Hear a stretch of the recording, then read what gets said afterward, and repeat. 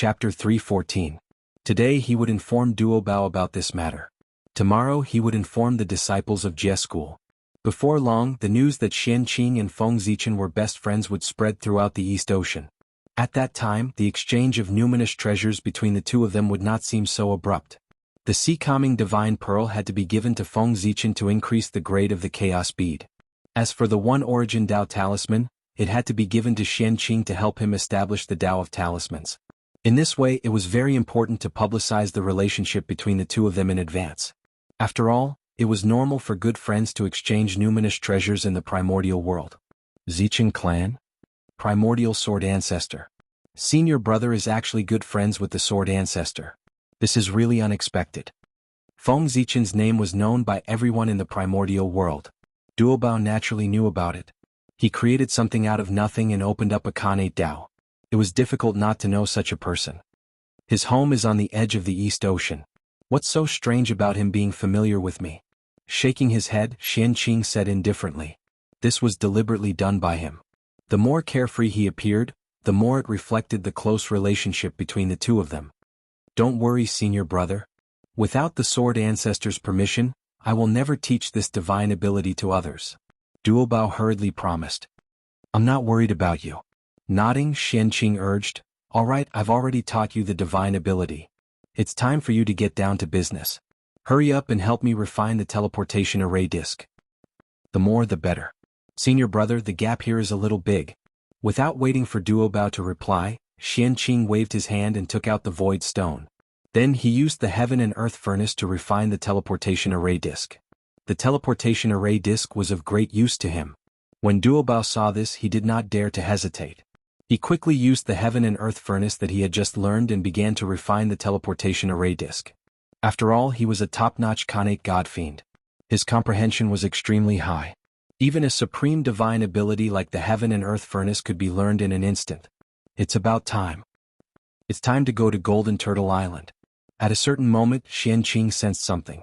He pinched his fingers and calculated the time. He realized that there were still 100 years before the Grandmaster of Heaven's next lecture.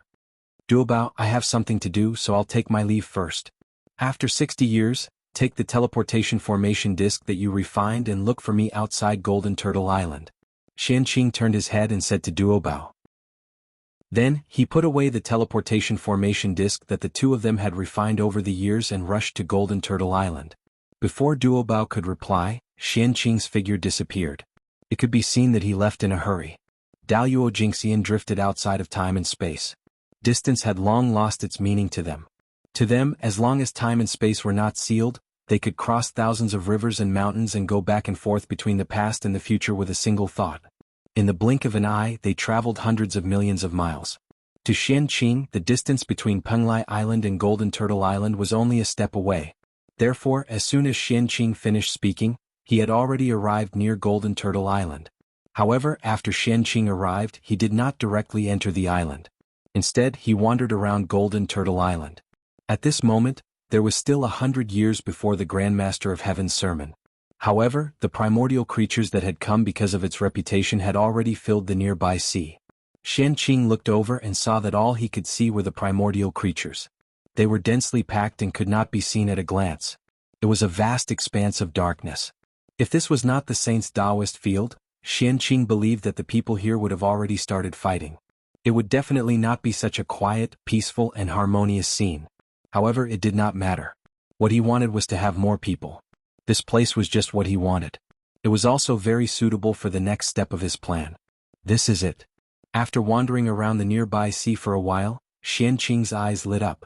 He found a place that he was satisfied with and immediately stopped there. Then he gently tapped his right foot. Auspicious clouds suddenly appeared on the surface of the sea and spread out evenly. They were about 10 feet in radius. Then Xianqing's hand shook. The teleportation formation disk that he had refined earlier automatically appeared on the auspicious clouds and was placed side by side. It was like a small stall. That's right. Xianqing's plan was to set up a stall here to sell the teleportation formation disk while there were many people here. Of course, selling the teleportation formation disk was just a side benefit. His real goal was to promote the circulation of the Khanate creation pill. Humans had a herd mentality. As long as he set up a stall here and earned the Khanate creation pill, There was no need to think too much. There would definitely be people who would follow suit and set up a stall here in order to earn the Khanate creation pill. Humans were all profit-seeking. It was hard for people not to be tempted when they saw the benefits. Of course, in the primordial world, there was no lack of people who were dedicated to pursuing the Tao. However, those who pursued the Tao also needed to cultivate. The reason why the Khanate creation pill could become a currency was that it had extraordinary value in itself. It could help people cultivate. No one could refuse it. Therefore, Xianqing's plan to set up a stall was very promising. In this way, the circulation of the Khanate creation pill would definitely be greatly accelerated. Thus, Xianqing would obtain the luck of the primordial world currency. This was his real goal. Setting up a stall was just a method. If the effect was obvious, he would open a shop or even a chamber of commerce. Xianqing was willing to try any method that could make the Khanate creation pill circulate. Even if he had to become the biggest profiteer in the East Sea, he would not hesitate. As for setting up a stall alone, would it have such a great influence? Xianqing expressed that there was no problem at all. The Jie school did not have many things, but they had many disciples. As long as the stall was effective, believe it or not, all the disciples of the Jie school would take out the treasures that they did not need and sell them in the East Sea to stimulate the circulation of the Khanate creation pill. He believed that the next time the living beings of the primordial world came to listen to the Grandmaster of Heaven's sermon, they would find that the vicinity of Golden Ao Island was filled with stalls. The treasures sold by the stalls would also make them willingly take out the Khanate creation pill. With this thought in mind, Xianqing took out a wooden sign and wrote down the function of the teleportation array disk in detail. He also marked the price and sold it publicly. The teleportation array disk is within hundreds of millions of miles. As long as you put in the spatial coordinates, you can reach it in an instant. Price: 100 yin-yang creation pills. And Xianqing's strange actions naturally attracted the attention of many people. Teleportation array disk, what's that? Why have I never heard of it? Within hundreds of millions of miles, you can reach it in an instant. There's actually such a treasure in the world. Doesn't that mean that even if we don't have the cultivation of Tai Jingxian, we can still use this treasure to travel through the void? Seeing the introduction of the teleportation array disk, everyone was puzzled at first. Then they gradually understood. In the end, everyone completely understood the function of the teleportation array disk. Chapter 315. This teleportation array was really used for escaping. A supreme treasure that could be used to hasten one's journey. With it, he would not have to fly slowly on his own in the future. As long as he activated the teleportation array disk, he would arrive at his destination with a whoosh. It was really too convenient. At the same time, with the teleportation array disk, he would be much more relaxed when fighting with others. If he really could not win, he could use the teleportation array disk to leave. He would not be in such a sorry state like before or even lose his life. This treasure called the teleportation array disk was very useful. Looking at the teleportation array disk, for a moment, everyone's breathing could not help but become heavy. Their eyes were also filled with desire. Obviously they were excited. Looking at their eager eyes and listening to their heavy breathing, if Xianqing did not have Daluo Jinxian's cultivation, he would really be afraid that they would pounce on him and snatch him away. No one doubted that the teleportation array disk's function would be fake. Because on Xianqing's body, the vast and profound aura that was like the great Tao, was all showing his cultivation. Daluo Jinxian. No matter how useless a Daluo Jinxian was, he would not come out to deceive them, Tai Jingxian and Golden Immortals. Because he really could not afford to lose that person. To be able to deceive cultivators of the same level was called ability. To deceive cultivators with higher cultivation than oneself was courting death. And Daluo Jinxian deceived cultivators who had not attained the Tao. If word got out, he would definitely become the laughingstock of the primordial world. He would not be able to live anymore. Therefore, when everyone confirmed the Xianqing realm, they also confirmed the ability of the teleportation array disk. Taoist priests, how do I use this teleportation array disk? After a while, a person mustered up his courage and walked forward to ask Xianqing. This person's body was similar to a goat. He was obviously a creature from the primordial world. From this, it could be seen how difficult it was for him to come to the East Sea. If he had the teleportation array disk, then it would not be as troublesome for him to come to the East Sea Golden Ao Island in the future. This item was especially important to him. Therefore, he could not help but muster up his courage and be the first to ask Xianqing. Since the Taoist priest had already publicly sold transmission array disks, then his question shouldn't be too abrupt, right? Looking at Qianqing in front of him, that person felt uneasy. This was the first time he had come into such close contact with Daluo Jingxian. Nervousness was unavoidable. With a single 5 elements creation pill, it can teleport you 1,000,000 kilometers away. With a single yin-yang nature pill, it can teleport millions of miles. So on and so forth. The more innate pills of fortune there are, the further the teleportation distance.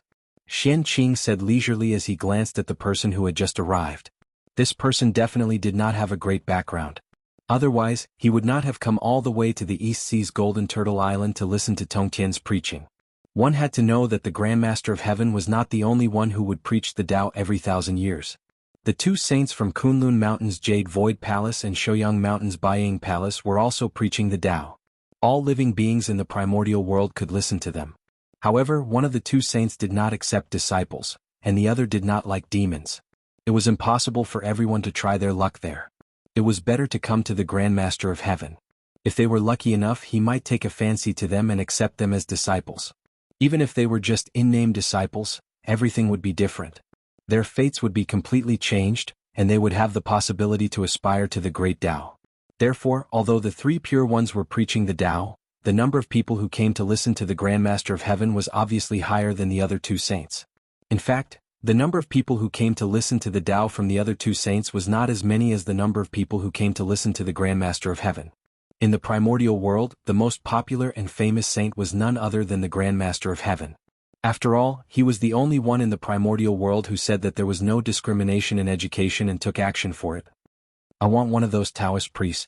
Gritting his teeth, that person took out 100 yin-yang nature pills and handed them to Qianqing. Looking at him, one could tell that if he took out 100 yin-yang nature pills, he would probably lose half of his wealth. However, Qianqing did not give him a discount because of this.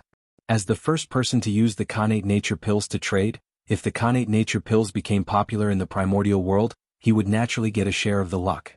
Although he did not know it himself, this was already a great blessing. He did not need Qianqing to give him anything else. Do you think it's expensive? After accepting the yin-yang nature pills, Qianqing picked up a teleportation array disc and personally handed it to him. No. It's worth it. It's definitely worth it. That person took the teleportation array disc with a face full of fear and said repeatedly. Daluo Jingxian personally handed over the item. He had never enjoyed such treatment before. After today he would have the confidence to brag to others. This was capital. Don't be nervous. What's your name? Qianqing smiled and asked. Greetings, celestial supremacy of the 9 heavens. Blessed with good fortune, Mo Yang understood Qianqing's identity and bowed to him. Greetings, celestial supremacy of the 9 heavens. Praise the celestial supremacy of the 9 heavens, the sect of alchemy, the king of heaven, the virtuous spiritual emperor, Wuxia immeasurable. At the same time, everyone bowed to Qianqing and praised him. The celestial supremacy of the 9 heavens represented the Taoist priests of the celestial sect of wonders. The sect of alchemy represented the ancestor of qi pills. The king of heaven represented the same sect as heaven. The virtuous spiritual emperor represented the emperor of the spirit clan. Wuxia immeasurable represented extreme nobility and brilliance. It was everyone's blessing to Qianqing, wishing him to become primordial chaos as soon as possible. Get up. Qianqing looked at the people in front of him and said lightly. Immediately, a gentle force appeared. It was invisible and intangible and lifted everyone up. Thank you, celestial supremacy. After getting up, everyone thanked Qianqing. Poor Wei is Qianqing, a disciple of the celestial sect of wonders. I'm sure all of you have heard of the name of Poor Wei. Qianqing smiled and introduced himself. The Tao of the Celestial Supremacy's Qi Establishment Pill was developed and the Khanate Creation Pill was developed to benefit all living beings in the primitive world. It is really a boundless merit. We have all received the kindness of the Celestial Supremacy. Naturally, we know the name of the Celestial Supremacy. Anyone who had used the Khanate Creation Pill to cultivate was considered to have received the favor of Qianqing and owed him a favor. That was why everyone bowed to Qianqing. Otherwise, why would they bow to Qianqing? Did they really think that the living beings of the primitive world were so lowly that they would bow to Daluo Jingxian when they saw him? That was impossible. Under the influence of Pangu, the pride of the living beings of the primitive world was innate. If it was not someone they recognized, even if they were killed, they would not bow their heads. This kind of innate arrogance and unyielding spirit was something that the later generations could not compare to. It could only be said that the hearts of the later generations were bad. They became more selfish and more profit-driven, gradually deviating from the heart of seeking Tao. This was also the reason why the cultivators of the later generations could not compare to the cultivators of today. Chapter 3:16. It was not that the current method was inferior to the ancient method. It was not that the cultivation environment was inferior to the past. It was that the human heart had changed and deviated from the Tao. Let's ask, how could one achieve great things if they were different from the Tao? This teleportation array disk is indeed a little expensive. Everyone remained silent, but Xianqing took the initiative to speak. Xianqing was so blunt that everyone present did not know how to respond. Expensive, of course it was expensive. However, the immortal supremacy had personally come to sell it. How could everyone say that it was expensive? Were they still giving the immortal supremacy face? As for the immortal supremacy saying that it was expensive, that was someone else's item. Naturally, they could say whatever they wanted. However, if they continued to speak, it would be troublesome if they angered the immortal supremacy. After all, no one knew what kind of medicine the celestial venerable had up his sleeve. Therefore, silence was the best choice at this moment. This teleportation array disk was created by junior brother Por Wei, the second disciple of Jie School, Duobao Immortal Lord, with painstaking efforts and thousands of years. Ignoring everyone's reaction, Xianqing began to talk about the origin of the teleportation array disk. His original intention of refining this treasure was to benefit all living beings in the primordial world so that the people of the world would no longer have to travel long distances and so that they could travel freely in the primordial world and the endless starry sky. Letting the world see the vastness of the world and know the vastness of the universe can be considered his merit. Originally, this treasure should have been provided to everyone for free. However, after thinking about it, we felt that this matter was inappropriate. After all, this array disk contains Duobao's painstaking efforts. If it is given away freely, the people of the world will inevitably look down on it. If this treasure is looked down upon because of this, what will happen to Duobao? Therefore, the Poor Wei set the price of 100 yin-yang creation pills for this teleportation array disk to reflect the preciousness of this treasure. It's also good to let the world know that creation is not easy to come by. They should cherish it. There is no free good thing in this world. In the primordial world, no matter what the initial goal was, the first thing to do was to find a name that was considerate of all living beings in the primordial world and add it to their own head. This way, they would be able to occupy the righteous status and gain the recognition of all living beings in the primordial world. It would undoubtedly be much more convenient to do things. After all, who would dare to stop him from helping all living beings in the primordial world? Did he not want to live anymore? Everyone in the primordial world could drown him with a mouthful of saliva. Also, did he really think that human Tao did not exist? When all the living beings of the Great Desolate Aeon unanimously cursed a person, the might of the human Tao would definitely descend. At that time, even a saint would not be able to survive. That was what Xianqing was doing now. Regardless of whether his goal was to promote the Khanate creation pill or not. In any case, the transportation formation disk did indeed bring benefits to the Great Desolate Aeon. There was nothing to question about this. Therefore, when Xianqing used this point to talk about things, it seemed very reasonable and righteous. No one could say anything about it and it was quite infectious. At the very least, he believed it himself. Do you understand? In the end, Xianqing even pretended to ask the silent crowd. We understand Venerable Immortal's efforts. After Xianqing finished speaking, everyone hurriedly bowed to him excitedly. Their faces were filled with gratitude. It was truly a sight to behold. As for whether or not they were truly moved, that was something that no one knew. However, this was not important. Seeing the gratitude on everyone's faces, Xianqing knew that his goal had been achieved. It did not matter if it was true or not.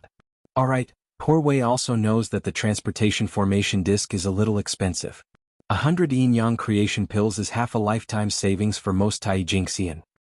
Therefore, fellow Taoists who really can't afford the transportation formation disk can get a free refining method of the transportation formation from Poor Wei. The function of this transportation formation is similar to the transportation formation disk, but it's not as convenient. After all, he had to take into account the reputation of the Jie school.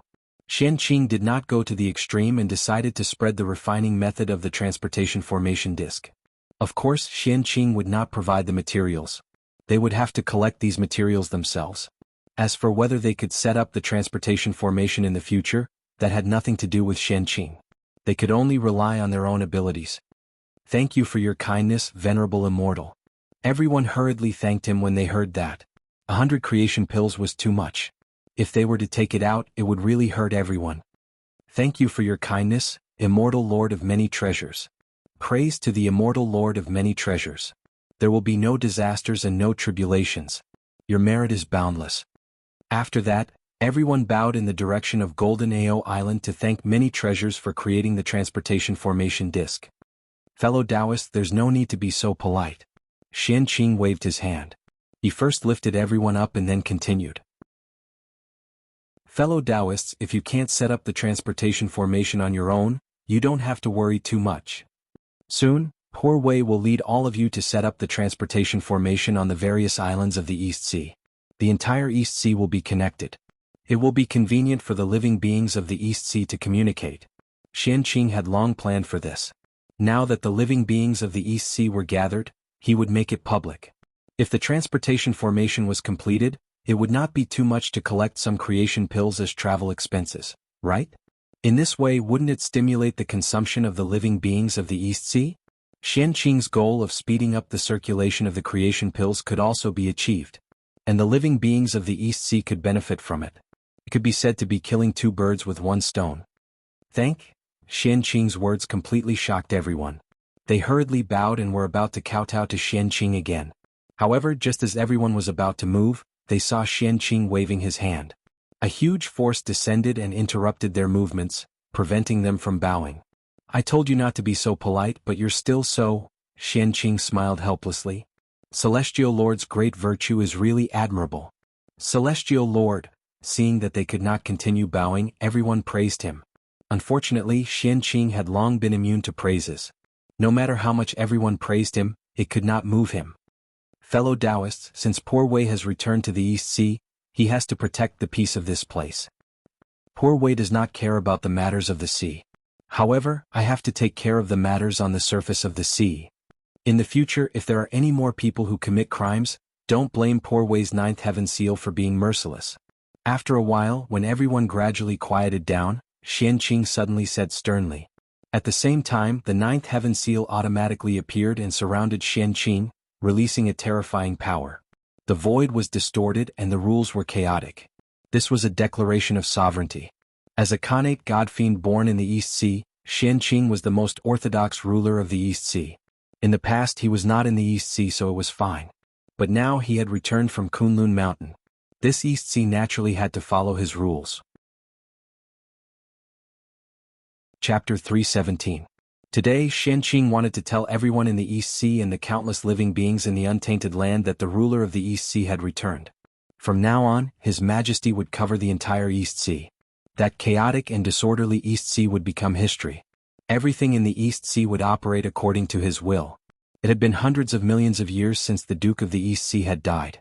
Today, Qianqing officially announced to the untainted land outside Golden Ao Island. He was the ruler of the East Sea. He would become the new ruler of the East Sea after the Duke of the East Sea and command everything in the East Sea. As the only perfected golden immortal among the remaining Khanate godfiends in the East Sea, Qianqing was qualified to be the ruler of the East Sea.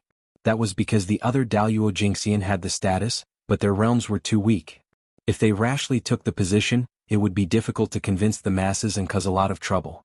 Only Qianqing, who had the status and strength, could replace the Duke of the East Sea who had returned to the Great Tao and become the new ruler of the East Sea. Rumble. The moment Qianqing's aura erupted, the wind and clouds in the sky above the East Sea changed. There were rules manifesting and a vast power descended, suppressing the entire East Sea. Whoosh!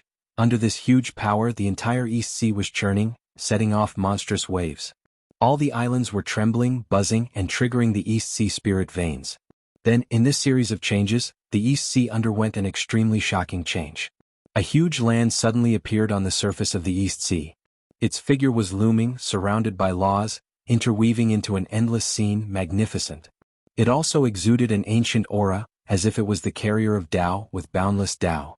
This was the Ziji state. The head of the male immortals in the world, the Duke of the East Sea. It was also the location of the former third most powerful force in the untainted land, the Purple Mansion. Today, after Qianqing announced that he had officially become the ruler of the East Sea, the Ziji state that had disappeared for a long time suddenly reappeared, setting off endless waves and breaking the peace of the untainted land. All the powerful figures were shocked because of this.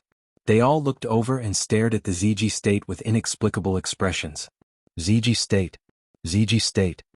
Duke of the East Sea, are you returning? The familiar scene reappeared, bringing with it memories from a long time ago. For a time, scenes that had long been buried in the depths of their memories surfaced in the minds of the great divine ability experts. Like a slideshow, it flashed by quickly. Finally, the image stopped on a handsome man. That person had a three-dimensional crown and was wearing a 9-colored robe. He was the head of the male immortals in the world, Dong Wanggong. Dong Hua was born from the true qi of Emperor Dong Hua. It ruled the East Pole and was above Dong Hua. He was in charge of the Yang Qi, and in the East he was also known as Wanggong. It was Tung Wang Kung. Similar to the Queen Mother of the West, it was formed from the pure essence of the great Tao in the Eastern Ming Sea. Together with the Queen Mother of the West, they nurtured the heaven and earth, nurtured all living things. Above the heavens, under the earth, 3 realms and 10 directions, men ascended to immortality and attained the Tao. He was the head of all the male immortals in the world. This was personally conferred by the Tao ancestor, with the dragon-headed cane as proof. Has the East Sea changed masters? No wonder purple prefectures would appear. Cultivator Dong Wanggong has been dead for too long. His influence on the world is getting smaller and smaller. As a result, the authority he had when he was alive is slowly being lost. I really don't know how much of his supreme authority will be left when he returns, and how much of his strength will be left. Tai is really ruthless. He actually plundered Dong Wanggong's innate origin. Sigh. What kind of cultivation level did the great beings have? The moment they saw the change in the East Sea, they understood that this was not the revival of Dong Wanggong, but the change in the East Sea. At the same time, with the appearance of the Ziji state, everything on it was clearly visible. The methods left behind by the Eastern Emperor Tai naturally could not be hidden from everyone. The Eastern Emperor wanted to completely destroy Dong Wanggong. Tai, how dare you do this? No wonder there are still no signs of fellow Taoists returning to this day. So it's all because of you. You secretly did something. On the Immortal Mountain in West Kunlun, when the Queen Mother of the West saw the scene in the Ziji state, her expression changed drastically. She wanted to kill her way to the heavenly court and fight Tai to the death. She was wondering why there were no signs of Dong Wanggong returning after such a long time. It turned out that Tai had locked Dong Wanggong's origin. How could the Queen Mother of the West not be angry? One was the leader of the male immortals, the other was the leader of the female immortals. One was born of the innate Yang origin, and the other was born of the innate Yin origin. There was no need to talk about the relationship between the Queen Mother of the West and Dong Wanggong. Without the innate origin, even if fellow Taoist returns, his strength will definitely drop greatly. He will have a high cultivation level but no corresponding strength. Moreover, fellow Taoist has been dead for so long. During this period of time, everyone's strength has improved greatly, especially Tai. He is about to step into the primordial chaos Tao realm. Fellow Taoist is too far behind. Even if he returns, he will not be able to keep up with the times.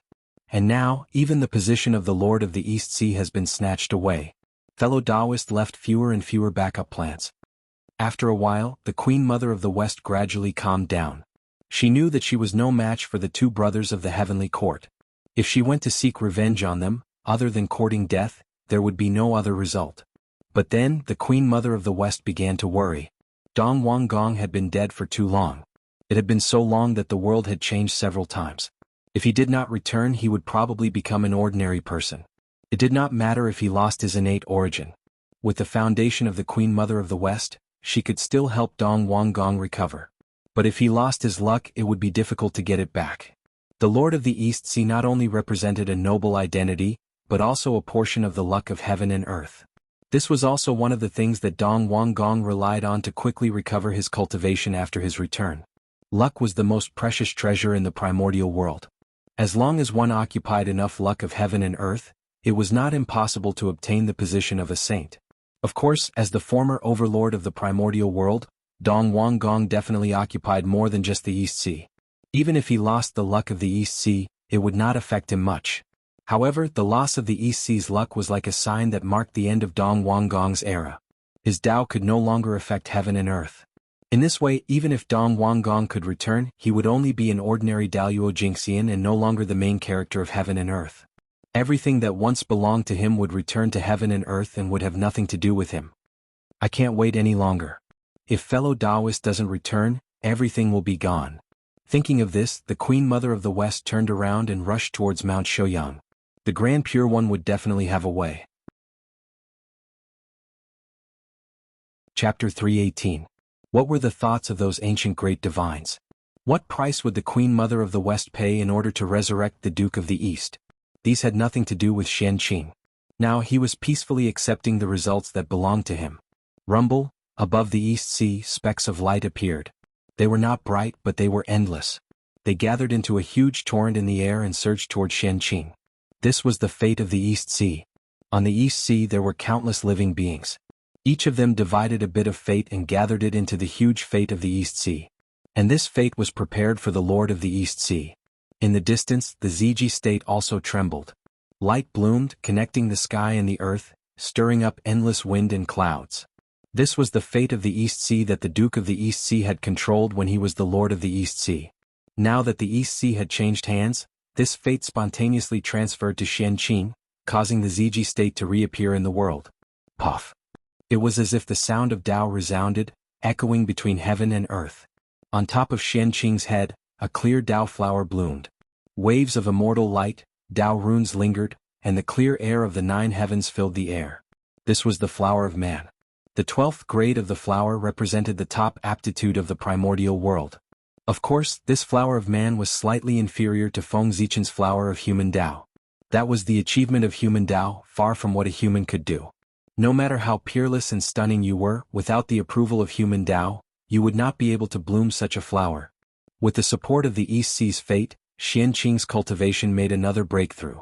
He advanced from the early Daluo Jingxian to the middle stage. He took another small step forward on the path of great Tao. With the transfer of the East Sea's fate, the Ziji state gradually disappeared and returned to the void. However, its coordinates were imprinted in Qianqing's heart. In other words, as long as he wanted, he could use this imprint to take the Ziji state for himself at any time. However, Qianqing did not dare. Even with the Grandmaster of Heaven as his backing, he did not dare. In the sky, the Donghuang Tai was paying attention to the Ziji state at all times, in case someone revived the Duke of the East. On the ground, the Queen Mother of the West was silently guarding the Ziji state, in case someone took advantage of the absence of the Duke of the East to occupy the East Sea's #1 holy land. If Qianqing took the Ziji state, it would directly offend of the heavens. That would be too much for him. Donghuang Tai's strength was needless to say.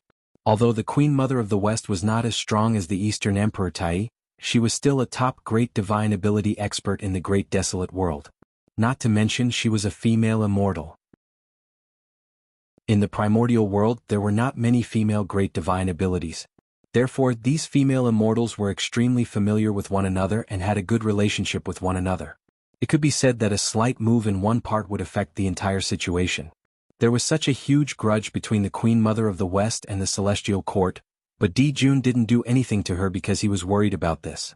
As for the #1 female immortal in the world? What kind of joke was this? He had killed all the male immortals in the world, so why would he care about a female immortal? If not for the fact that she was worried about the female great mediums of the primordial world, the Queen Mother of the West would have left with the Duke of the East under the influence of Di Jun's Tai. If the Queen Mother of the West went to the heavenly court for revenge, those female great divinities might not care. However, if Di Jun's Tai took the initiative to cause trouble for the Queen Mother of the West, they would definitely attack him together. In the untainted land, everyone had 1 or 2 close friends. At that time, everyone would call for their friends, and the entire untainted land would be in chaos. In this way, even the East Sovereign would have to bow his head. Think about it, how could Qianqing dare to provoke such a person that even the heavenly court didn't dare to provoke? It was better not to provoke the Ziji state. It wasn't impossible. When Qianqing was as powerful as the East Sovereign, he might be able to plot a few things with the advantage of location. However, that was the distant future. TSK. This is a little different from my original plan. After coming back to his senses, Qianqing sighed. He had only planned to use the opportunity of the gathering of the living beings of the East Sea to promote the teleportation array disk. However, he didn't expect that he would cause so much trouble on a whim. Fate was really unpredictable. However, although he sighed, Qianqing was still very satisfied with the outcome of this matter. With the identity of the Lord of the East Sea, it would undoubtedly be much more convenient for him to do things in the future and save some trouble. At the same time, with the position of the Lord of the East Sea in his hands, Qianqing also had another bold idea. If this idea could be realized, it would bring him much more benefits than the Tao of currency. Moreover, this idea could complement the Tao of currency. Thinking of this, Qianqing made a decision in his heart. Ahem. Fellow Taoists, are you all okay? A few years later, Qianqing saw that everyone present had woken up one after another and couldn't help but ask softly. Daoyuo Jinxian's breakthrough was extremely powerful. Everyone present was so close to Qianqing, so it was inevitable that they would be affected and injured. However, compared to the benefits they would receive, this little injury was really nothing. Observing Daoyuo Jinxian's breakthrough was also a great opportunity. As long as they could comprehend a trace of Daoyuo's Tao, it would be enough for Tai Jingxian to benefit for a lifetime. We're fine. Hearing Qianqing's words, everyone hurriedly replied. Sigh. With a sigh, Qianqing waved his hand, and the clear qi of the 9 heavens filled the air. It was vast and mighty, turning into spots of light that merged into everyone's bodies and healed their injuries.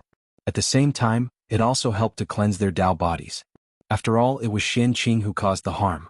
Whether it was intentional or not, he had to be responsible to the end. Fellow Taoists, although Poor Wei's words just now were a little harsh, it was definitely not targeted at you. It was said for those who harbor evil intentions and cause trouble in the East Sea. After all, you also know that the East Sea was too chaotic in the past. Poor Wei is the Lord of the East Sea. Naturally, I have to return the East Sea to peace and quiet. Seeing that everyone was about to bow and worship again, Qianqing hurriedly changed the topic. It was really annoying to bow and worship back and forth. Celestial Lord is right. Most of the people who could come here were from the East Sea. Naturally, they understood what Qianqing meant. From now on, the East Sea would be settled down and they would no longer have to live in fear. After all, in the East Sea before, the only rhythm was killing. As the Lord of the East Sea, Poor Wei has the responsibility to protect all living things. So, from now on, if anyone is in danger in the East Sea, they can call my name. At that time, Poor Wei will definitely sense it and come to rescue them. As soon as he finished speaking, there was a sudden clap of thunder that shook the surroundings. This was to seek out the voice and rescue the people in distress. In this way, Qianqing's purpose was self-evident. Tai, Heavenly Lord of Salvation from Misery, was also one of the 6 royals of the Heavenly Court, the Eastern Pole Saiyan Splendor Emperor. After becoming a spiritual venerable, Qianqing once again launched an attack on the power of the Eastern Pole Saiyan Splendor Emperor. This was also his big plan after becoming the Lord of the East Sea. Chapter 319. The East Pole was in the East Sea, and Qianqing was the Lord of the East Sea. Qinghua had the meaning of life and symbolized the Lord of all races. And Qianqing was a spiritual venerable. The great emperor of the East Pole, Qinghua, should be fated with him. Random feelings, boundless vows. Great sage, great mercy, great wish. 10 directions to save all living beings. In billions of tribulations, to save people immeasurably, to search for feelings, to save people from suffering. Spending billions of years, to set up a great ambition to save ordinary people, to accumulate immeasurable merit, to become the emperor of the 6 kingdoms. This was the foundation of the great emperor of the East Pole. To sit firmly on the throne of the 6 kingdoms, one must have immeasurable merit as support. Otherwise, if one's merit did not match the throne, there would be trouble. Now, what Qianqing was doing was what the Tai perfected one did in the future. Using the method of saving all living beings, he accumulated immeasurable merit and increased his prestige. In this way, when the 6 kingdoms were decided, the position of the great emperor of the East Pole would belong to him. Immortal Venerable's great virtue. Hearing this, everyone was deeply moved. This time they were really moved. Since the beginning of the primordial world, there had been many people who had made great contributions to the world and benefited all living beings. But it was the first time someone like Qianqing who searched for feelings and came to save people from trouble. Who could guarantee that they would be safe from disasters? In this way, Qianqing's promise seemed to be extremely useful. Everyone, today's teleportation array disk is the most important. We'll talk about the rest another day. After everything calmed down, Qianqing brought the topic back to the teleportation array disk. This was his real business today. Immortal Venerable, give me one. The work of the Lord of many treasures' painstaking efforts cannot be looked down upon by the world. Everyone had received so many benefits from Qianqing, so it was naturally impossible for them not to express their gratitude. They didn't want to buy it at first, but now they were too embarrassed to not buy it. Therefore, for a moment, everyone rushed to Qianqing's stall to buy the teleportation array disc. And such a popular scene, as well as the glowing yin-yang creation pills, attracted everyone's attention. As a result, some of the more observant people watched, the more they had different thoughts. Of course, these thoughts didn't refer to going forward to snatch it, but to imitate it. Qianqing could set up a stall to earn the Kane creation pills, so could they? As for robbing? That was impossible. Tai Jingxian would never do something like snatching Daluo Jingxian, even if he had lost his mind. Otherwise, he would really become the laughingstock of the Great Desolate Yin, something that could be passed down for generations. However, this was not a good reputation. Those who were quick-witted would make a fortune no matter where they went. This sentence was not wrong in the primordial world. As soon as he had the idea, several people took action and set up a street stall in another part of the sea. No, a sea stall. As for what to sell, that was simply too simple. Ever since the Grandmaster of Heaven had preached in the East Sea, there would be a large number of land creatures coming to the East Sea every year to try their luck. These people grew up in the great desolate land. When had they ever seen the scenery of the sea? Even more so, they had never seen the spirit treasures and spirit medicines that only belonged to the Eastern Sea. Therefore, it was hard for them not to be moved by the specialties from the sea, and vice versa. The Eastern Sea life forms had never seen a specialty of the great desolate Yin before. Therefore, after seeing the treasures from the land, they were also curious. After all, what grew in the sea was different from what grew on the land. From the looks of it, this was the general trend. With the right time, place, and people, how could Qianqing's way of currency not prosper? After releasing his spiritual sense to scan, all the changes in the surroundings were reflected in Qianqing's heart. A few extra vendors naturally could not escape his eyes. Seeing the vendors who were trading, Qianqing could not help but reveal a satisfied smile. His plan had succeeded. He would wait for a while to see how the reaction was before deciding whether to proceed with the next step of the plan. After a while, when the novelty in Qianqing's heart faded, he began to get tired of the days of setting up a stall. His heart skipped a beat as he said to Mo Yang, "Fellow Taoist Mo Yang, Poor Wei still has something to do and needs to rush to deal with it. I'll have to trouble you to help Poor Wei take care of this stall for a while. Is that okay?" No matter what, Mo Yang was the first person to trade with him. It could be said that he had helped him open up the situation. When Qianqing had benefits, he naturally thought of him first. "Yes, immortal supremacy, go ahead if you have something to do. I will definitely take care of this place properly." Mo Yang was first stunned. Soon after, he replied with some pleasant surprise. How could Qianqing not benefit from helping him set up a stall? What a pleasant surprise. Aside from feeling envious, the crowd also felt regret in their hearts. It was all their fault for not being observant. Otherwise, such benefits would have fallen on their heads. "Thank you, fellow Taoist." Nodding slightly, Qianqing stood up and left the place. He also sent a voice transmission to Duo Bao, telling him to directly hand the teleportation array disc to Mo Yang after rushing here. In an instant, Qianqing arrived on Golden Ao Island. At this moment, the disciples of the Jie school had already arrived. "Greetings, eldest senior brother." Seeing Qianqing, everyone hurriedly bowed. "Junior brothers, did you see what senior brother did just now?" Qianqing helped everyone up and asked. He was asking them about the stall just now. "I saw it. Eldest senior brother and second senior brother are really talented. Even if we spend our entire lives, we can't think of such a treasure like the array disc." Everyone praised when they heard that. The disciples of the Jie school were all array formation experts. When they saw the teleportation array disc, their thoughts were naturally different from the living beings of the East Ocean. What the living beings of the East Ocean saw was the convenience brought by the teleportation array disc. What the disciples of the Jie school saw was the impact the appearance of the array disc had on the entire array formation. The array disc was a further evolution of the array formation. Its appearance represented a huge step forward in the primordial world's array formation. It was broadening the Tao path. In that case, as an array formation cultivator, their future would undoubtedly be brighter and more possibilities would be possible. They had obtained so many benefits and were naturally extremely grateful to Qianqing and Duo Bao. Unfortunately, they had misunderstood his intentions. Qianqing asked them about their opinions on setting up a stall. What they replied was their opinions on the array disc. "Junior brothers and junior sisters, how do I treat you usually?" Everyone was so excited that Qianqing could not say that they had misunderstood. He could only change his strategy.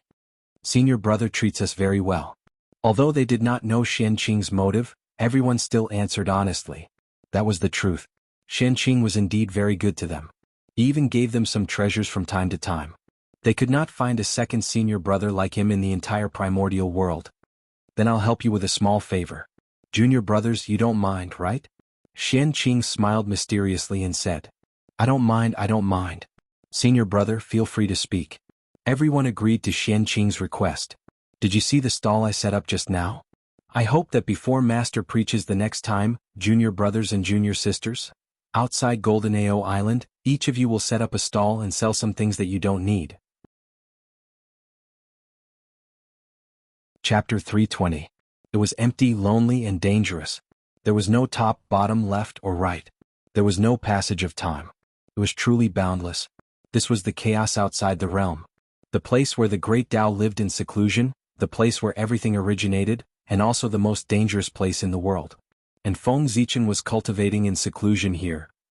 While Qianqing was developing his business in the East Sea, Feng Zichen's seclusion had also reached the most critical moment.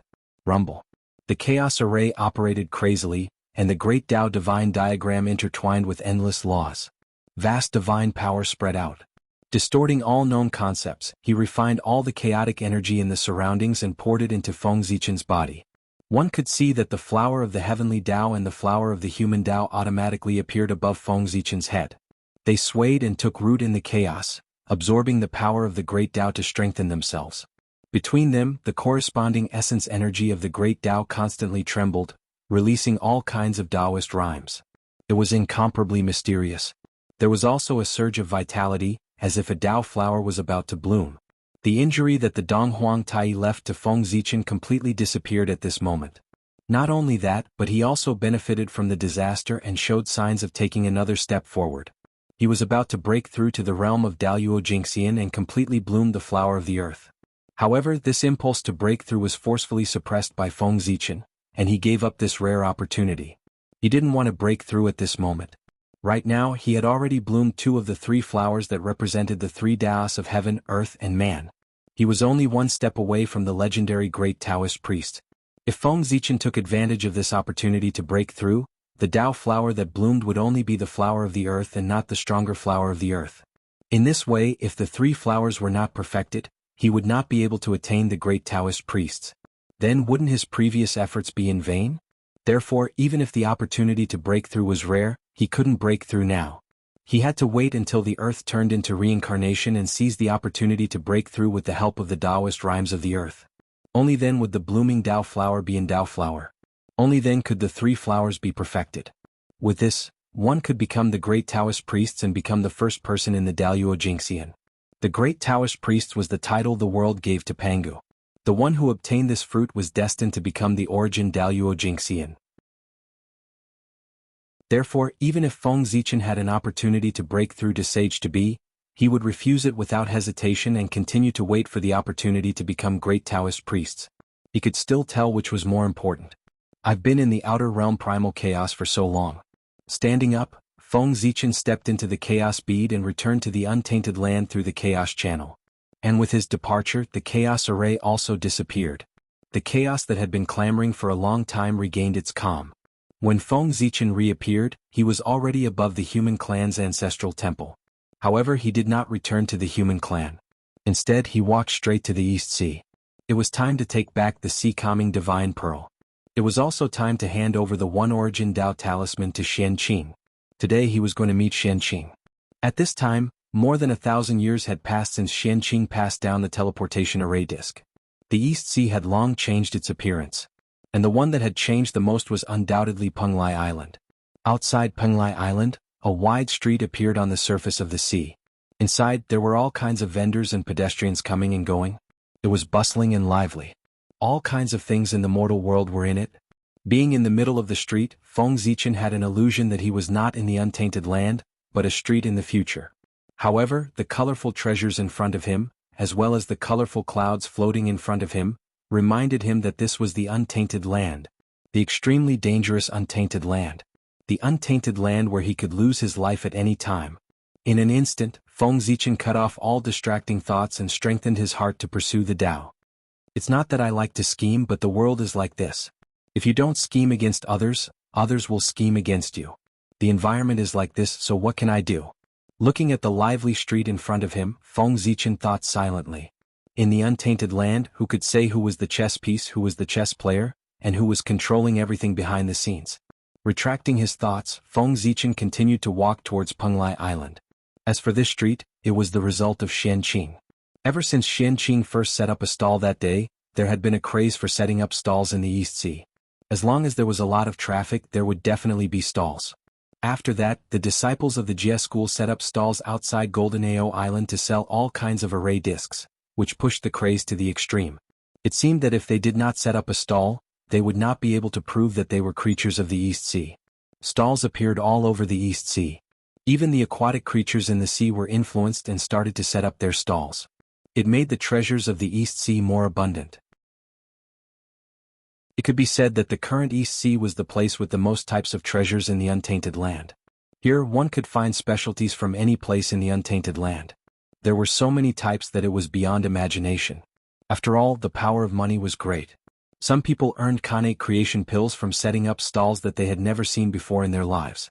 Naturally, they had bigger ideas. Especially now that there were teleportation array discs, many ideas that could not be realized in the past could become a reality. Under the stimulation of huge benefits, some people used teleportation arrays to cross endless mountains and rivers to various places in the untainted land to collect all kinds of specialties and return to the East Sea to sell. This also caused the prosperity of the East Sea. However, as more and more merchants gathered near Golden Ao Island, it was inevitable that this place would become noisy. Afraid that they would disturb his master's cultivation, Xianqing opened up the sea near Penglai Island and moved all the merchants there. In this way, it was convenient for Xianqing to manage so that there would not be trouble in the future. Moreover, Xianqing even gave the street a name. Penglai Sea City. In the future, there were markets in the cultivation world. It was a place for cultivators to trade. Penglai Sea City had the same function. However, it was built on the sea, so it was called Sea City. Fellow Taoist, please wait. Outside Penglai Island, Feng Zichen stopped for a while and was about to step in. Suddenly, an anxious shout came from behind him, making him stop in his tracks. Feng Zichen recognized the owner of the voice. It was Mo Yang. This person was very fond of him. Therefore, after Xianqing established Penglai Sea City, he handed it over to him to manage. And he did not let Xianqing down. He managed Penglai Sea City in an orderly manner without the slightest bit of trouble. Therefore he gave Mo Yang face and stopped in his tracks. Fellow Taoist, this is your first time in Penglai Sea City, right? Flying in front of Feng Zichen, Mo Yang bowed and asked. However, although he used the question as a question, his tone was full of certainty. Chapter 321. Feng Zichen recognized Mo Yang, but Mo Yang didn't recognize him. Because Mo Yang knew Xianqing. He had never experienced two bodies at once, so he didn't know the mystery. What's the matter? Without answering Mo Yang's question, Feng Zichen asked in amusement. His cultivation had already reached the realm of returning to his original state, and his aura didn't leak at all. If a celestial immortal looked at him, he would be a celestial immortal. If a golden immortal looked at him, he would be a golden immortal. If a Tai Jingxian looked at him, he would be a Tai Jingxian. Therefore, in Mo Yang's eyes, Feng Zichen was a relatively unfamiliar Tai Jingxian cultivator. Otherwise, how could he dare to stop Feng Zichen and call him fellow Taoist? Fellow Taoist, you might not know, but ahead is the forbidden area of Penglai Sea City. Without the permission of the immortal venerable, outsiders are not allowed to enter. Moreover, outside the forbidden area, there is a Khanate formation protecting it. Its power is so strong that even if the Daluo Taoist priests came, it would be difficult for them to end well. If you take another step forward, you will step into the formation. At that time, the danger will be unpredictable. Penglai Sea City was outside Penglai Island. Others didn't know the exact location of Penglai Island, but as the steward appointed by Xianqing, how could Mo Yang not know? Today he came to patrol the various sea areas as usual. He happened to see Feng Zichen standing outside Penglai Island, so he hurriedly ran over. In fact, with Xianqing overseeing Three Immortal Island, even if someone entered the formation by mistake, Xianqing could rescue them in time. It was impossible for Mo Yang to not understand. Therefore he was not really worried about whether Feng Zichen would be in danger after falling into the formation. What he was worried about was that if Feng Zichen entered the formation by mistake and disturbed Xianqing, that would be bad. This was Mo Yang's goal. It had to be said that Xianqing had chosen the right person to be the steward. When he did things he was both attentive and careful, saving Xianqing a lot of trouble. Ah. You're very interesting. I want you to know that poor Wei and your immortal venerable are good friends. Feng Zichen said with a smile. How could Mo Yang's thoughts be hidden from him? At the end of his speech, he even slightly revealed a wisp of aura. I didn't know that the Taoist priest would come and offended the Taoist priests. I hope the Taoist priests can forgive me. After being exposed by Feng Zichen, Mo Yang was originally a little embarrassed. But after feeling the unique aura of the Daluo Taoist priests, his face completely changed. Without time to think, Mo Yang hurriedly apologized. What had he done? To address the Daluo Taoist priests as fellow Taoist? Do you want to die? You're too arrogant. This is nothing. The poor Wei still has something to ask Xianqing. You can go and do your thing. Waving his hand, Feng Zichen let Mo Yang leave. At the same time on Penglai Island, Duobao, the goddess of golden spirit, the goddess of Wudong, the three Xiao, Zhao Gongming, and other famous immortals of Jie school were invited by Xianqing to gather and discuss the Tao. During this period there was endless laughter. It was very happy. Junior brothers and sisters, I have a close friend who has arrived. I need to go and welcome him. Please excuse me for a while. Please forgive me. Just as everyone was talking, Xianqing suddenly spoke and interrupted everyone's conversation. Oh, senior brother's good friend? Senior brother is so extraordinary. I think senior brother's close friend should also be a stunning figure in the primordial world. I wonder if we can have the honor of meeting him? Just as Xianqing finished speaking and was about to leave, the goddess of turtle spirits suddenly spoke. They had never heard Xianqing mention that he had any close friends. Now that one had suddenly appeared, everyone was naturally very curious. Yes, senior brother will bring him over later and let you meet him. Xianqing nodded and agreed. Just as Feng Zichen was about to arrive, Xianqing gathered the disciples of Jie school to rush over for a gathering. He wanted Feng Zichen to get familiar with everyone so that it would be convenient for his future plans. Could it be? Suddenly Duobao's heart skipped a beat. He thought of the identity of the person who had come. He suddenly stood up and shouted at Xianqing excitedly, Senior brother, let's go together. I'm going as well. That was the sword ancestor, the true master of a Tao in the primordial world. He did not rely on his cultivation realm and strength, but on his supreme wisdom to create his own Tao. That was an achievement that even saints could not achieve. Who in the primordial world did not admire such a person? Now that he had arrived, Duobao naturally had to personally welcome him to express his respect. Alright, let's go together. With a wave of his sleeve, Xianqing led the people of Jie school and rushed out of Penglai Island to welcome Feng Zichen. Feng Zichen. Haha. Good friend, we haven't seen each other for tens of thousands of years since we parted in the East Sea. Why don't you go to Kunlun Mountain to see me? I can't leave Kunlun Mountain. Can't you leave the human race? Xianqing complained as soon as he saw Feng Zichen from afar. Do you think everyone is as free as you? I'm very busy. I don't have time to go to Kunlun Mountain to look for you. Feng Zichen shook his head and smiled. As Xianqing and Feng Zichen met, Feng Zichen's true spirit, who was high in Ziwei Star, had a wonderful experience. It was just like in the future when he controlled 2 alternate accounts to cheat people in the chat group. It was a feeling that he had not felt for a long time.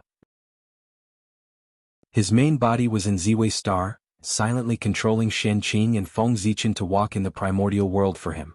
In the future he hid behind the computer and controlled 2 alternate accounts at the same time, or even more, to rampage on the internet. If the primordial world was regarded as an online world, then wouldn't Feng Zichen's actions be the same? There was no harm in opening more alternate accounts on the internet. Even if the main account was banned, there were still alternate accounts as a backup. It was the same principle to open more alternate accounts in the primordial world. Even if the main body died accidentally, he could rely on the alternate accounts to rise again. It would not be completely hopeless. Feng Zichen, who had suffered from the title in the future, deeply understood this principle. Senior brother, how should I address this fellow Taoist? Yun Xiao asked Xianqing softly. The disciple of a saint was naturally not someone Mo Yang could compare to. Mo Yang could not see Feng Zichen's realm, but the disciples of Jie school could see some clues. In their eyes, Feng Zichen was wearing the 10,000 spirits golden crown and a purple gold robe. Purple energy surrounded his body, making him look like a majestic emperor. When they looked at him, it was as if they were facing the vast starry sky. It was incomparably deep and could contain everything. But when they looked at Feng Zichen again, everything changed again. The previous state of the emperor had completely disappeared. What replaced it was endless sharpness. It was like a peerless divine sword, displaying its sharpness to its heart's content. It was incomparably sharp, as if it wanted to cut through everything. It was so dazzling that people could not open their eyes. There was no need to think carefully. This was definitely a figure who shocked the primordial world. Panga Zichen clan is also the primordial sword ancestor. With a smile, Xianqing revealed Feng Zichen's background. Chapter 322. Sword Ancestor. Primordial Sword Ancestor. In an instant, the disciples of the Jie school were energized. They stared at Feng Zichen with bright eyes filled with curiosity and admiration. One had to know that the Grandmaster of Heaven was not only the ancestral master of the Array Dao, but he was also a mighty figure of the Sword Dao. His Dao weapon was the Qingping sword. Due to this, the disciples of the Jie school more or less knew one or two sword techniques. Although they could not reach the Dao realm, they were quite proficient. That was not a big deal, but after Feng Zichen established the Khanate Sword Dao, all the sword cultivators of the primordial world improved. It was also at this moment that the disciples of the Jie school suddenly realized that the sword techniques that they did not value in the past had suddenly become shockingly powerful. It could be said to be unparalleled in killing. In the blink of an eye, the strength of all the sword cultivators of the primordial world had increased. That was something that even their master, the Grandmaster of Heaven, could not do. As such, everyone naturally admired Feng Zichen. Moreover, they were the direct beneficiaries of the birth of the Khanate Sword Dao. In that case, all the sword cultivators of the primordial world still owed Feng Zichen karma. And all of that would have to be returned in the future. Jie school has many treasures. Jie school has nothing to do with it. Jie school's Zhao Gongming. Greetings, sword ancestor. After the shock, everyone hurriedly bowed to Feng Zichen. At this moment, they were no longer disciples of the Jie school, but sword cultivators of the primordial world. When they saw the ancestral master, they naturally had to bow. Buzz buzz buzz. The moment the disciples of the Jie school bowed, the divine swords on their bodies automatically appeared and surrounded Feng Zichen as if they were worshipping him. The divine swords had spirits and spontaneously bowed to the master of the Sword Dao. Fellow Taoist, you're too polite. Feng Zichen gently helped everyone up and said with a smile. Alright, this is senior brother's best friend. You don't have to be so polite. Just treat him as your senior brother. Xianqing also said. In the blink of an eye, 100 years had passed. During this period of time, Feng Zichen and the disciples of the Jie school talked about the Dao and exchanged cultivation insights. They lived a happy life. However, as the time for the Grandmaster of Heaven's lecture approached, the disciples of Jie school had no choice but to leave and head to Golden Ao Island to listen to the Dao. Thus, only Feng Zichen and Xianqing were left on Penglai Island. This meant that Feng Zichen didn't have to pretend anymore. For a moment, the scene was silent. Let's start. Suddenly, Xianqing and Feng Zichen said at the same time. Then, the first Yuan Dao talisman flew out of Feng Zichen's body and landed in Xianqing's hand. 24 sea-calming divine pearls flew out of Xianqing's body and landed in Feng Zichen's hands. The two of them were originally one, so there was no distinction between you and me. Therefore, the two of them shared their treasures and there was no need to refine them a second time. After changing his Dharma treasures, Feng Zichen silently disappeared from Penglai Island. In the next moment, Feng Zichen appeared in the deepest part of the boundless void, in the mysterious unknown place. Let's go. Feng Zichen took out the chaos bead and walked in. He passed through the chaos passageway and arrived in the chaos outside the realm again. With the sea-calming divine pearl in hand, he naturally had to repair the chaos bead. And in this world, where was more suitable for the recovery of the chaos bead than the chaos outside the realm? The chaos bead was ultimately a treasure born in the chaos outside the realm. It was like a child of the great Tao, as noble and great as the chaos fiend celestial. Returning here was like a child who had not returned home for a long time. He was loved by his parents and had endless opportunities. It was much better than advancing in the primordial world. If he continued to advance in the primordial world, the heavenly Tao might cause trouble again. That would be troublesome. It was safer to advance in the chaos outside the realm. Go. He took out the sea-calming divine pearl and saw 24 azure pearls floating in the air, emitting an ocean-like glow. As the light flickered, it was like waves of waves. Then, Feng Zichen didn't hesitate to put the 24 sea calming divine pearls into the chaos bead.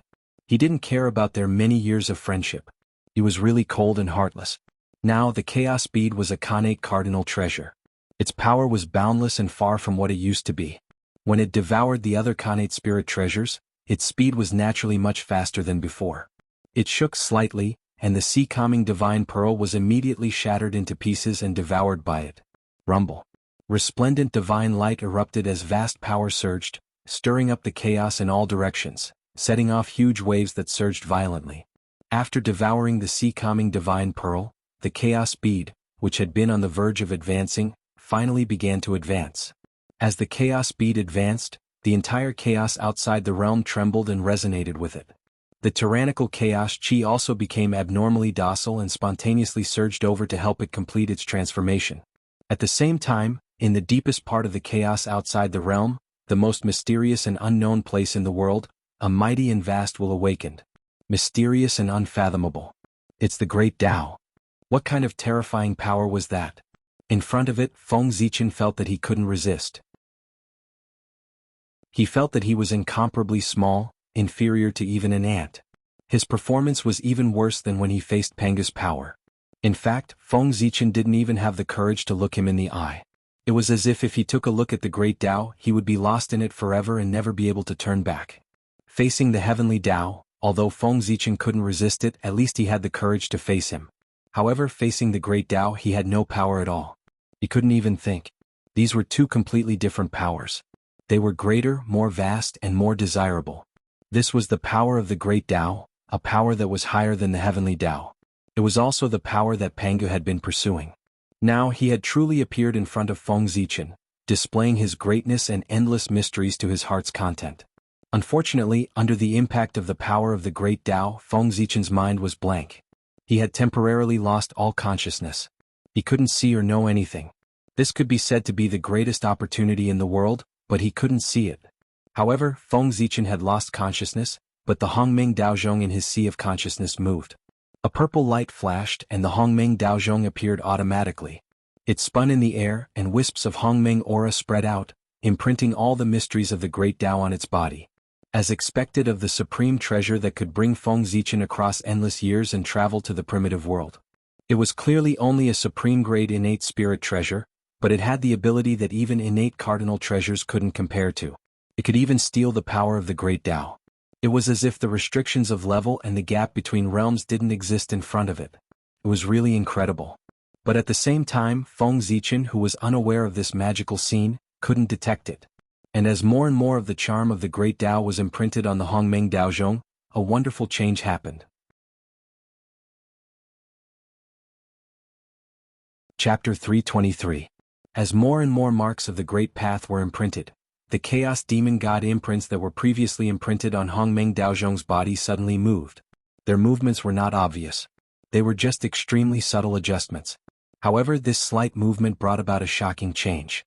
This movement made the 3,000 Chaos Demon God imprints more in line with the Great Path. It was as if they had resonated with the Great Path, and an inexplicable Tao was born. It was incomparably great and similar to the Great Path. Wisps of Tao flowed, and the Chaos Demon God imprints became more and more real and perfect. It was as if they had come alive and wanted to cross all obstacles and walk out of Hongmeng Daozhong's body. The Chaos Demon God was originally a creature born from the will of the Great Path. It was the image of the Great Path reflected in the great chaos outside the realm. It was the embodiment of its power outside. Therefore, the Great Path's Tao was a great supplement for the Chaos Demon God imprints. Devouring the Great Path's Tao could make them more perfect. Previously, Hongmeng Daozhong had imprinted the Chaos Demon God imprints either by relying on their aura, observing their Great Path bodies, or absorbing the Tao shadows in Feng Zichen's memory. With the help of his powerful ability, he deduced the Chaos Demon God imprints from these fragmented remnants. The Chaos Demon God imprints obtained through this method were inevitably somewhat incomplete and had some flaws. They were not so perfect. Although they were still powerful, he always felt that something was missing. After all, in terms of the Great Path, the slightest mistake was the difference of 1,000 miles. The impact of a single flaw was like the difference between heaven and earth. Thus, not even the slightest flaw could be tolerated. The influence was too great, and the more perfect it was, the better. Now, at the moment of the chaos bead's advancement, the great path had descended. Endless Tao runes covered the chaos, giving birth to endless mysteries, which were recorded and imprinted by Hongmeng Daozhong. It made up for the flaws of the chaos demon god imprints and eliminated their flaws, making them perfect and closer to the great path. At this moment Hongmeng Daozhong had completely changed. The 3,000 chaos demon god imprints chanted in unison, emitting the sound of the great path that resounded through the chaos. Endless runes were born and Tao and reason intertwined, covering the body of the Hongmeng Daozhong bell. 3,000 laws descended, and the aura of the Tao was deep like an ocean. It warped the chaos and re-established order, and it fully revealed the Xuanqi of the Grand Tao. The Tao Bell. The Bell of Order. After the 3,000 demonic imprints were completed, Hongmeng Daozhong seemed to have become the carrier of the great Tao. It was completely composed of Tao and reason. It resonated with the great Tao and gave birth to its own order. Roar, roar, roar. Phantoms of demonic gods appeared one after another, circling around Hongmeng Daozhong as they continuously inhaled and exhaled chaotic qi. After being refined by the chaos demonic god, the chaos qi underwent a wonderful change. The formless properties of the original substance gradually disappeared, and it returned to the state of nothingness. Soon after, a strand of energy appeared, and then it took form, and then it developed substance. In the end, a body was born from both form and essence. These were the Cosmos 5 manifestations. The 5 processes of the birth of heaven and earth. It was also the key to Hongmeng Daozhong's advancement into a Khanate cardinal treasure. Streams of chaos qi were transformed by the chaos demonic gods' phantoms into the purest Cosmos 5 manifestations. They continuously fused into Hongmeng Daozhong's body, urging it to transform to a higher level. Creation. This was a great creation. The Cosmos 5 manifestations was formed from the origin that was emitted during the evolution of heaven and earth. It had the power to create something out of nothing and create everything. Even Khanate spiritual treasures could be created out of nothing. As long as there was enough Cosmos 5 manifestations, even Khanate god fiends could be created out of nothing. This was one of the greatest powers in the world. It had all the known characteristics and was almost omnipotent. It was the power of Tao. Now, with the help of the Tao aura emitted by the great Tao, Hongmeng Daozhong had completed its self-improvement. It took the initiative to evolve the Cosmos 5 manifestations to accelerate its advancement, just like its own cultivation. This was, of course, a good thing. However, this did not mean that Feng Zichen did not need to search for the Cosmos 5 manifestations' origins. The advancement of a Khanate spiritual treasure required an enormous amount of power. Just like how Daluo Jingxian broke through to the Sage to be level, without the help of external forces, it could only rely on the accumulation of endless years. Therefore, if Feng Zichen wanted Hongmeng Daozhong to become a Khanate spiritual treasure as soon as possible, he still needed to find the Cosmos 5 manifestations' origins. Otherwise he would have to wait for a long time. Not necessarily. Suddenly, a thought flashed through Feng Zichen's mind as he thought of a wonderful idea. He could upgrade the primordial chaos Tao Bell without the Khanate 5 essences. Since the primordial chaos Tao Bell could transform the primordial chaos Qi into the primordial 5 cosmos Qi, it could also transform the primordial chaos origin into the primordial 5 cosmos origin. Of course, chaos origin was also very noble, but Feng Zichen had the chaos bead and the world tree. Every tens of thousands of years he could always gather some chaos origin. In this way Hongmeng Daozhong's advancement speed would undoubtedly be greatly accelerated. It would only take 1 or 2 eons to complete. It would not be like before where it had to rely on transforming chaos Qi to advance. Who knew how long it would take? This method is feasible. Let's give it a try first. Feng Zichen took out the chaos origin he had collected before and injected it into Hongmeng Daozhong. Rumble. As the chaos origin entered Hongmeng Daozhong visible to the naked eye, it underwent a drastic change. Precepts were born like divine chains of order, emitting a terrifying power. At the same time, the shadow of the chaos demon god became more and more real, as if it had flesh and blood. Inexplicable patterns appeared, mysterious and unfathomable, describing the most fundamental principles of the world. It was not until the power of chaos origin was exhausted that the changes in Hongmeng Daozhong gradually calmed down. It works. Seeing this, Feng Zichen could not help but show a hint of joy. This meant that his plan to use the chaos origin to replace the primordial 5 essences was completely feasible. The hope of advancing Hongmeng Daozhong did not need to be pinned on the primordial 5 essences. It was not that he did not want to use the primordial 5 essences to advance Hongmeng Daozhong, but it was too difficult to find. Even if he searched the entire untainted land, he would not be able to find it. The power of this thing was simply heaven-defying, and it was of great use to saints. If it could be found, it would have been discovered and taken away long ago. How could Feng Zichen have the chance to think about it? If it was not for the fact that he was forced to do so, Feng Zichen would not have such a bad idea. Opportunity, only a heaven-defying opportunity could get the primordial 5 essences. However, there were many kinds of opportunities. Who could say for sure what kind of opportunity could lead to the primordial 5 essences? Take Feng Zichen for example. He had several primordial treasures. His opportunities were great and his luck was strong. However, he could not get the primordial 5 essences that he wanted and needed the most. What could he do? Chapter 324. Achieving one's wish. That was what everyone hoped for. But in history no one had ever heard of anyone who could do it. Not to mention a saint. Even Pangu could not do it.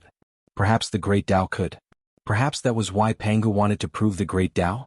To him, if he did not achieve the great Tao, he would not be free and would be restricted everywhere. He could not be omnipotent. If Pangu wanted a connate numinous treasure, chaos would naturally sense it and create one for him. If he wanted a connate numinous treasure, although it would be troublesome, chaos could still create it for him after spending some time. But what if he wanted a chaos numinous treasure? Could chaos still create it for him? Obviously he couldn't. However, the great Tao could. Because the great Tao was omnipotent. What Pangu could do, the great Tao could do too. What Pangu could not do, the great Tao could still do. Therefore, Pangu wanted to prove the great Tao, to be as great as him, as omnipotent as him. And what Pangu could not do, a saint naturally could not do. Then, it was even more impossible for Feng Zichen to do it. Whether he could obtain the connate 5 grand origins or not depended on his fate. Although Daoyuo Jingxian had transcended the river of fate and obtained the ability to control his own fate, that was all. What they controlled was only their own fate. Daoyuo Jingxian could change his own fate and arrange an incomparably bright future for himself. He could even plan the path to becoming a saint and become a saint through this. However, there was more than one Daoyuo Jingxian. If you could arrange the path to becoming a saint for yourself, then others could too. In this way the path would be narrow. There were only a few saint positions, but there were so many people competing. They could only rely on their own methods. But without a doubt, the first person to prove Daoyuo Jingxian's Tao would definitely obtain the greatest benefits. That was because no one could compete with him. He could plan everything for himself at will, allowing the future to have countless possibilities and achieve unimaginable achievements. In fact, that was indeed the case. As the first Daoyuo Jingxian to attain the Tao ancestor Hongjun's achievements were obvious to everyone in the primordial world. Therefore, in the primordial world, being born early was the greatest opportunity. Daoyuo Jingxian, the supreme existence in the legends. However, he was restrained everywhere in the primordial world. He lived even more carefully. How helpless. After a long time, Feng Zichen sighed. It was true that the stronger one was, the more insignificant one felt. Originally, he thought that as long as he became the Daoyuo Jingxian, he would be completely safe. Even if he couldn't dominate the world, he could still live a carefree life. But when he really became Daoyuo Jingxian, he found that there were too many forces in the untainted land that could kill Daoyuo Jingxian. Only demi-saints were truly safe. In theory, Daoyuo Jingxian was great. The eternal 3 flowers above his head, the Chaoyuan 5 qi in his chest, jumped out of the long river of fate, attained the Tao of the universe and was eternally unique. He was the Daoyuo. As long as he attained the Tao of the Daoyuo, he could be reborn with a drop of blood, and his true spirit would not be destroyed. With a thought, he could destroy the worlds in the heavens.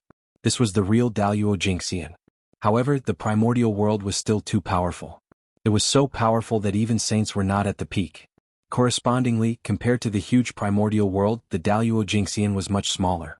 Under the shroud of the primordial world's rules, all kinds of abilities could not be used. This caused the Daoyuo Jingxian to be in an awkward situation. However, if the Daoyuo Jingxian were to be placed in the upper-class world or even the medium-class world, then they would be the supreme masters, almost omnipotent. Whatever they wanted, as long as it was in the world, would automatically appear in front of them. It was as good as it could be. It was more powerful than the saints. Compared to this, what was the point of having one's wish come true? This was the ability that the Daoyuo Jingxian should have. However, that was in the upper-class world, not the primordial world. No matter how exciting these worlds were, the Daoyuo Jingxian of the primordial world would not go there. because when they got there, their path of the great path would end. The Daluo Jingxian was the upper limit of the upper-class world. There was no possibility of going any further, and people were always dissatisfied. After experiencing a higher scenery, who would be willing to look back on the past? The primordial world was the place to achieve the Tao. Boom. Just as Feng Zichen was lost in thought, something happened in the great chaos outside the realm. It suddenly shook and woke him up. This is the chaos bead. It turned out that with the help of the great Tao, the advancement of the chaos bead had reached the most critical moment. One had to know that the great Tao descended for the chaos bead, not for Hongmeng Daozhong. Therefore, the greatest creation naturally had to be reflected on him. In the depths of the chaos, wisps of purple brilliance surged out. They were overflowing with colors and filled with Tao runes. Endless mysteries circulated and merged into the chaos bead. That was the lingering charm of the great Tao. It contained the most essential power of the great Tao. It could help people break through to the primordial chaos Daluo Jingxian. It was the carrier of the Tao. At the same time, the surrounding chaos chi crazily surged toward the chaos bead. Wherever they passed, a strong wind blew, causing Feng Zichen to almost lose his balance. Could be seen how crazy they were. Buzz. Accompanied by a resplendent light, the chaos bead completed its transformation. In an instant, a terrifying power swept out, and the surrounding chaos chi instantly became docile and was suppressed by the chaos bead. The chaos bead was a supreme treasure nurtured by the great Tao. It had the power to suppress the chaos. Why would the chaos bead be involved in the heaven-splitting tribulation for no reason? That was because Pangu had opened the heavens beside it. Only where the chaos bead was the safest. All the violence and chaos were suppressed and became extremely docile. It also became the most suitable for opening the heavens. The chaos bead played a part in Pangu breaking open the origin of the chaos bead. Therefore, it was not wrong for it to be hit by Pangu's axe. How could the karma of the great Tao be so easy to form? The chaos bead was the home of the great Tao. Pangu's opening of the primordial world was equivalent to digging up the corner of the great Tao. Moreover, he used the corner of the great Tao as material to build a home of his own near the great Tao. Pangu's arrogance was so arrogant that the great Tao could not tolerate it. That was why the 3,000 demon gods blocked the great Tao. Pangu died and the great Tao transformed into heaven and earth. The reason why Pangu faked his death and hid in the primordial world without showing his face might be one of the reasons. But more importantly, it was probably to avoid the karma of the great Tao. After all, he had destroyed the home of the great Tao. What a fortune! Standing beside the chaos bead, Feng Zichen's face was filled with disbelief. At this moment, a mark of the great Tao appeared on the chaos bead's body. It flickered indeterminately, releasing endless mysteries that were fascinating. Behind the mark of the great Tao, 47 divine chains of order appeared. They surrounded each other as if they were describing the truth of chaos. That was not a connate divine restriction, but a chaos Tao restriction. Chapter 325. The Chaos Tao restriction was a restriction derived from the Great Tao and was unique to Chaos Numinous treasures. In other words, under the power of the Great Tao, the Chaos Bead transformed from a connate cardinal treasure into a Chaos Numinous treasure and truly returned to its original form. Even if a cardinal treasure born from the chaos was shattered, it should still be a Chaos Numinous treasure. Why did it transform into a connate cardinal treasure? Obviously, it was suppressed by the primordial world. Even if it was a treasure born from the chaos, it had to follow the rules of the primordial world. The primordial world was that domineering. Although Chaos Numinous treasures and connate cardinal treasures had the same power, there was an essential difference. It was the difference between the heavenly Tao and the great Tao. Chaos Numinous treasures were Dharma treasures born from the great Tao and could be used in all worlds. In the chaos they were Chaos Numinous treasures. In the great world they were connate cardinal treasures. Connate cardinal treasures were different. They were Dharma treasures born from the heavenly Tao. If they left the primordial world and entered the chaos, their power would definitely be limited and inconvenient. Of course, the 3 heaven-splitting treasures were not included. It was a cardinal treasure transformed from Pangu's axe. It was not an issue to call it a Chaos Numinous treasure. However, in order to comply with the rules of the primordial world, it appeared in the world as a connate cardinal treasure. Not bad, this is what the chaos bead should look like. At that moment, Feng Zichen was filled with excitement as he looked at the chaos bead. After becoming a Chaos Numinous treasure, the chaos bead finally had a trace of its former glory as a Chaos Numinous treasure. It was the work of a mighty figure that suppressed the chaos and endless spacetime. At that moment, beside the chaos bead, Feng Zichen seemed to have an illusion that he was in the primordial world. It was as if the chaos chi that was wandering around him was not chaos chi but Kane chi. The chaos chi here was too docile. It was as if it had been refined like the Kane chi in the primordial world. It flowed slowly and allowed others to absorb it without any resistance. Suppress the chaos. The chaos chi here was completely suppressed by the chaos bead. All concepts related to chaos were twisted, changed, and transformed in a beneficial direction. The place that was originally filled with danger turned into a cultivation holy land in an instant. It was not inferior to the top grotto heavens of the primordial world. The profundity of creation and the power of the chaos bead could be seen from this. Moreover, the changes in the chaos bead did not stop there. At the center of the chaos bead, where the chaos passageway was located, a gigantic door stood majestically. Spacetime Tao rhymes flowed around it, accompanied by the glow of time. It was incomparably terrifying. This was the Chaos Door, a chaos spirit treasure born from the Chaos Pearl, and it possessed the ability to pass through everything. Through him he could go to any place he had ever been, be it the past or the future. He could travel through time and space, make people go back to the past to make up for their regrets, and make people rush to the future to change their fate. He could also travel through the various great worlds at will without having to see the world walls. This was a spacetime attribute supreme treasure. However, the current him was only a phantom and did not have a real body. He was far from having such great power. Now he could only allow Feng Zichen to freely travel to and from the great chaos outside the realm. He had no other abilities. After all, nurturing chaos spiritual treasures was the ability of chaos ultimate treasures. However, the current chaos bead was only a chaos spiritual treasure. Naturally, it could not nurture dharma treasures of the same level. Just one phantom was the limit of the chaos bead. Otherwise he would be too heaven-defying. Where's the world tree? Suddenly Feng Zichen's heart skipped a beat. He thought of something and suddenly looked at the world tree. The chaos bead had obtained such a great fortune. There was no reason that the world tree in his body did not obtain any benefits. After scanning the chaos bead with his spiritual sense, Feng Zichen found the world tree in a corner.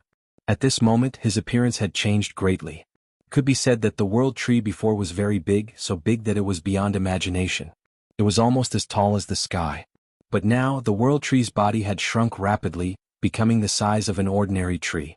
If it were not for the fact that his body was full of great Tao patterns like a Tao tree, showing that he was different from the rest, Feng Zichen would have thought that he had seen wrongly.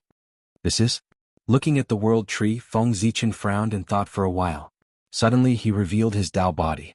In an instant Penga's Tao body, which was 1,000,000 feet tall, appeared and stood proudly in the chaos. This was not an illusion, nor was it a divine power, nor was it the celestial phenomenon. It was Feng Zichen's real physical body. That's right, this was his physical body. It was 1,000,000 feet tall physical body. At his level of cultivation, he had long been the embodiment of great Tao. Naturally, he was different from ordinary people. Moreover, Feng Zichen was a Khanate godfiend. In the primordial world, which Khanate godfiend's physical body was not enormous and far beyond imagination.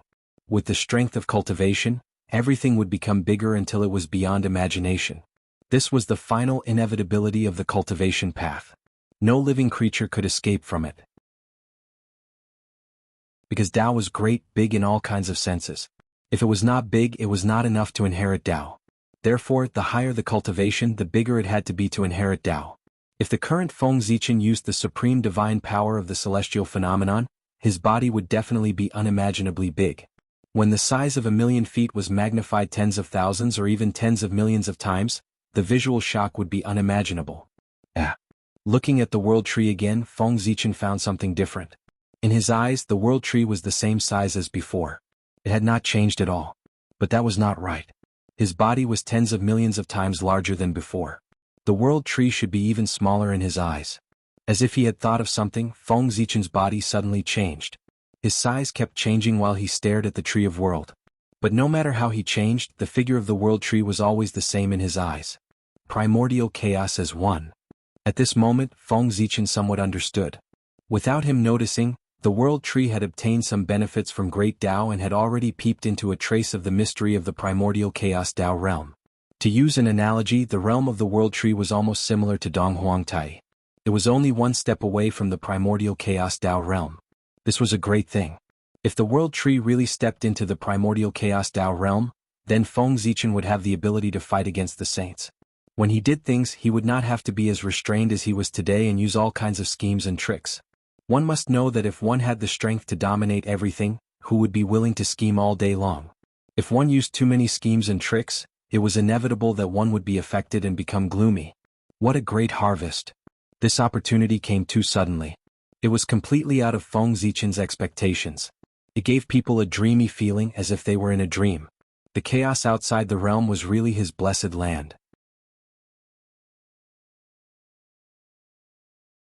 Chapter 326. It seemed that every time Feng Zichen came to the outer realm chaos, he would obtain a shocking opportunity. If one were to think about it carefully, his current achievements were closely related to the great chaos outside the realm. It was not impossible to say that it was the outer realm chaos that made him successful. With this thought in mind, Feng Zichen wanted to stay here until he became primordial chaos Daluo Jingxian before returning. However, that was only his thought. No matter how good the outer realm chaos was, it was not a place for him to stay for long. The primordial world was his foundation. Over there were humans, there were goals that he worked hard for, and there were also people that he loved. These were all difficult to give up. Therefore he wanted to go back. Without hesitation, Feng Zichen put away his Dharma treasure, passed through the door of chaos, and returned to the primordial world. East Sea, Seven Lights State. Yu Shi, who was in seclusion comprehending the great Tao, suddenly raised his eyebrows and opened his eyes. Two beams of divine light shot out and looked forward. Who is it? A loud shout came from Yu Shi's mouth. It shook the void and created layers of ripples as if it was going to destroy everything. It's me. In the void, Feng Zichen walked out with an inexplicable majesty.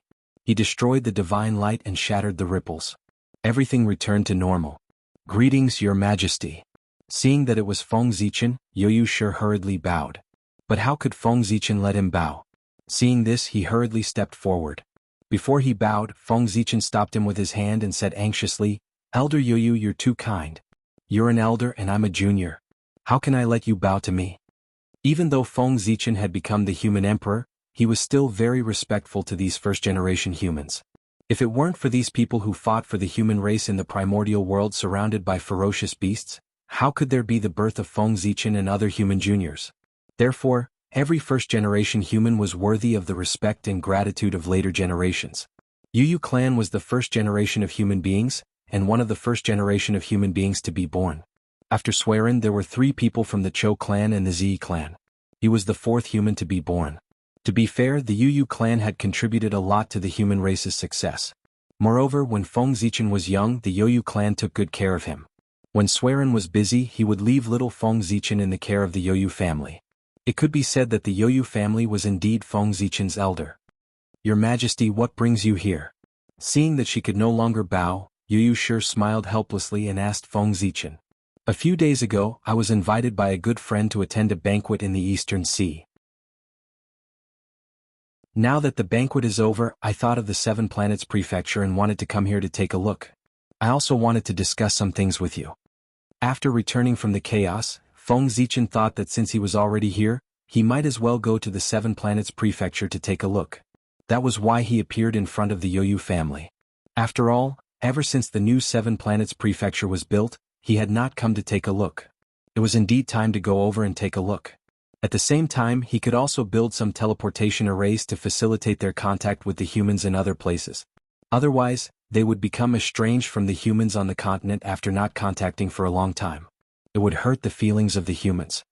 What does Your Majesty think of the 7 Planets Prefecture? Hearing this, the Yu family asked with some pride. Of course, he had the right to be proud. Under his rule, the 7 Planets Prefecture could be said to be the strongest force among the branches of the human race. Of course it's excellent. Nodding, Feng Zichen replied. He was very certain of the Yu family's ability. Otherwise, he wouldn't have thrown the 7 Luminaries province to the Yu clan after it was built and ignored it. This was the manifestation of his trust in the Yu family. In fact, it was also the case. The current situation of the 7 Planets Prefecture also proved the ability of the Yu family. The descent of the human king position also confirmed his contribution. Therefore, the Yu family was the human king.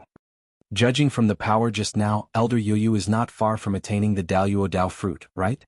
Thinking of the scene when he was discovered by the Yoyu family before he could say anything when he approached the Seven Planets Prefecture, Feng Zichen asked.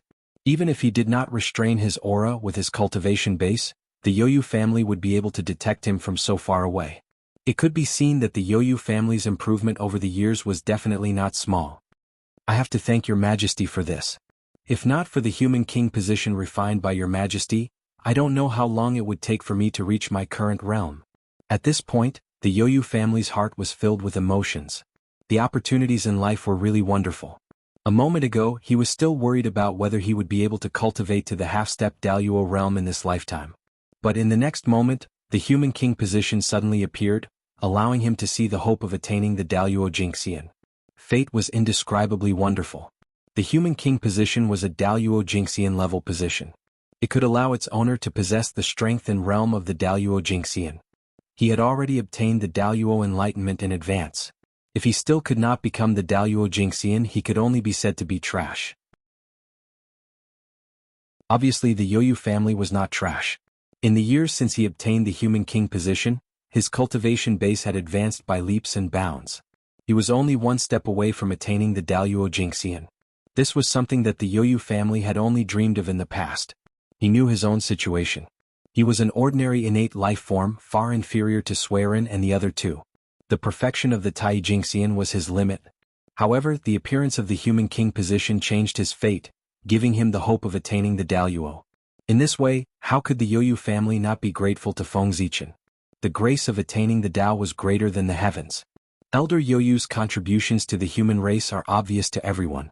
That's why you were recognized by the human king position and became the human king.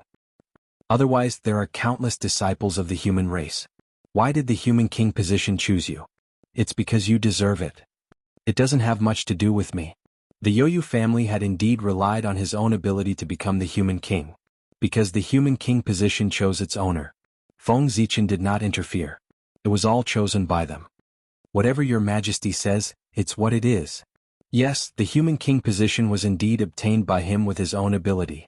However, if Feng Zichen did not refine the human king position, no matter how strong he was, what was the use?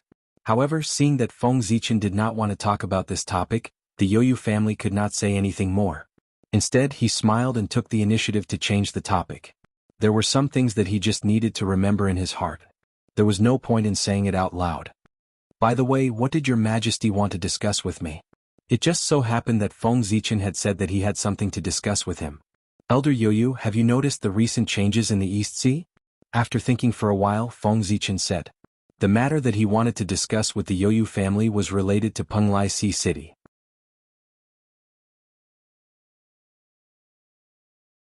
Chapter 327.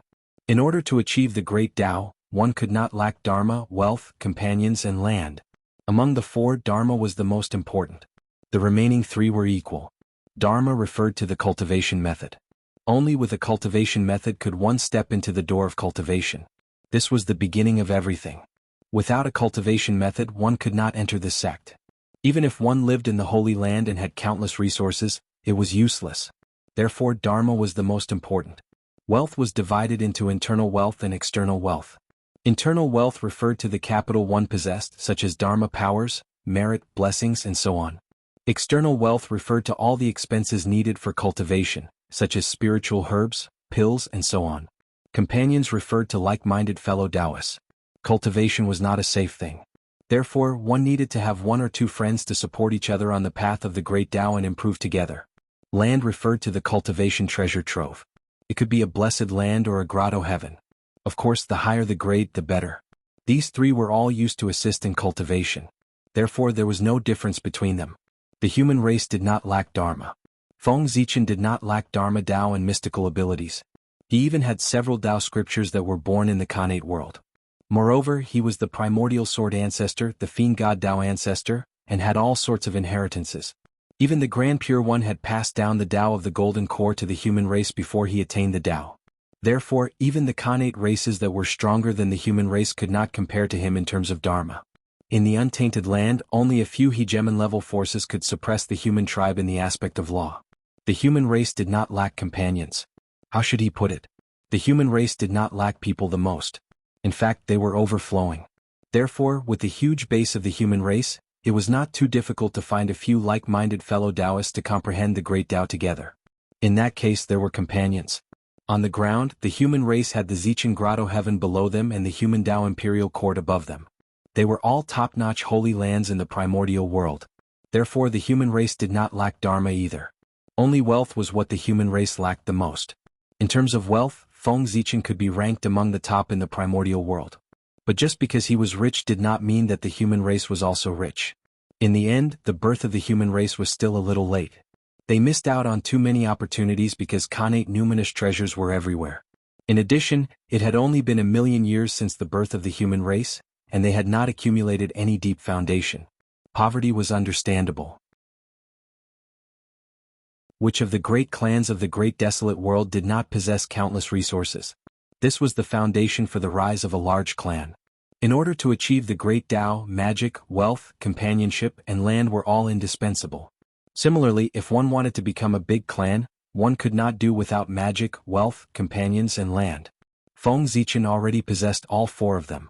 Humans, on the other hand, lacked wealth. Therefore, Feng Zichen had to think of a way to make the human race rich. If everyone in the human race could use the creation Tao pill to cultivate. In that case, why would the human race worry about not being able to prosper? The birth of the teleportation array disk is a major event that can change the primordial world. How can I not know? Xianqing had caused such a huge commotion in the Eastern Sea. Even if the Yoyu clan was blind and deaf, they would have noticed it. I mean Penglai Sea City. Elder Yoyu, what do you think of it? Seeing that the Yoyu clan did not understand what he meant, Feng Zichen coughed lightly and asked again. As a trade center, Penglai Sea City might be able to help the human race accumulate wealth quickly. Penglai Sea City? That place is indeed not bad. Many treasures that are only rumored can be bought there. It can be said that it is a gathering place for cultivators from all over the primordial world. It can be considered the place with the most complete collection of materials in the primordial world. Obviously, the Yoyu clan had a good impression of Penglai Sea City. His tone was full of praise. He must have bought some treasures that he liked there. Elder, what do you think will happen if I open a Penglai Sea City in the human race? Looking at the Yoyu clan, Feng Zichen asked seriously. This idea was born uncontrollably after he saw the prosperity of Penglai Sea City. If he opened a similar market in the human race, wealth would gather from all directions. It would be difficult for the human race not to become rich. Yes, Your Majesty. It's not like you don't know that the human race lacks resources. The primordial world is dangerous. Without good treasures, who would risk their lives to come to the human race? Therefore, even if this market can be opened, it's useless. It won't attract people. After thinking for a while, the Yoyu clan answered. The Penglai Sea City could be opened because the East Sea was rich in resources and attracted a large number of living beings on land. After that, Xianqing even brought the disciples of the Jie school to set up teleportation arrays in the East Sea, making it convenient for everyone to travel. Only then did the Penglai Sea City become prosperous. But what did the human race have? They had nothing. Not to mention setting up teleportation arrays, they couldn't even take out the resources to attract others. Elder, you must be joking.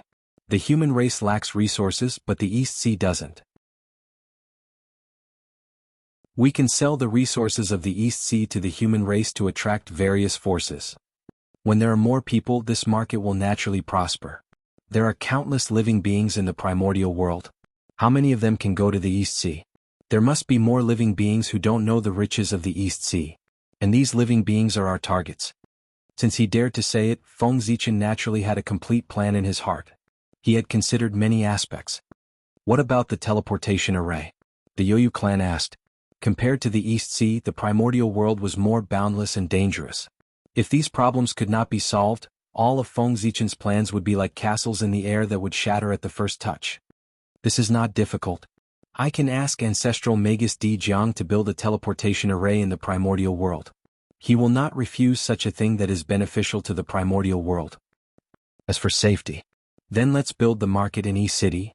That place is adjacent to Mount Shouyang and is right under the nose of the Grand Pure One. I don't believe that anyone would dare to cause trouble there. Feng Zichen was confident. He had a solution to the Yoyu clan's worries. It's good that Your Majesty knows what to do. Since Feng Zichen was so confident, the Yoyu clan couldn't say anything. Anyway, if this matter failed, the human race wouldn't lose anything. If it succeeded, the human race would make a huge profit. Elder, you're in the East Sea. I'll have to trouble you to collect resources in the East Sea. Take these Khanate creation pills first. If it's not enough, ask me for more. As he spoke, Feng Zichen took out a bottle of Khanate creation pills and handed it to the Yoyu clan. He had taken it from Qianqing. There were about 10,000 creation Dao pills. I have a relationship with the Dragon Palace and Jie School. Take my keepsake.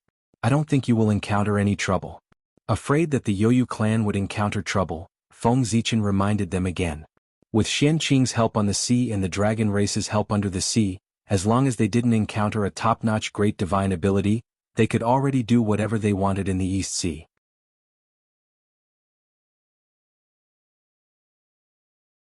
Chapter 328. It's all for the human race. There's nothing to worry about. Receiving the creation Dao pill, Yoyu replied. Yoyu had some understanding of Feng Zichen's wealth. He could refine the vast human Dao imperial court on his own. A mere 10,000 creation Dao pills were nothing to him. Then I'll leave it to you, Elder. I still need to make a trip to E City to discuss the specific matters of establishing the market with the Yang clan. I won't stay here for long, Elder. The resources of the East Ocean could be sold to the land, and the resources on the land could also be sold to the East Ocean. Coincidentally, after all these years of development, the human race was distributed widely and could collect all kinds of resources. If these resources were sold to the East Ocean, they would definitely make a huge profit. With the Jie School and the Dragon race, no matter what the human race transported, they would not have to worry about sales. This was a long-term business path that could accumulate a large amount of resources for the human race. And all of these had to pass through E City. Feng Zichen planned to turn E City into the largest shopping mall in the primordial world. He planned to gather all the factions and develop a business path. The business path, the path of wealth. After mastering this path, it was only a matter of time before he became the richest man in the primordial world. Moreover, with the business path in hand, coupled with the path of currency, it would definitely produce unimaginable changes. Feng Zichen was looking forward to that day. Don't worry, Your Majesty. I'm here in the East Ocean. The words "I'm here in the East Ocean" represented the confidence of the Yoyu clan. With him around, everything in the East Ocean would be arranged properly. Of course, I'm at ease with the Elder handling things. Nodding, Feng Zichen took a step forward and rushed towards E City. Rumble. Outside E City, the void suddenly trembled as layers of ripples appeared. It was like a huge wave that rose and fell. At the same time, in the depths of the void, in the mysterious unknown place, the river of destiny that had been calm for many years once again stirred. It appeared from the unknown place and arrived above E City. The river of destiny appeared in the world. Such a huge commotion was rare in the primordial world. Naturally, it attracted the attention of the mighty figures of the primordial world. Who is confirming the Tao? What a huge commotion. It actually attracted the river of destiny to descend. With such a rare phenomenon, his future achievements will be limitless. I'm afraid another great magician is about to rise. For ordinary people, the river of destiny would only tremble slightly when they confirmed their Tao. How could it be like today, directly appearing and descending into the world? Only those who were shockingly talented would receive this type of treatment to show how extraordinary they were. Those who had received such treatment in the past and had survived until now had all become great mystical abilities and stood proudly at the peak of the primordial world. In other words, the person who had proven his Tao today had the possibility of becoming a great medium. In the untainted land, experts from the early stage to the late stage of the pre-saint realm were called almighty. Experts at the great perfection of pre-saint realm and half-step chaotic primes were known as great divinities. Even the weakest among the great divinities was a great perfection demi-saint. Thus, it could be seen how extraordinary those who had proven their Tao were. As the river of destiny descended, the void outside E City trembled even more violently. It was like a huge vortex that wanted to tear everything apart. Feng Zichen, who was hurrying through the void, was inevitably affected. Unlucky. With a low cry, Feng Zichen paused and walked out of the void. Ziang. He's proving his Tao. But how can he be so fast? Also, why is his Tao confirmation phenomenon so grand? Directly attracting the river of destiny to descend is a treatment that only top Khanate godfiends who have proven their Tao. It shouldn't be. As soon as he walked out of the void, Feng Zichen looked up and saw Yang standing in the sky above the river of destiny, receiving the baptism of the laws of heaven and earth. He had proven his Tao. He had cultivated the Daoyuo Jingxian Dao fruit and was immortal from now on, free and unfettered. But how was this possible? At this moment, Feng Zichen was pleasantly surprised. He was happy that Yang had proven his Dao and added another Daoyuo Taoist priest to the human race. His strength had greatly improved. He was shocked that Yang had only obtained the position of the human king for tens of thousands of years. How could he go from the Tai Jingxian to the Daoyuo Jingxian? This was too fast. It was even faster than Feng Zichen. There was not even a process of accumulation and he directly became the Daoyuo Jingxian. One had to know that in order to cultivate the 5 Qis unifications and prove his Dao Daoyuo Jingxian, Feng Zichen had traveled all over the 4 extremities and devoured a large amount of innate essences. Only then was he able to save enough essences. However, Yang seemed to have skipped these processes and directly completed the last step, and he had proven his Dao in the highest state. This was too incredible. A purple light appeared in Feng Zichen's eyes, dyeing his eyes purple. He was extremely noble and endless laws appeared in them. In an instant his temperament changed. He became high and mighty like the heavenly Dao, full of coldness and ruthlessness. Dao, the real Dao. As the saying goes, Dao gave birth to Wuji and Wuji gave birth to Yin and Yang. Feng Zichen was the Dao body of Pangu. His eyes were the sun and moon, Yin and Yang, containing the truth of Yin and Yang. As for Qianqing, he had once observed the Kanate treasure Tai Chi diagram and comprehended the Dao of Tai Chi from it. With the help of Hongmeng Daozhong, Feng Zichen combined the truth of Yin and Yang and the Dao of Tai Chi, understood the true essence of Kanate Yin and Yang, and understood the changes of Yin and Yang. He used the sun and moon to develop Wuji, and used Wuji to develop the heavenly Dao. After cultivating a pair of Dao eyes, he could see through all illusions and see through all mysteries. He had boundless divine power just like the eyes of the heavenly Dao. Not to mention that Feng Zichen did not understand the heavenly Dao, his North Star clone was known as the incarnation of the heavenly Dao. He controlled the authority of thunder and had the ability to destroy all things. That was the most essential power of the heavenly Dao. Moreover, the Ziwei star was formed from the birthplace of the heavenly Dao. Great Emperor Ziwei was originally from the same sect as the heavenly Dao. With all kinds of karma added together, Feng Zichen's understanding of the heavenly Dao could definitely be ranked in the top 3 in the primordial world, second only to Pangu and Hongjun. This pair of Dao eyes truly had the same ability as the heavenly Dao. However, because Feng Zichen's strength was low, it was far from being as powerful as the heavenly Dao. Under the Dao eyes, nothing could hide. In Feng Zichen's eyes, a layer of golden light appeared on Yi Yang's body, with the charm of immortality. It was gradually changing his Dao body, making it closer to perfection. That was the immortal Dao light. However, this immortal Dao light did not belong to Yang, but to the 9 transformations golden pill. Yang had swallowed the 9 transformations golden pill. What a great opportunity, what a great creation. At this moment, Feng Zichen understood everything. Why was Yang able to attain the Dao of Daoyuo Jingxian so quickly? Moreover, he did not need to accumulate. It was because he had swallowed the 9 transformations golden pill. That was the 9 transformations golden pill that the Grand Pure One used to deduce the Dao of the golden pill. It could be said to be the source of the Dao of the golden pill. It had great merit and great luck. That was not the 9 transformations golden pill. It was clearly a Daoyuo Dao fruit. Anyone who ate it could immediately become a Daoyuo.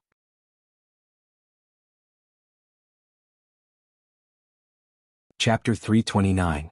Yang had eaten the 9 revolutions golden pill to ascend to the heavens in one step and prove the Dao of Daoyuo. Not only that, this 9 revolutions golden pill was the source of the Dao of the golden core. Eating it was equivalent to becoming half a Dao master of the Dao of the golden core. When the Dao of the golden core flourished in the future, there would be supreme providence gathering.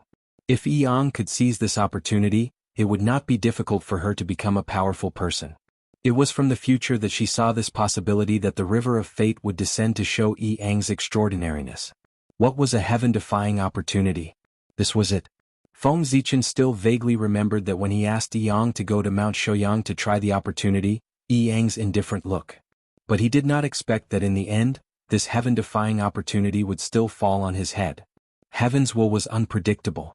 At this moment, Feng Zichen's heart surged with ecstasy. He was not happy for himself but for the Yang clan. The significance of the 9 revolutions golden pill was not as simple as proving the Dao of Daoyuo Jingxian. It also represented the fate with the Grand Pure One. After all, this 9 revolutions golden pill was refined by the Grand Pure One. It was the most successful pill that he had refined and represented his highest achievement in the Tao of alchemy. A pill that could allow one to directly prove the Tao of Daluo, such a heaven-defying treasure. He did not know if he could still refine it in the future. Now, if Yang went to the Eight Visions Palace to become a disciple, the Grand Pure One might not necessarily refuse. He would most likely agree directly. This was fate set by the heavens. He sat at home while his disciple came from the heavens. It was in line with the Grand Pure One's philosophy of governing by doing nothing. Thinking of this, Feng Zichen moved and was about to rush to Yang's side to persuade her to go to the Eight Visions Palace to become a disciple. In public, if Yang became the disciple of the Grand Pure One, it would definitely be of great benefit to the human race. Just by relying on the name of the Grand Pure One, she did not need to do anything to intimidate some small fry. In private, as a good friend of Yang, Feng Zichen naturally hoped that Yang would become the disciple of the Grand Pure One. In this way, his future was guaranteed, and he was destined to become a great magician. Whether it was for public or private reasons, it was beneficial for the Yang clan to acknowledge the Grand Pure One as their master. Feng Zichen naturally had to persuade him. Back then, it was also here that the Grand Pure One wanted to take Feng Zichen as his disciple, but he was rejected. On the one hand, he was concerned about the human race. On the other hand, he was worried about Nuwa's dissatisfaction. However, these were not the main reasons. The main reason was that Xianqing had already joined the Kunlun Mountain. It was one thing to hide one's identity and become a disciple of a sage, but it was another thing to become a disciple of two sages. If the former was the case, considering their many years of relationship as master and disciple, he might just reprimand, it would be over. At most, he would be expelled from the sect as a form of punishment. His life would not be in danger.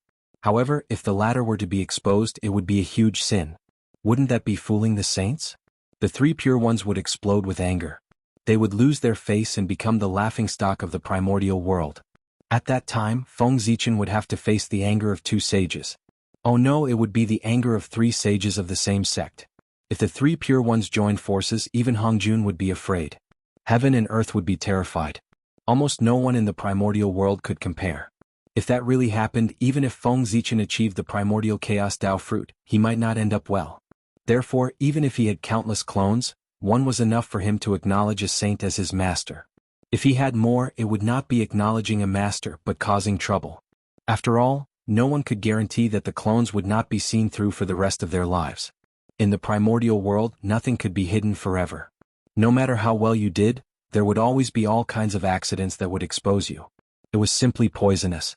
Otherwise, how could there be so many secrets about the world in the legends of later generations? It was better to be honest. If Xianqing had not already acknowledged the Grandmaster of Heaven as his master, given Feng Zichen's temperament back then, when he heard that the Grand Pure One wanted to accept him as his disciple, he would immediately run over and call him master. It was not that he was unwilling but that he could not. Therefore, seeing that Yang had obtained this opportunity, Feng Zichen was very concerned. Today it would be fine if he agreed. If he was unwilling to acknowledge the Grand Pure One as his master, Feng Zichen would tie him up. If he missed such an opportunity, he would definitely regret it for the rest of his life. However, before Feng Zichen could reach Yang's side, he saw a large amount of purple gas suddenly surging out of the surrounding void. It was vast and mighty, spanning more than 30,000 miles. The Grand Pure One was here. The purple gas spanned 30,000 miles. Such a phenomenon was the phenomenon of a saint traveling. And the only saint who would descend for this matter was the Grand Pure One. As expected, a white-haired old man appeared beside Yang at some point in time. He stood there quietly and looked at Yang silently without any sense of awkwardness. It was as if he had been there from the beginning. Although this old man looked old, he did not give people the feeling of being old. Instead, he gave people the feeling of being abnormally young and abnormally great. That old was not true old. It was the precipitation of time, the traces of the great Tao. This was the Grand Pure One, the first saint of the 6 saints. He stood there quietly, but he seemed to have become one with the world and become the center of the universe. Greetings, Grand Pure One. Yang bowed slightly and said, "Are you willing to acknowledge the Poor Way as your master?" After a long while, the Grand Pure One said, "Disciple Yang greets master." Without hesitation, Yang immediately bowed to the Grand Pure One. Acknowledge the saint as your master. Or acknowledge the Grand Pure One as your master. One had to know that the Grand Pure One had never taken in a disciple. If Yang became his disciple, he would be his eldest and only disciple. This was such a great opportunity that others could not even ask for it. Yang was not a fool, how could he refuse? All right. Seeing this scene, the Grand Pure One smiled slightly.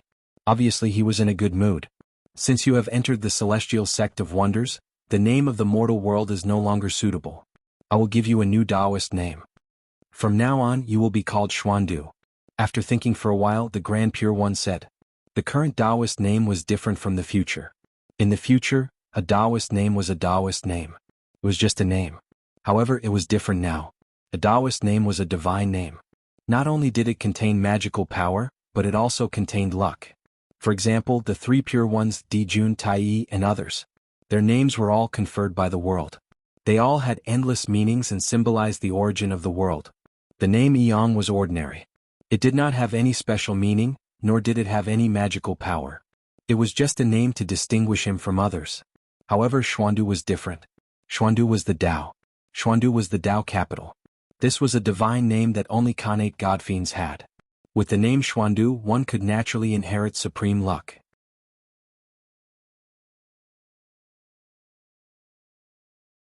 Chapter 330. All living beings in the primordial world, whether they were innate or postnatal, automatically transformed into innate godfiends the moment they became Daluo Jingxian. Innate godfiends might not be able to become Daluo Jingxian, but Daluo Jingxian was definitely an innate godfiend. It had been like this since ancient times. Today, Yang had proven his Tao as Daluo Jingxian. Naturally, he had transformed into an innate godfiend. At the same time, the name Yang had automatically turned into a divine name. However, the name Yang was an ordinary name. Even if it transformed into a divine name, it would not be blessed by the heavenly Tao. It would not have much power, nor would it represent any luck. It would not be of much help to Yang. However, Xuandu was different. This was the divine name bestowed by the Grand Pure One. It represented a part of the origin of heaven and earth. It had a trace of luck innately and was a karmic position in itself. If Yang obtained it, he would be blessed with innate luck and be able to cut off tribulations. At the same time, it would be of great help to him when he advanced to the quasi-saint realm in the future. In the Khanate era, the heavenly Tao often appeared. The divine name was not randomly given. Every one of them had a great meaning. Sometimes the divine name could even represent a person's future.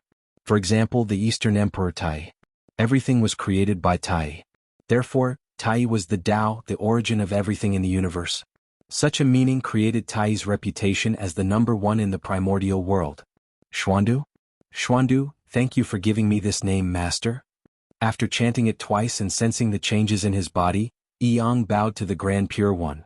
The moment the Grand Pure One called out the name Xuandu, his heart skipped a beat and he had a mysterious premonition. It was as if something good was about to happen to him. He could not help but feel joy in his heart. Sure enough, the moment he accepted the name of Xuandu, a strand of fortune descended from the unseen world and landed on Yang. In a trance, the world changed in his eyes. It was completely different from before. Endless rules appeared clearly in front of his eyes.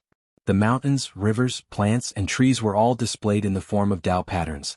At this moment, the essence of the world was no longer a secret in front of him. If Yang had this perspective in the past, he would have become a Daluo Jingxian long ago. Why struggle so bitterly in the Tai realm? This was the benefit of luck.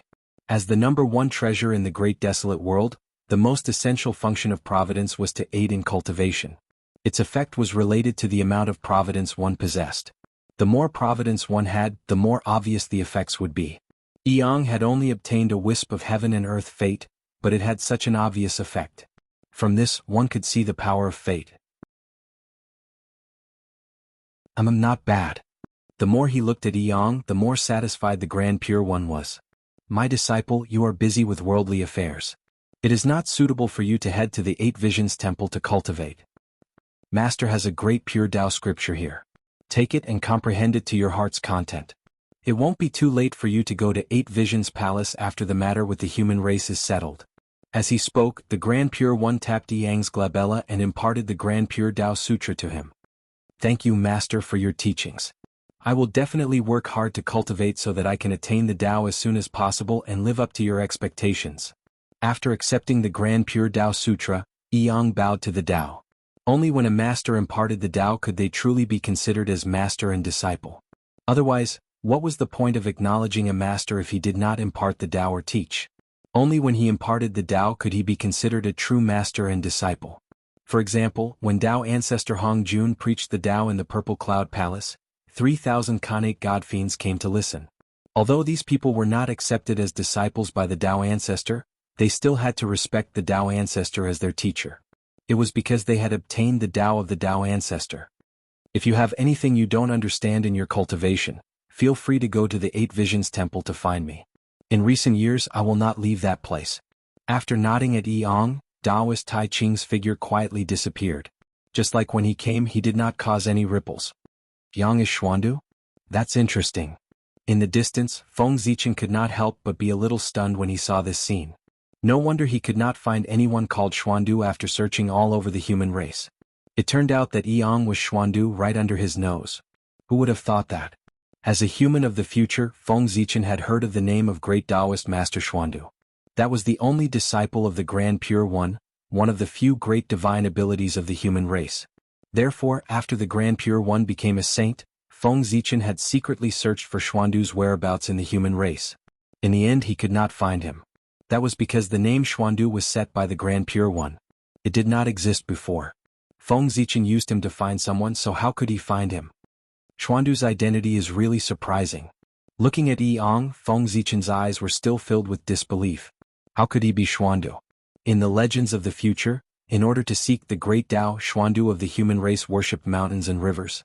He spent tens of thousands of years worshipping almost all the famous mountains and rivers of the primordial world. However, Xuandu's aptitude was too slow. Even though he had worshipped all the famous mountains and rivers, those great divine abilities still looked down on him and refused to accept him as a disciple. Only the Grand Pure One was moved by his perseverance. He personally descended in front of him and accepted him as his personal disciple. In the primordial world there were countless living beings. Among them there was no lack of great opportunities and great wisdom. Only those with great perseverance were rare in the primordial world. And Xuandu was one of the few people with great perseverance in the primordial world. Perseverance could not improve one's comprehension ability, nor could it improve one's karmic luck. However, it represented a firm heart to pursue the Tao. The great Tao was long and there were many obstacles ahead. If one wanted to reach the end, one could only persevere and persevere. To the Grand Pure One, it did not matter if his disciple did not have wisdom. He could open his disciple's wisdom. It did not matter if his disciple did not have an opportunity. He could plan for his disciple. Only in terms of perseverance he could not do anything. Perseverance was something that concerned the human heart. It was the most difficult thing to figure out. Even a saint could not completely grasp it. Whether one had perseverance or not could only depend on themselves.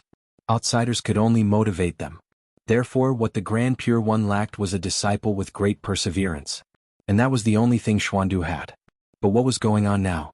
In terms of perseverance, Yang had it, but it was far from the legendary level. It could be said that the only thing worth praising about Yang now was his heaven-defying luck. Otherwise, he would not have obtained the 9 Revolutions golden pill. Forget it, why think so much? History has been modified. Who can tell whether it's true or false? Unable to figure out why Yang was Xuandu, Feng Zichen decided not to think about it. Anyway, it did not matter if he thought about it or not. It was a good thing. Ah. Good friend, congratulations. With a loud laugh, Feng Zichen stepped forward and came to Yang's side. He congratulated him from the bottom of his heart.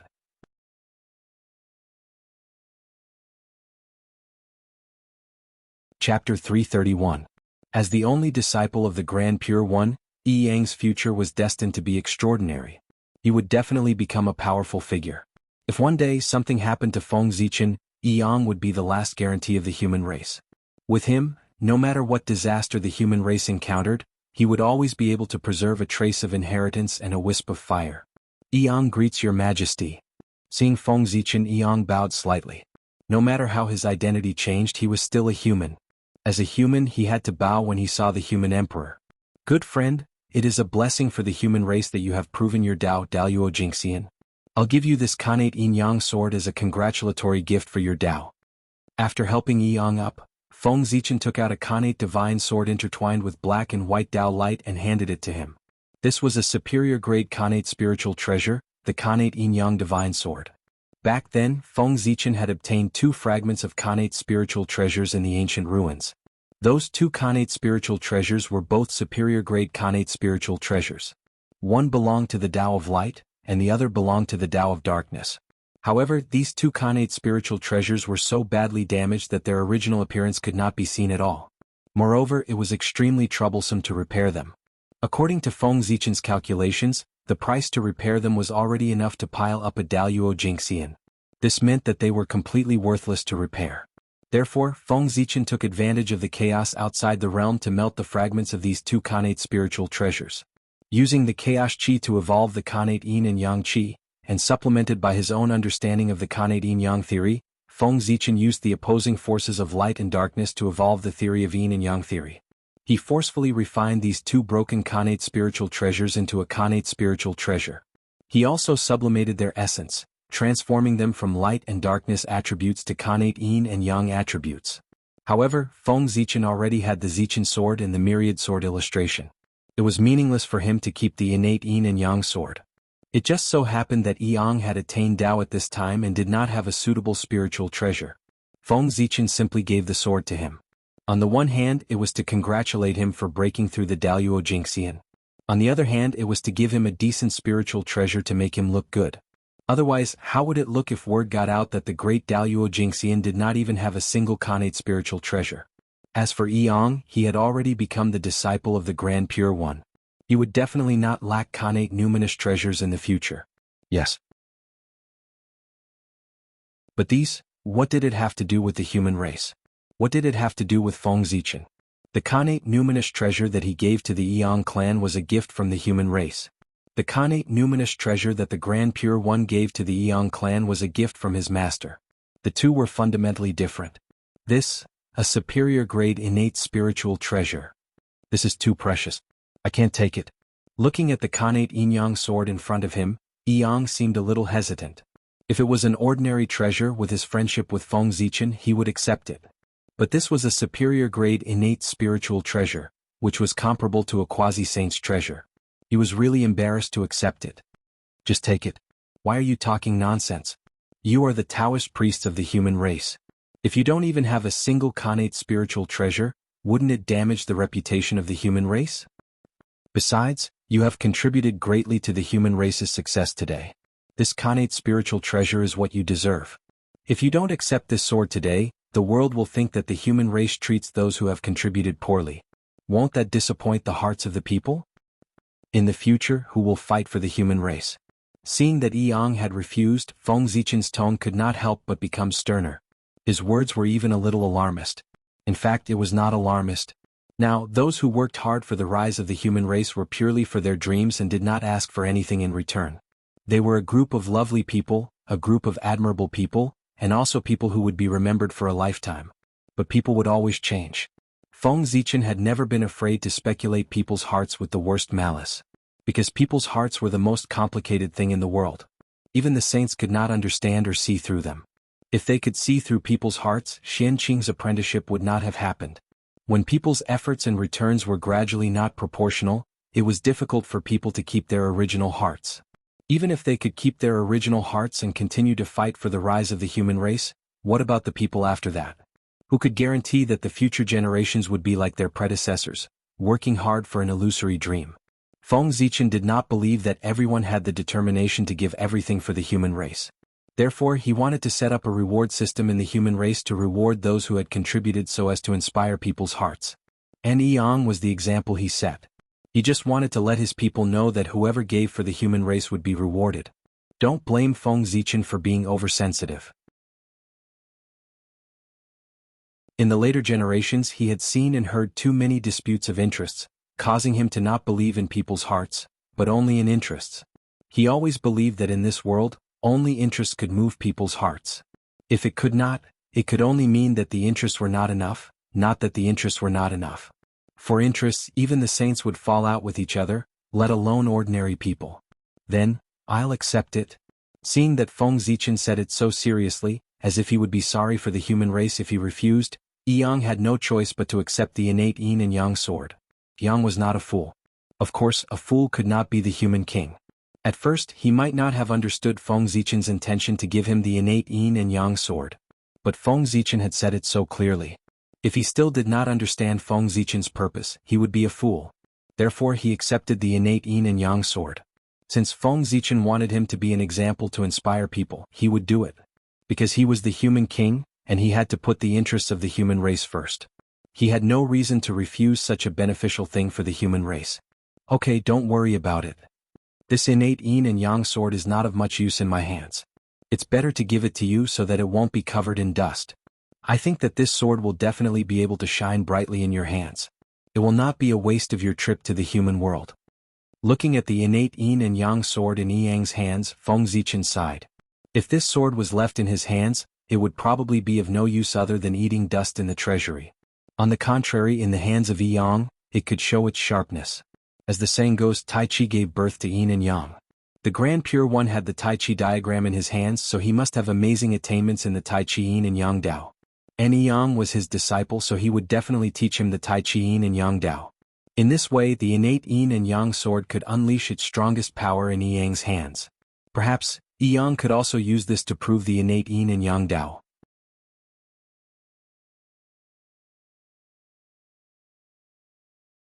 Chapter 332. Your Majesty, you must be joking. You are the ancestor of swordsmanship. All the swords in the primitive world are proud to be your sword.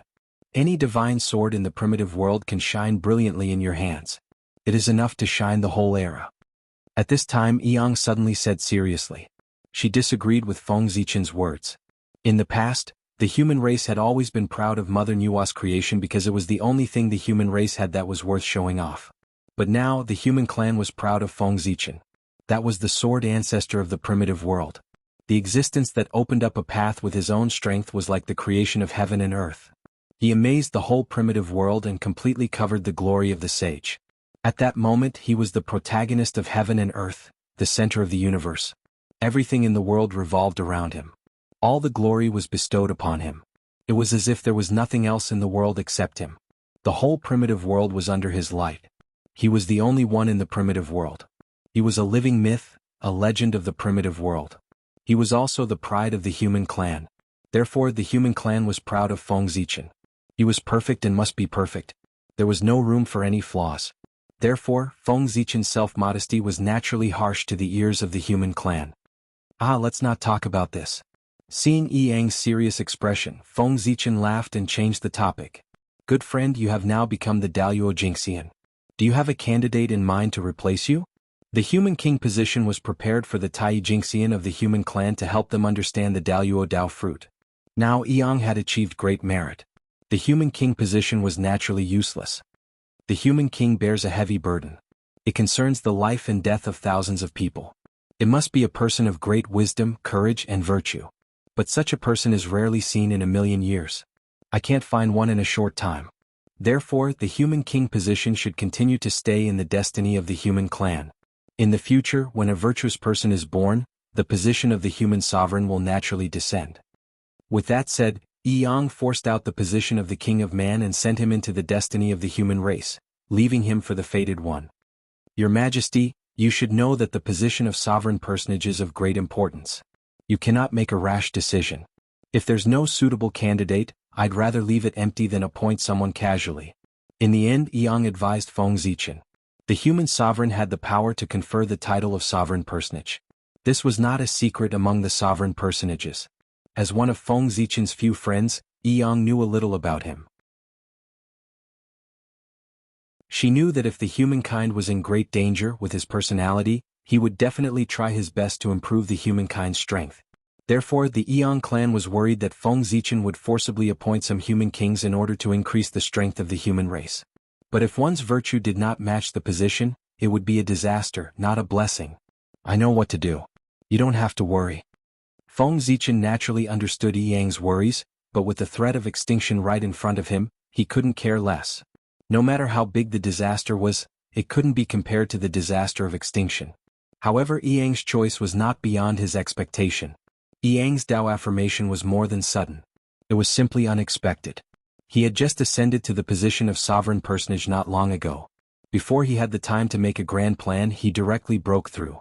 He was probably dumbfounded himself. Not long after ascending to the position of sovereign personage, Yi Yang was so excited that he couldn't help but go to Mount Shouyang to take a look. But he didn't expect that as soon as he arrived at Mount Shouyang, the 9-transformation golden pill flew over by itself. At that time, Yi Yang's mood was extremely complicated. There was surprise, shock, doubt. All kinds of emotions intertwined in his heart. It could be said that it was the most emotional moment in his life. "By the way, Your Majesty, why did you come here?" The two chatted for a long time, and Yi Yang finally brought the topic back to business. "It's a long story." Then Feng Zichen told Yi Yang about the East Sea and the plan to turn Yi City into the business capital of the untainted land. "That's the general idea. You should think about it for a while." After saying that, Feng Zichen gave Yi Yang some time to think.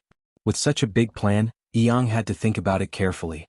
It wasn't something that could be done just because Feng Zichen thought it was okay. Of course, whether Yi Yang agreed to this plan or not, Feng Zichen would carry it out. Because this was the will of the heavens. Just as he wanted to borrow the name of the Grand Pure One to protect his business capital, the Grand Pure One had accepted Yi Yang as his disciple. Now there was nothing to worry about at all. With the disciple of the saint here, who would dare to cause trouble? Wasn't this the will of the heavens? "Your Majesty, your idea is indeed good, but have you thought about what if Master doesn't agree?" Looking at the excited Feng Zichen, Yi Yang pointed out the most fatal flaw in his plan. Everyone knew that the Grand Pure One liked peace and not noise. If Xanadu was established, it would definitely be lively and noisy. In this way, with the personality of the Grand Pure One, how could he be happy? If he wasn't happy, Xanadu wouldn't be established. It doesn't matter. Even if the Grand Pure One doesn't like it, I can establish Xanadu with the Magi. The Magi won't reject my request. How could Feng Zichen not think of such an obvious loophole? He already had a solution. To be honest, in the primordial world, the name of the Magi was much more useful than the name of the Grand Pure One. However, he was worried about the battle between the Magi and the demons. Unless it was absolutely necessary, he would not establish Xanadu and the Magi. Besides, how do you know that the Grand Pure One will definitely reject it? This matter of promoting communication in the primordial world is of great benefit to the primordial world. The saint has no reason to reject it. After a while, Feng Zichen said again. It was the duty of the saint to let the primordial world evolve further. Feng Zichen established Xanadu with the intention of opening up a trade route that would be of great benefit to the primordial world. Even if the saint didn't like it, he had to accept it. Then, I'll ask Master and see what he thinks. After thinking for a while, Yi Yang said hesitantly. That's true. This matter concerns the saint. It's better to ask for his opinion. If he really doesn't agree, we'll do something else. Feng Zichen nodded and replied. If the Grand Pure One said that he didn't like it, Feng Zichen wouldn't ask for a rebuff and establish Xanadu under his nose. It wasn't worth offending a saint for this. Alright, I'll go now. At the same time, I'll ask Master if he can impart the Grand Pure Tao scripture to you. I still remember that Master wanted to take you in as a disciple back then. He should have a good impression of you. After replying to Feng Zichen, Yi Yang turned around and walked towards Mount Shouyang. However, his last words moved Feng Zichen. Yi Yang actually wanted to ask for the Grand Pure Tao scripture for him. This.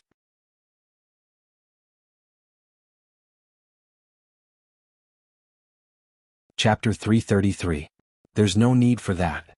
The Grand Pure Taoist scripture is the saint's painstaking effort. If he really wanted to pass it to me, he would have done so back then. But until now, the Grand Pure One hasn't made any moves. Obviously, he doesn't want to pass this scripture to me. So, don't ask lest you make the saint unhappy. After a long while, Feng Zichen said. Not to mention that he already had the Grand Pure Taoist scripture. Even if he didn't, Yi Yang couldn't ask. He had just become a disciple and hadn't done anything yet, but he was already thinking of helping outsiders. Anyone would be unhappy. Feng Zichen was sure that if Yi Yang asked, the Grand Pure One's good impression of him would definitely fall to the bottom. It would be very disadvantageous to his Tao path. Therefore Yi Yang definitely couldn't ask. A bright future was in the distance. If it was ruined because of this, it would be too much of a loss. But, after hesitating for a while, Yi Yang wanted to say something more, but she was interrupted by Feng Zichen. Listen to me, don't ask. I have the inheritance of Goddess Nuwa. I don't lack top-notch Taoist scriptures. You don't have to worry about me. Feng Zichen understood Yi Yang's plan. Therefore he said directly. The Taoist scripture was the scripture of the Great Tao. It was a book that explained the truth of the great Tao. The grand pure Taoist scripture recorded more than just the cultivation method. Of course, if it only recorded the cultivation method, the grand pure Taoist scripture would not have become a top-notch Taoist scripture in the primordial world. The most precious thing on it was the grand pure one's understanding of the great Tao. The saint organized his understanding of the great Tao into books. The books that were formed were Taoist scriptures. To Daoyuo Jingxian, any cultivation method had lost its meaning. They were already the incarnation of the Tao and had reached the peak. If they wanted to improve, they could only deepen their understanding of the Tao and fight for the right to explain the Tao. The saints' insights in the Taoist scripture were resources that could allow them to improve continuously. In Yi Yang's heart, Feng Zichen's aptitude was the best in the primordial world. Few people could compare to him. His luck was enough to shock the world. His perseverance was even more amazing. He was almost perfect. However, Feng Zichen had a fatal shortcoming, which was that he didn't have a systematic inheritance. His foundation was a little shallow. Therefore he wanted to ask for the great pure Taoist scripture for Feng Zichen to make up for his shortcomings. However, Yang did not know Feng Zichen well enough. Putting everything else aside, just the 3 enclosures Tao Sutra passed down by the Emperor Star was already the top Khanate Tao Sutra of the primordial world. It was not weaker than the 3 pure Tao Sutra and was close to the highest Tao Sutra of the Celestial Sect of Wonders, the Yellow Court Sutra. Therefore, Feng Zichen did not lack Taoist scriptures. His foundation was far more than Yang had imagined. Good friend, I am the human emperor, the spokesperson of the Holy Mother in the world. She will not treat me unfairly. Otherwise, without the help of Her Highness Nuwa, how could I have achieved what I have today? Nuwa was Feng Zichen's best shield. If there was anything extraordinary about him, he could push it to Her Highness Nuwa. Anyway, no one could go to the palace of Empress Hua to verify it. Alright, I'll go now. Yang thought about it and nodded. Then she rode a cloud to the 8 Visions Palace. The 8 Visions Palace was on Mount Shouyang, which was next to Yi City. Therefore Yang arrived in front of the 8 Visions Palace in a moment. Disciple Xiandu is here to pay respects to Master. Outside the palace gate, Yang saluted. Come in. Inside the 8 Visions Palace, the Grand Pure One said faintly. At the same time as his voice fell, the tightly shut palace door opened. Without hesitation, Yang stepped in. When they entered the hall, the first thing they saw was a bright Taoist lamp. It was the 8 Visions Palace lamp, the human lamp of the 3 lamps of heaven, earth, and man. It was the top primordial spiritual treasure of the primordial world. There was a purple flame in the lamp. It was called the sky-burning purple flame. It had infinite power and could burn the sky and boil the sea. Unfortunately, because the Grand Pure One had many treasures, this lamp was not famous. It was only used for illumination when he was talking about the scriptures. Yang looked down and saw a purple gold gourd. It was a supreme-grade Khanate spiritual treasure, the purple gold gourd. It was also one of the 7 gourds produced by the Khanate grapevine. It was also a top-grade prehistoric spiritual treasure. It had infinite power, but it was used by the Grand Pure One to refine pills. A few steps forward, Yang saw a Taoist furnace and a fan. That furnace was the Khanate 8 trigrams furnace. It was also a supreme-grade Khanate spiritual treasure. It was the furnace that the Grand Pure One used to refine pills. The fan was not an ordinary item. It was a supreme-grade Khanate spiritual treasure, the Khanate banana fan. Legend had it that when the world was first created, there was a Khanate banana tree on Mount Buzhou. After thousands of years, it obtained the fortune of the world and produced 4 banana leaves.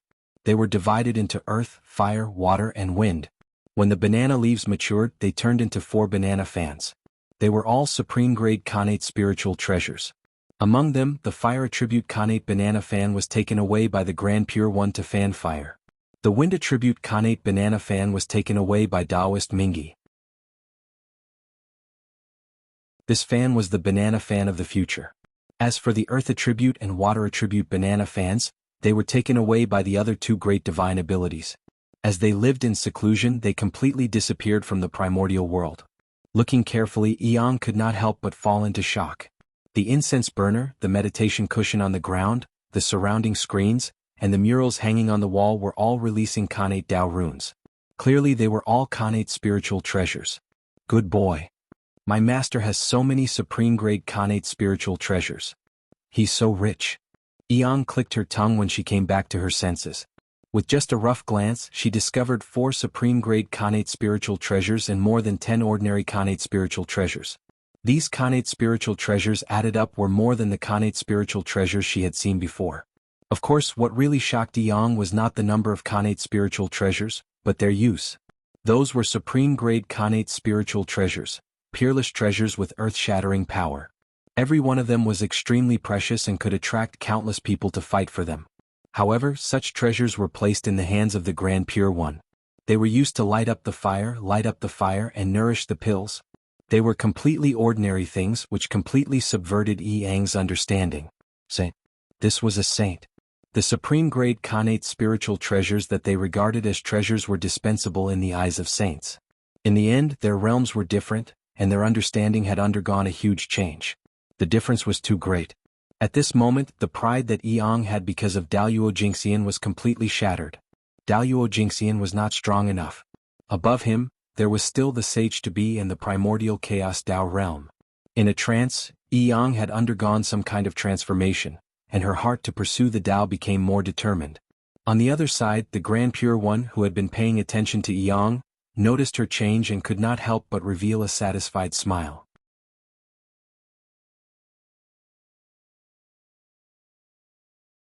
Chapter 334. Shandu, I already know why you're here. I understand your worries. The Eight Visions Palace is a world of its own. As long as I don't want to, no one can disturb me. So just do it. Don't worry about me. Just follow your heart.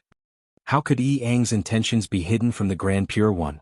As soon as he thought about it, the Grand Pure One understood the cause and effect. If saints were so easy to scheme against, they would not be called saints. Of course, Feng Zichen was an exception. He had Pangu to conceal the secrets of heaven and could do what ordinary people could not. Even if he schemed against saints, saints would not be able to sense it. Thank you, Master. Hearing this, Yang knew in his heart, Shangdu was done. Shangdu was built near Mount Shouyang. Even if the Grand Pure One denied it, the world would not believe that Shangdu had nothing to do with him. Moreover, the manager of Shangdu was his only disciple. You're from the human race and don't have any Dharma treasures. I'll give you this treasure to protect yourself. Looking at Yang, the Grand Pure One suddenly said. Then a red light flew out from his body and landed in Yang's hand, turning into a small red flag. This was the floating flame flag. It was formed from the lotus leaves of the chaos treasure, the green lotus of creation. It was one of the Khanate 5-element flags, a supreme-grade Khanate merit numinous treasure, the southern floating flame flag. This was one of the strongest Khanate numinous treasures, second only to Khanate cardinal treasures. Thank you, Master. Yang said excitedly as he touched the treasure flag in his hand. He had heard Feng Zichen mention the origin of the Khanate 5-element flags, so he knew that it was the top Khanate numinous treasure of the primordial world that could suppress providence. The southern floating flame flag was extremely powerful. It could mess up yin and yang, reverse the 5 elements, and make all evil retreat. Alright. If there's nothing else, you can leave. After bestowing the Dharma treasure, the Grand Pure One began to chase him away. Then, Master, I'll take my leave first. Suppressing his excitement, Yang stood up and walked out. The Grand Pure One has agreed. Just as I expected. In Yi City, the moment the Grand Pure One nodded in agreement, Feng Zichen sensed it. Just as he had thought, the Grand Pure One did not refuse. Of course, he had no reason to refuse something that was beneficial to the development of the primordial world. Although the saints were stronger than the primordial chaos Daluo Jingxian, they were not as carefree and free as they were. They were restricted by the heavenly Dao everywhere. Your Majesty, Master has agreed? After a while, Yang came back and said to Feng Zichen with a happy face. I already know. Feng Zichen nodded and indicated that he already understood. Then he asked Yang curiously. Look at how happy you are. Did you get some treasure from the saint? Just now, when he gave Yang the innate yin and yang sword, he didn't hide it at all in front of everyone. The Grand Pure One naturally saw it clearly. That was another reason why Feng Zichen gave Yang the treasure. Look, although the human race is poor, we still took out a superior grade Khanate numinous treasure as a gift for Yang's Dao attainment. As his master, the Grand Pure One wouldn't be stingy, right? The treasure that he gave out must be extremely precious. Otherwise, if word got out, he would be ridiculed by others. It would really be embarrassing. Your Majesty, look. When he first obtained the treasure, Yang also had the intention to show off. He took it out excitedly and let Feng Zichen have a look. He still remembered how Feng Zichen sounded when he mentioned the Khanate 5-element flags. Floating flame flag. Qianqing had lived in Kunlun Mountain for a long time, so he was naturally familiar with the treasures of Kunlun. Therefore, Feng Zichen recognized the origin of this treasure at a glance. Seeing this item, Feng Zichen knew that he had achieved his goal.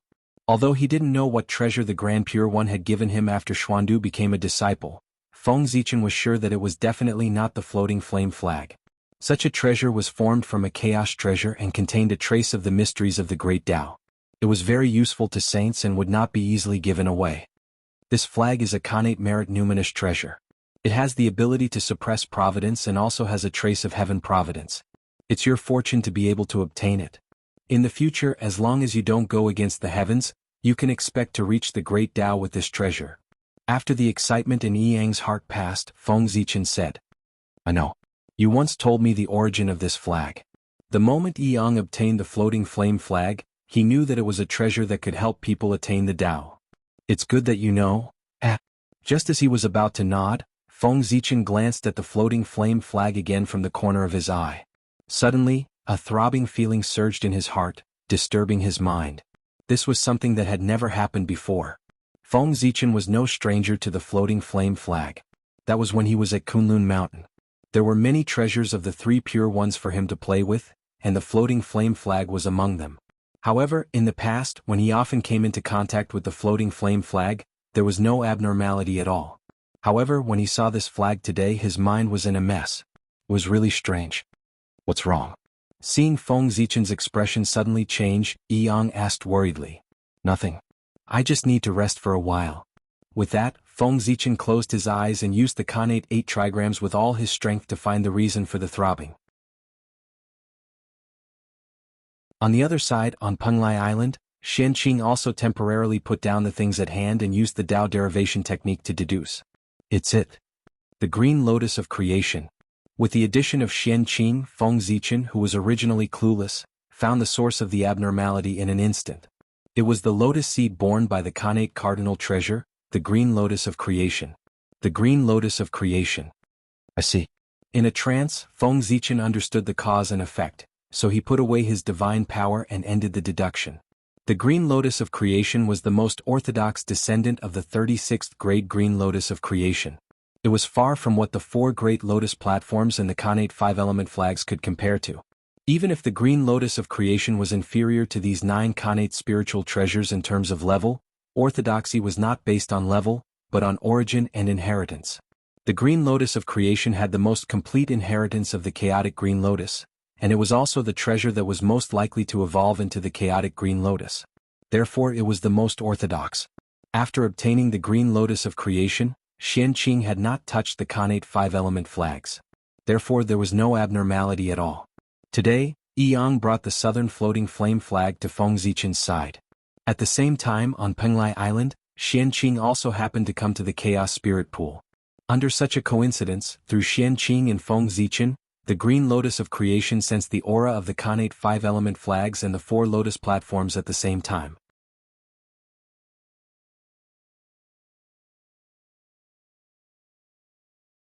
Chapter 335. As if a certain condition had been met, the green lotus of creation seed suddenly underwent an inexplicable change. However, it also seemed to be afraid of something. This change was forcefully suppressed by itself. It did not cause any abnormalities, so Qianqing did not notice it at all. Perhaps it was unwilling or perhaps it was something else, but the green lotus of creation seed still made an effort in the end, causing a trace of abnormality that Feng Zichen noticed. The green lotus of creation seed actually has such an ability. What a heaven-defying creation. He learned of its purpose from the green lotus of creation seed.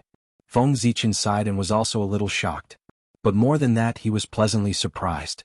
The green lotus of creation seed wanted to grow. That was its purpose. Ever since Qianqing obtained the green lotus of creation seed, he had been idle in the treasure vault. He had never paid any attention to it, let alone helped it grow. Of course, it was not that he looked down on it, but that he had not thought of how to cultivate it. After all, it was a lotus seed borne by the innate cardinal treasure, the green lotus of creation. The innate lotus flower that grew was at least a superior grade innate spirit treasure. However, a superior grade innate spirit treasure was obviously not enough to satisfy Feng Zichen. Therefore he was waiting.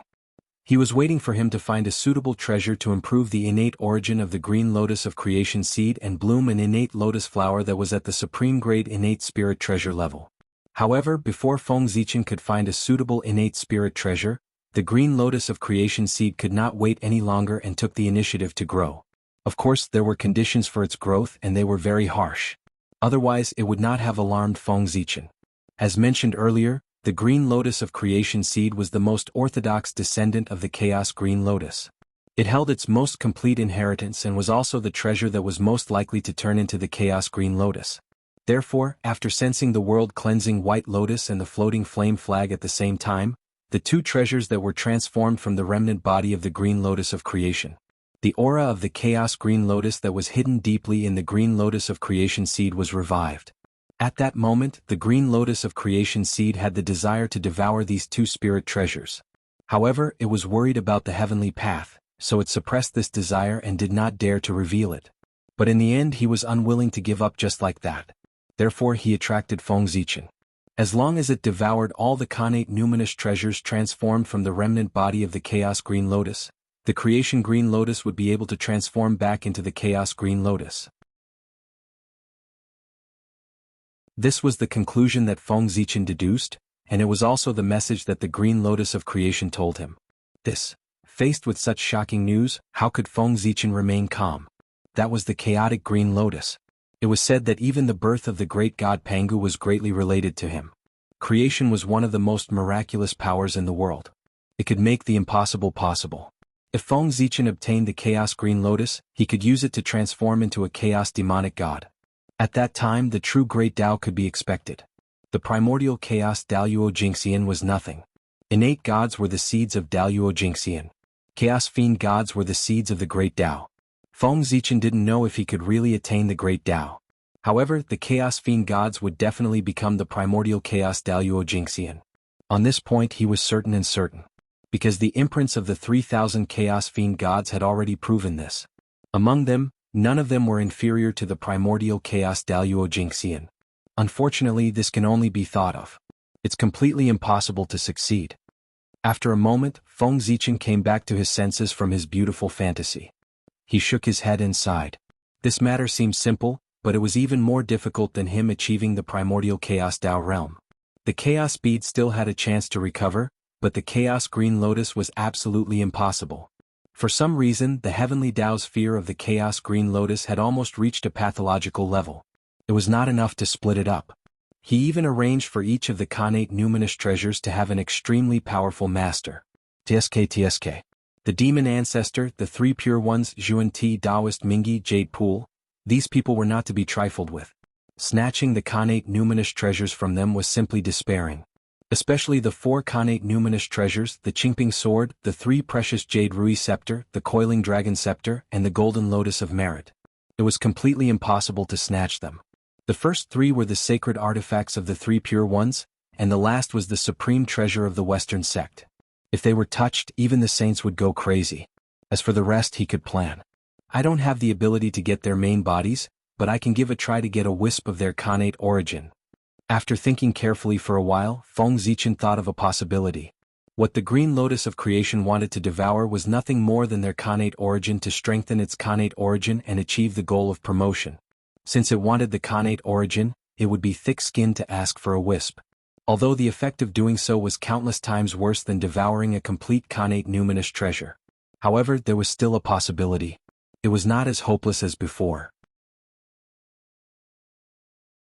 When Feng Zichen gathered the connate five-element flags, the connate origins of the four lotus platforms, and the pure white lotus in his hand, he might be able to let the green lotus of creation devour it. It might be able to restore it to a connate numinous treasure. That was enough. It might not be a good thing to restore it to a chaos numinous treasure.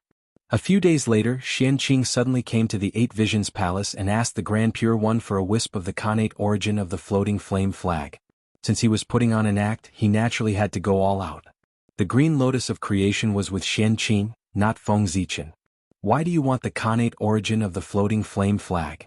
In the Eight Visions Palace, the Grand Pure One asked curiously. If Xianqing asked for the floating flame flag, he would not be puzzled. However, what was a wisp of connate origin? Even a saint could not deduce something that involved a chaos numinous treasure. I accidentally discovered that the Khanate numinous treasure transformed from the remnant body of the Chaos Green Lotus can promote the advancement of the Green Lotus of creation. Therefore I came to ask for a wisp of Khanate origin from you. There was nothing to hide about this and it could not be hidden. When the Green Lotus of creation was born, all karma would appear. At that time nothing could be hidden. Hiding it from the three pure ones now was to bury a mine for the future. Therefore Xianqing told the truth. It should be your good fortune. After listening to Xianqing's description, the Grand Pure One was silent for a long time before he said. The Green Lotus of creation had been in the hands of the three of them for some years. However, no matter how they studied it, they could not discover the secret within. It had only been given to Xianqing for a short while, but he had discovered the secret within. Wasn't that his good fortune? It's a pity that you're too late. I just gave the floating flame flag to your junior brother. Even if I wanted to give it to you, I can't. The Grand Pure One shook his head and smiled. That's okay. Where is junior brother? I'll use other treasures to exchange with him. Xianqing said nonchalantly.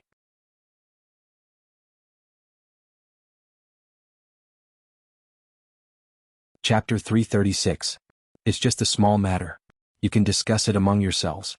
There's no need to bother me. The Grand Pure One waved the horsetail whisk in his hand and said impatiently. It was better for the elders not to interfere in the matters of the younger generation. Otherwise it would be troublesome. The mirror of primordial beginning was right in front of him. The Grand Pure One would understand this principle. All right, then I'll take my leave. With that, Xianqing bowed to the Grand Pure One and turned to leave the Eight Visions Palace. Good friend, I need your help with something. In Yi City, Feng Zichen suddenly said to Yang, what is it? Your Majesty, just say it. I'll do my best. Yang was a little surprised that Feng Zichen wanted to ask him for help. It's not a big deal. I have a good friend, your eldest senior martial brother, Daoist Xianqing, the Nine Heavens Celestial Lord. He wants to ask for a wisp of the floating flame flag's Khanate origin from you. But he's not familiar with you, so he asked me to help. In order to save trouble, Feng Zichen did not let Xianqing come forward. He directly talked to him himself. It's just a small matter. Senior brother can just say it. There's no need to trouble your Majesty. With that, Yang took out the floating flame flag and pulled out a wisp of Khanate origin from it. Is this enough? Yang asked as he handed the Khanate origin to Feng Zichen. It seemed that if Feng Zichen said it was not enough, he would immediately pull out another wisp. Enough, it's enough. Seeing this, Feng Zichen hurriedly said. He could not let him continue.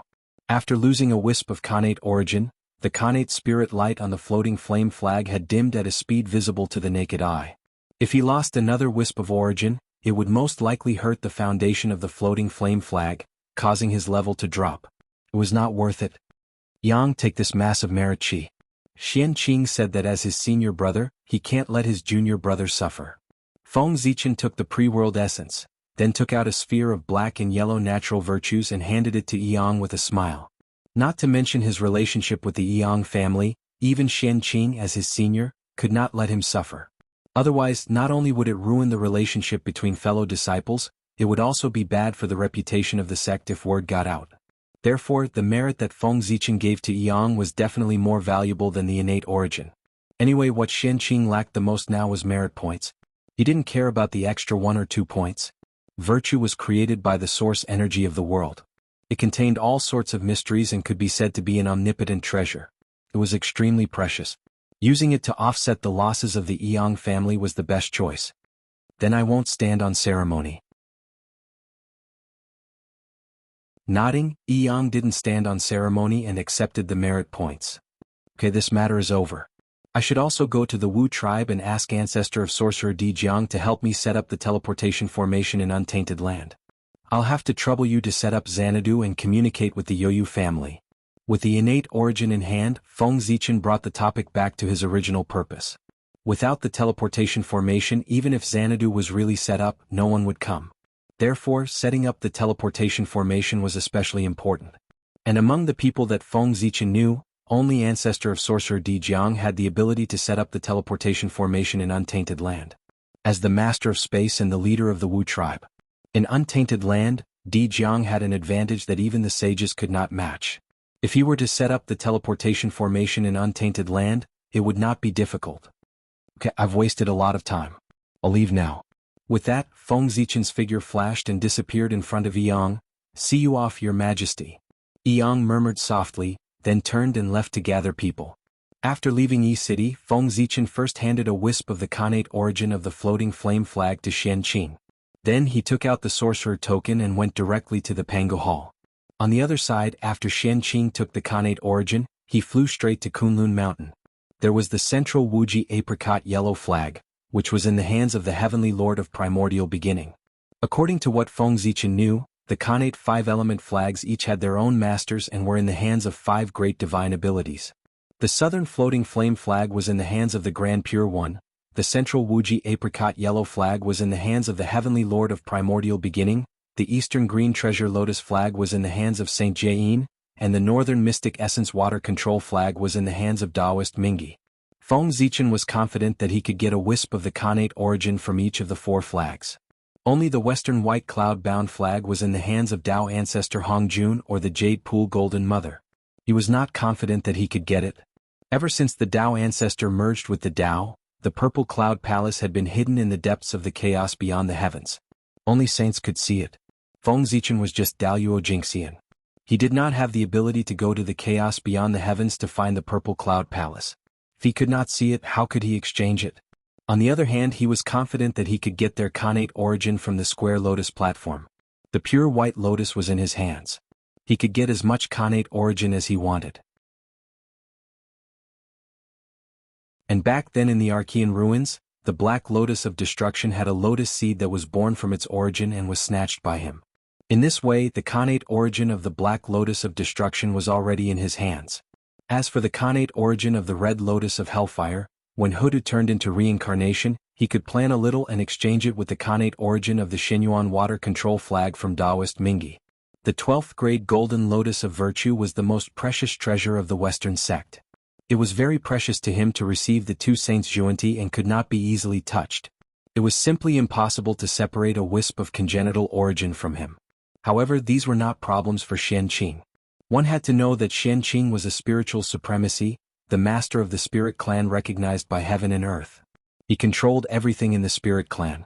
The main body of Saint Juanti was the first Bodhi tree in heaven and earth. He was also considered to be from the spirit clan.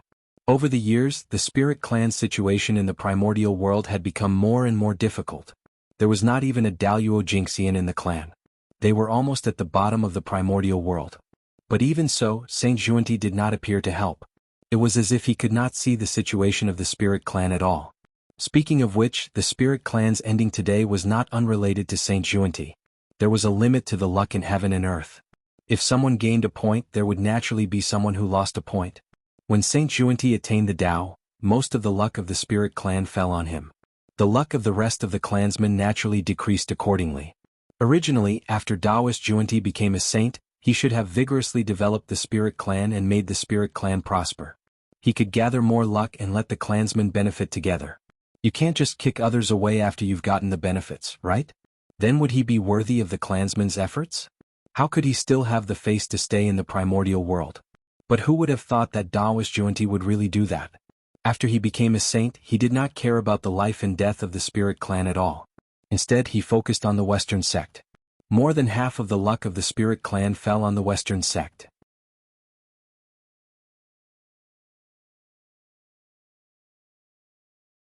Chapter 337. The spirit race's fortune had already fallen greatly after they had ascended to the Tao. After this incident, their fortune was almost completely depleted, and they were on the verge of complete decline. It could be said that there was a huge karma between Taoist Kundi and the spirit clan. Moreover, the more suffering the spirit clan suffered, the more miserable their outcome was, the greater the karma. If the spirit clan was exterminated, it would be fine. Everything would be over when people died. All the karma would be settled. Taoist Kundi could rest easy, just like ancestor Hong Yun. However, the current situation was that although the spirit clan's outcome was miserable, they had been living half dead. As a result, the karma between Taoist Kundi and the spirit clan grew as time passed. Of course, this was nothing to Taoist Kundi. The karma between him and the spirit clan was like a loan. The spirit clan was his creditor. There were 2 ways to repay money. One was to take the initiative to repay it, and the other was to wait for the creditor to ask for it. With Taoist Kundi's personality, he naturally would not take the initiative to settle the karma with the spirit clan. After all, the price was too great. It was enough to shake the foundation of the Western sect. The situation of the spirit clan was more complicated. Their clansmen were scattered all over the primordial world, and their cultivation levels were not high. This meant that the spirit clan lacked cohesion and did not have a powerful person to be in charge. This meant that no one could represent the spirit clan to go to Mount Meru and find Taoist Kundi to settle the karma. Taoist Kundi was happy. No one from the spirit clan came to Mount Meru to settle the karma with him. He could not wait for no one to come. In this way he could sit back and relax. If Taoist Kundi did not return it, no one from the spirit clan would come to ask for it. This karma was put aside. As time passed, this karma was gradually forgotten by the world. Even the spirit clan gradually forgot about this matter. After all, Taoist Kundi's background was considered a secret in the primordial world. Very few people knew about it. It was far from the three pure ones. Everyone in the primordial world knew about his background. After a long time, under Taoist Kundi's intentional blockade, it was normal for the spirit clan to gradually forget about this matter. However, being forgotten by the world did not mean that this matter did not exist. Now, Xianqing had established the Qidan lineage and received the support of tens of thousands of spirits. He was conferred the title by the heavens and earth and became the leader of the spirit race. He was the ruler of the spirit race. In other words, Xianqing was the leader of the Ling clan. If he went to Mount Meru to settle the karma, Taoist Kundi would have to pay him back. Where there is a cause, there is an effect. And once there was karma, it had to be repaid. This was an iron law in the primordial world. Even saints could not violate it. Either Taoist Juanti returned the karma or Xianqing died. Other than these two paths, there was no other way to end the karma. Because of the karma, Taoist Kundi had no chance of attacking Xianqing. If he did not want to return the karma, he could only hope that he had died by accident. With a thought, karma was born. Just as the thought of settling the karma with Mount Meru surfaced in Xianqing's mind, Taoist Juanti sensed it. Not good. Disaster is coming. Taoist Juanti, who was comprehending the great Tao beside the 8 treasures merit pool, suddenly shouted. Black lines suddenly appeared on his body, locking his true soul. In just an instant, his connection with the world was weakened several times. At the same time, Taoist Juanti also discovered that the heaven-earth rules that were usually clearly visible seemed to be covered by a layer of gauze and gradually became blurry. After trying to cultivate, the great Tao of heaven and earth also became obscure and difficult to understand. If he wanted to comprehend it, he needed to put in hundreds of times more effort than before. Everything seemed to have returned to before he achieved the Tao. Karma lock. Junior brother, what happened? How did you form such a huge karma with someone? You actually attracted the karma lock. Taoist Jain, who was at the side, could not help but frown and ask when he saw Taoist Juanti's abnormality. His tone was filled with confusion. Clearly he recognized the origin of the item. As the saying goes, karma is a cycle and retribution is not good. The retribution of good and evil follows like a shadow. Even the people of the celestial sect of wonders had to think of a way to resolve the karma with others. Not to mention the Western sect, which valued karma the most. The black line was the karma line, the manifestation of the Tao of karma in the world. It was tangible but intangible. It could not be touched or touched. It did not harm the human body, soul, or true spirit. It did not harm people at all. There was only one use, and that was to isolate the great Tao of heaven and earth. The karma line wrapped around one's body was like a connate true spirit that was blinded. It was completely isolated from the world and could not comprehend the great Tao, let alone cultivate. In other words, if Taoist Juanti could not resolve this karma, it would be difficult for his cultivation to improve in the future. This is the karma of the spirit race. I didn't expect that he would come looking for me when I was about to forget about this matter. What a disaster. With a thought, Taoist Juanti knew the reason for this matter and could not help but sigh. This karma was not easy to resolve. Over the years, the spirit race had suffered a lot and suffered a lot.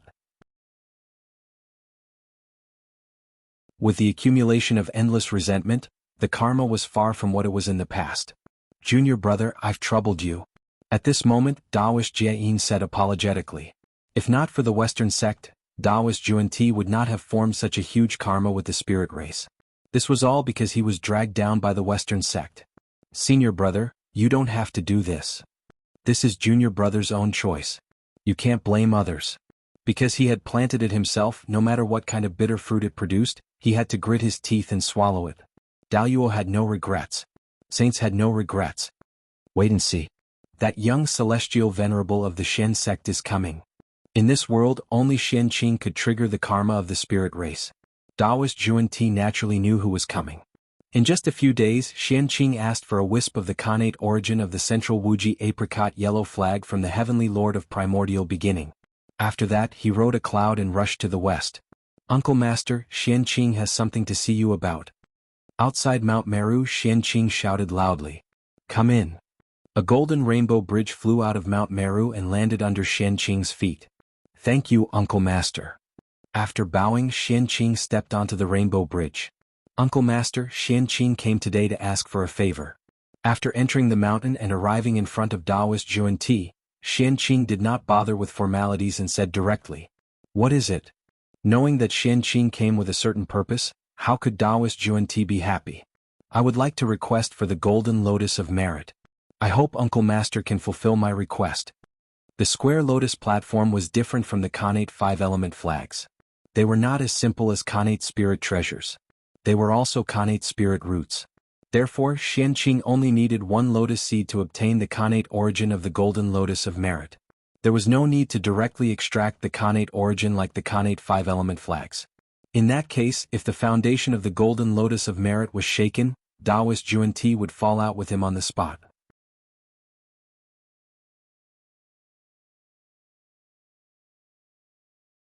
Chapter 338. Golden Lotus Seed? Wait a moment. I'll pluck one for you. Hearing Xianqing's words, Taoist Kundi was stunned at first. Then he heaved a sigh of relief. He thought that Xianqing would make an excessive request. He did not expect him to only ask for a golden lotus seed. Although the golden lotus seed was precious, it was much less than what he had expected. It was still within his tolerance range. Thank you, Uncle Master. Xianqing was not surprised that Taoist Kundi agreed so readily. A golden lotus seed was not enough to hurt the Western sect. At most, it would hurt for a while. It was nothing. Walking into the 8 treasure pool, Taoist Kundi came to the 12th grade golden lotus of merit and plucked a lotus seed with a pained expression. The 2 saints Kundi were very concerned about the golden lotus of merit. Ever since they obtained this treasure, they had raised it in the 8 treasure pool of merit and took care of it carefully. They could not even bear to pluck the lotus seeds that it produced because they were afraid of damaging its origin. This meant that the lotus seeds produced by the golden lotus of merit were all first-generation lotus seeds. Each of them had experienced countless fortunes and were the seeds of superior-grade connate numinous treasures. If nothing went wrong, the connate lotus flower produced by the golden lotus seed would be a superior-grade connate numinous treasure and a superior-grade connate spirit root at the same time. The 12th grade golden lotus of merit had only produced 3 lotus seeds in the Western sect for millions of years. They all contained great fortunes and were rare treasures in the world. One could imagine how precious they were. Now that he had to give one to Xianqing, Taoist Kundi was naturally heartbroken. However, he had to say it and try his best to look happy. This was very uncomfortable and depressing. Martial nephew Xianqing, keep this golden lotus seed well. After leaving the 8 treasure pool of merit, Taoist Kundi handed the golden lotus seed to Xianqing with a smile. He did not show any reluctance in his heart.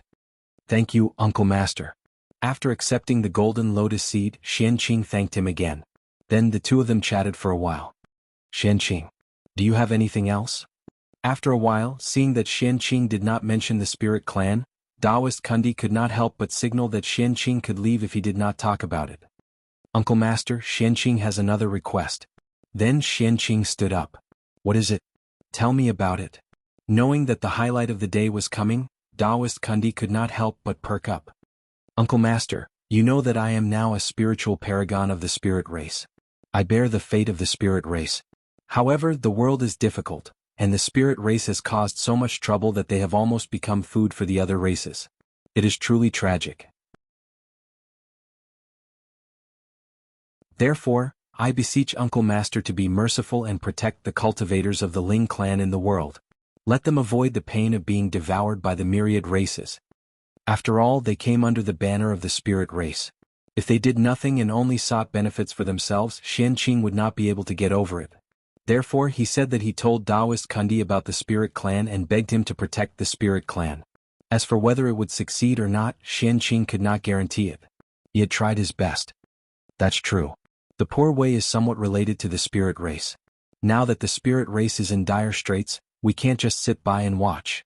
After hearing Xianqing's words, Taoist Kundi said pretentiously. Seeing this, Xianqing could not help but be speechless. At this time he was still pretending as if the spirit race's ending today had nothing to do with him.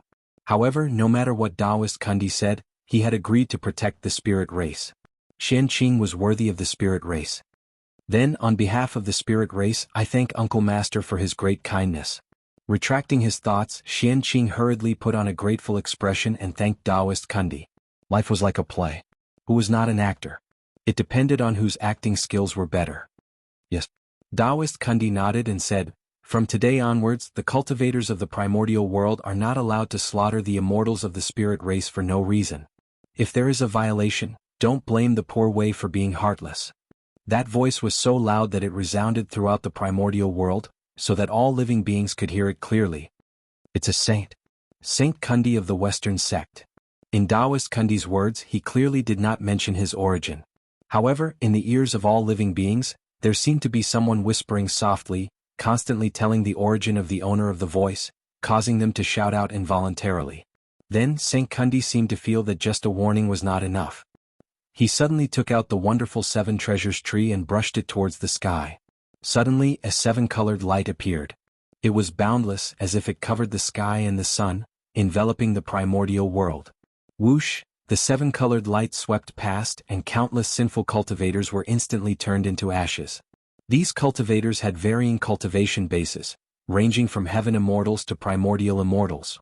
They all had one thing in common, and that was that their cultivation levels were not obtained by refining Kane Chi. They were obtained by devouring spirit race cultivators. Today Taoist Kundi had shown his divinity, and it was their retribution. Devouring living beings for cultivation was not the right path, and it would definitely be hated by the heavenly Tao. If there was no shocking opportunity, it would be difficult to become Daluo Jingxian in this life. Therefore this time, Taoist Kundi attacked and Daluo Jingxian was not involved. On this day, with Taoist Kundi's help, the destiny of the spirit race soared and 9 Tai Jingxian were born in a row. Moreover, with the saint as a backer, no one in the primordial world looked down on the spirit race anymore. Today, countless spirit race members cheered and were so excited that they could not control themselves. They were all grateful for the kindness of the saint. Uncle Master is merciful. Xianqing is impressed. On Mount Meru, Xianqing hurriedly expressed his admiration for Taoist Kundi when he saw this scene. Although he was not protecting the entire spirit race but only the immortals of the spirit race, Xianqing was already very satisfied. It was not a day or two that the living beings of the primordial world had gathered spirit herbs to cultivate. It had long become a habit. If they were suddenly not allowed to gather spirit herbs, they would probably explode. If the mighty power of the human Tao descended under the anger of the crowd, even a saint would not end well.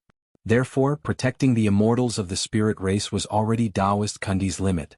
Since Taoist Kundi had already done so much, what was there for Xianqing to be dissatisfied with? As the destiny of the spirit race flowed back, the karma threads on Taoist Kundi's body also began to fade and disappear from his body. In an instant, the haze that enveloped his heart dissipated. The feeling of being one with heaven and earth and the myriad Tao returned to him. His cultivation was no longer restricted. It was as if karma had been settled. Of course, this was only Taoist Kundi's illusion. Although the karma threads had retreated, karma had not been settled. The spirit race had suffered a calamity for countless years and lived in fear all day. Countless clansmen had died. How could such karma be repaid so easily? Now it was only temporarily suppressed. If he wanted to completely settle it, he had to see Taoist Kundi's performance in the future.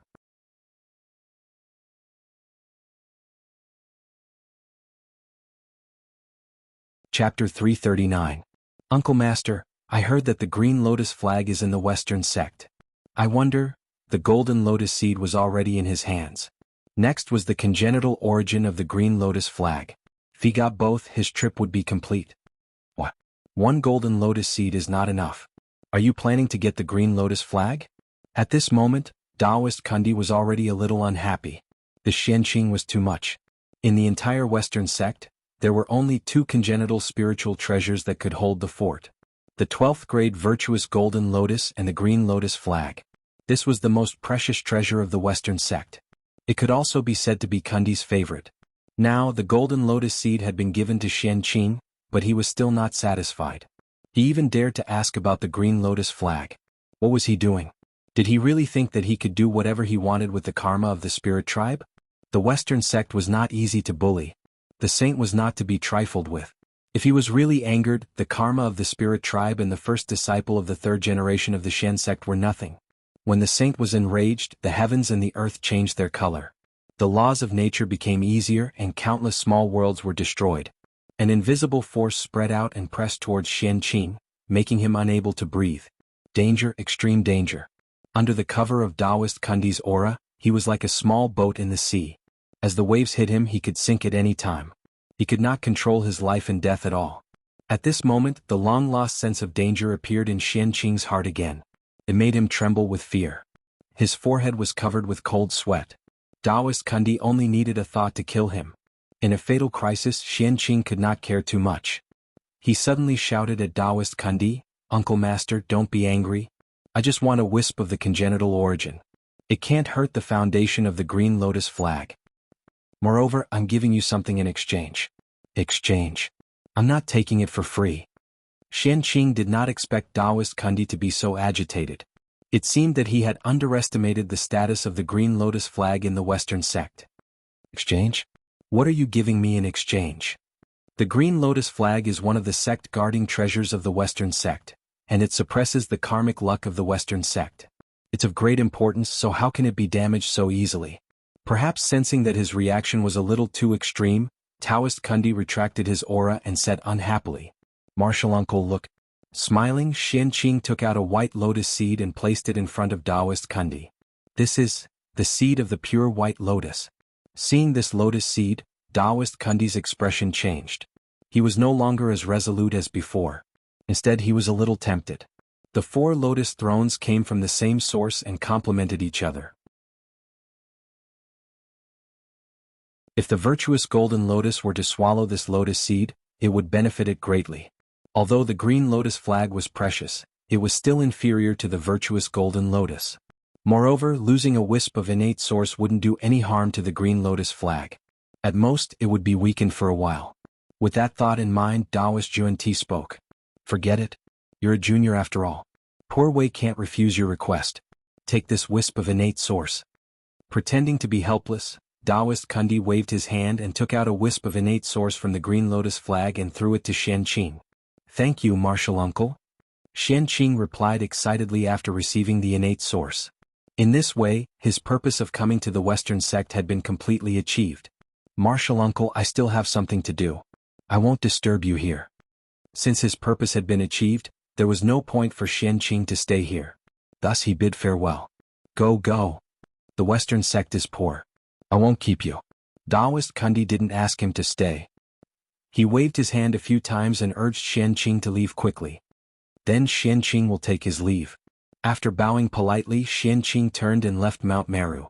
Now, apart from the red lotus of hellfire, he had obtained all the lotus seeds of the 4 lotus thrones.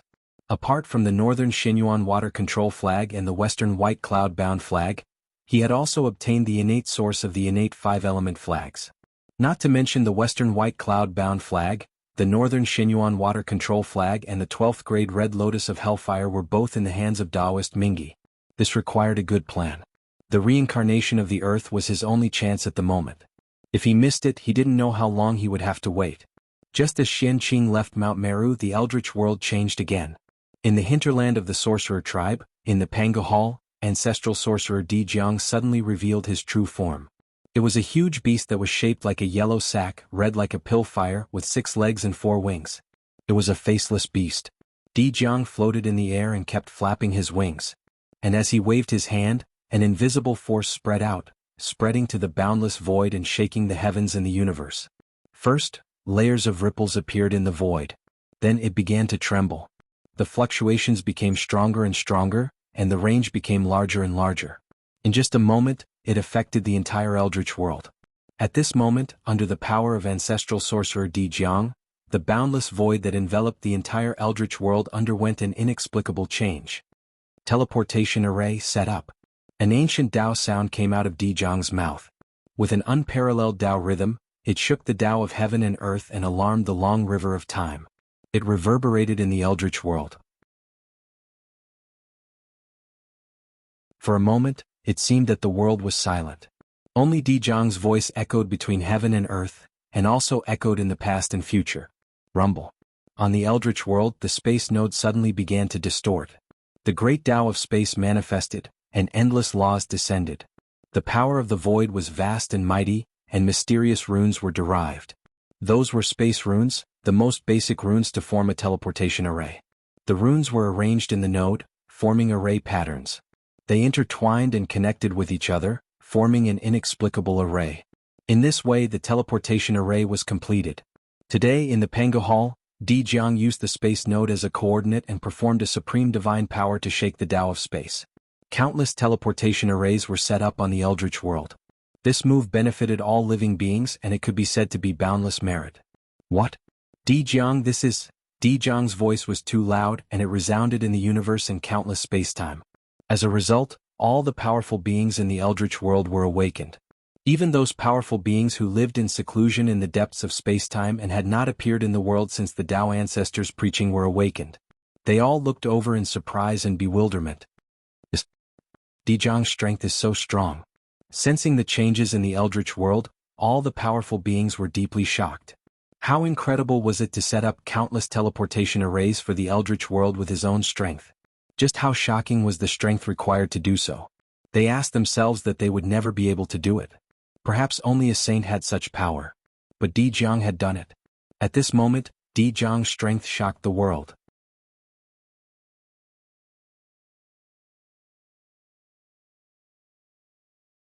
Chapter 340. After receiving the true teachings of the path of gods and demons from Feng Zichen, the 12 ancestral sorcerers could be said to have obtained great benefits. Over the years, their cultivation had advanced by leaps and bounds. They were only half a step away from the supreme primordial chaos Tao realm. Moreover, they were not like Feng Zichen, who used the primordial chaos Tao diagram to reverse engineer Pangu's Tao body. Instead, they dug deep into their own potential and fully exerted their advantages. With their own laws as a guide, they continued to deduce and refine a primordial chaos Tao body that belonged to them. The 12 ancestral sorcerers were formed from Pangu's blood essence. Each of them had divine abilities and unlimited potential. Of course, this was the best choice. However, Feng Zichen was different. He was a postnatal life form and his potential was limited. If he could not reverse to Pangu's Tao body, he would probably never have the chance to become Daluo Jingxian in this lifetime. It had to be said that this world was full of injustice. The starting point of the Khanate God Fiend was the end point of most postnatal life forms. In other words, from the moment the Khanate God Fiend was born, their achievements were the result of a lifetime of hard work by postnatal life forms. So, the biological son of heaven and earth was not an exaggeration. Thank you, ancestral sorcerer. In Pangu's hall, Feng Zichen thanked Di Zhang, who had recovered his Tao body. Phew, you're welcome, sorcerer. This matter is also beneficial to the sorcerer clan. Even if it wasn't your request, I would have done it. After taking a few breaths, Di Zhang said tiredly. Obviously he had consumed a lot of energy. Although Di Zhang's strength was powerful, he was not the primordial chaos Daluo Jingxian after all. Setting up teleportation arrays for the primordial chaos was such a big thing. If he could complete such a big thing without any cost. In the primordial chaos, who could be his opponent? Therefore the price Di Zhang paid was not small. After this matter was completed, his magic power was almost drained. This was not a small matter. The magic power that Daluo Jingxian's body could hold was almost comparable to the total spiritual energy contained in an upper-class world. Not to mention a quasi-saint like Di Jun. Without tens of thousands of years or even hundreds of thousands of years, he might not be able to recover. Rumble. Above the sky, a brilliant golden light appeared. It was incomparably dazzling and emitted an auspicious and holy aura. The Shenhuang merit was here. Di Zhang's actions had connected the east and south of the primordial world. Billions of living beings had benefited from it. It was a great merit. Therefore the heavenly Tao bestowed merit as a reward. However, Di Zhang was in the Pangu Hall. The heavenly Tao searched the entire primordial world but did not find any traces of him.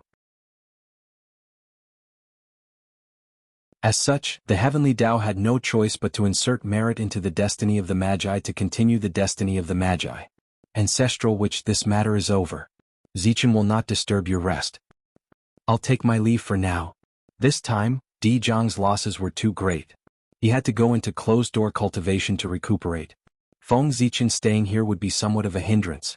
Moreover, he had already achieved his goal, so there was no point in staying any longer. Then Magus, take care.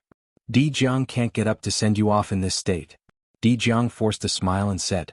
The exhaustion in his tone could no longer be concealed. Ancestral witch, just rest at ease and recuperate. Zichen will go now. After bowing to Di Jiang, Feng Zichen formed a Dao seal and disappeared from the Pango Hall. After leaving the Pango Hall, Feng Zichen casually broke through the void and stepped in, rushing into the distance. However, his destination was not the human race but the netherworld Blood Sea. When he was in the Pango Hall, he had already heard that the Lady of Earth had gone out to travel.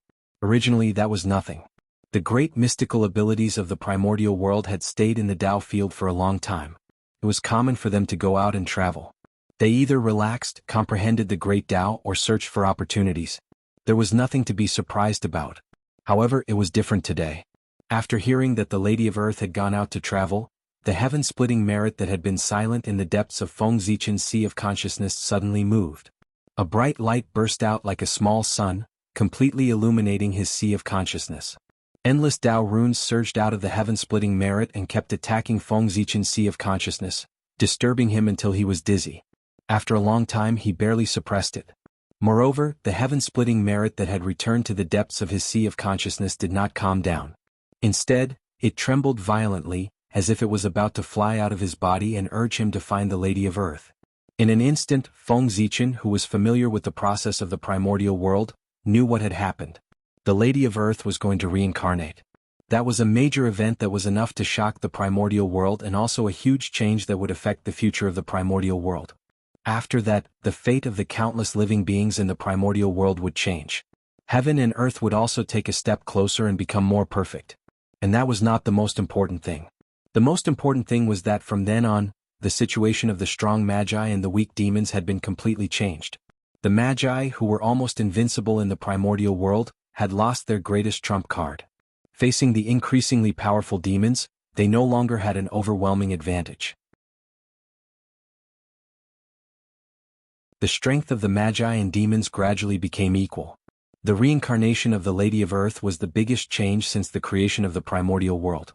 Its influence was endless and far-reaching. The situation of the primordial world had been changed because of it. Many changes in the future had also occurred because of it. That change was engraved in the history of the primordial world. It could not be changed, erased, or hidden. Countless descendants knew about it and remembered it. Therefore, after bidding farewell to Di Jiang, Feng Zichen rushed to the netherworld Blood Sea. He wanted to witness that historic moment with his own eyes. As for why he wanted to go to the netherworld Blood Sea and not elsewhere, that was because the primordial world was boundless. Who knew where the Lady of Earth had traveled to? Rashly looking for her was no different from looking for a needle in a haystack. It would be uncomfortable if others did not find her and missed the time to reincarnate. It was better to go to the netherworld Blood Sea and wait.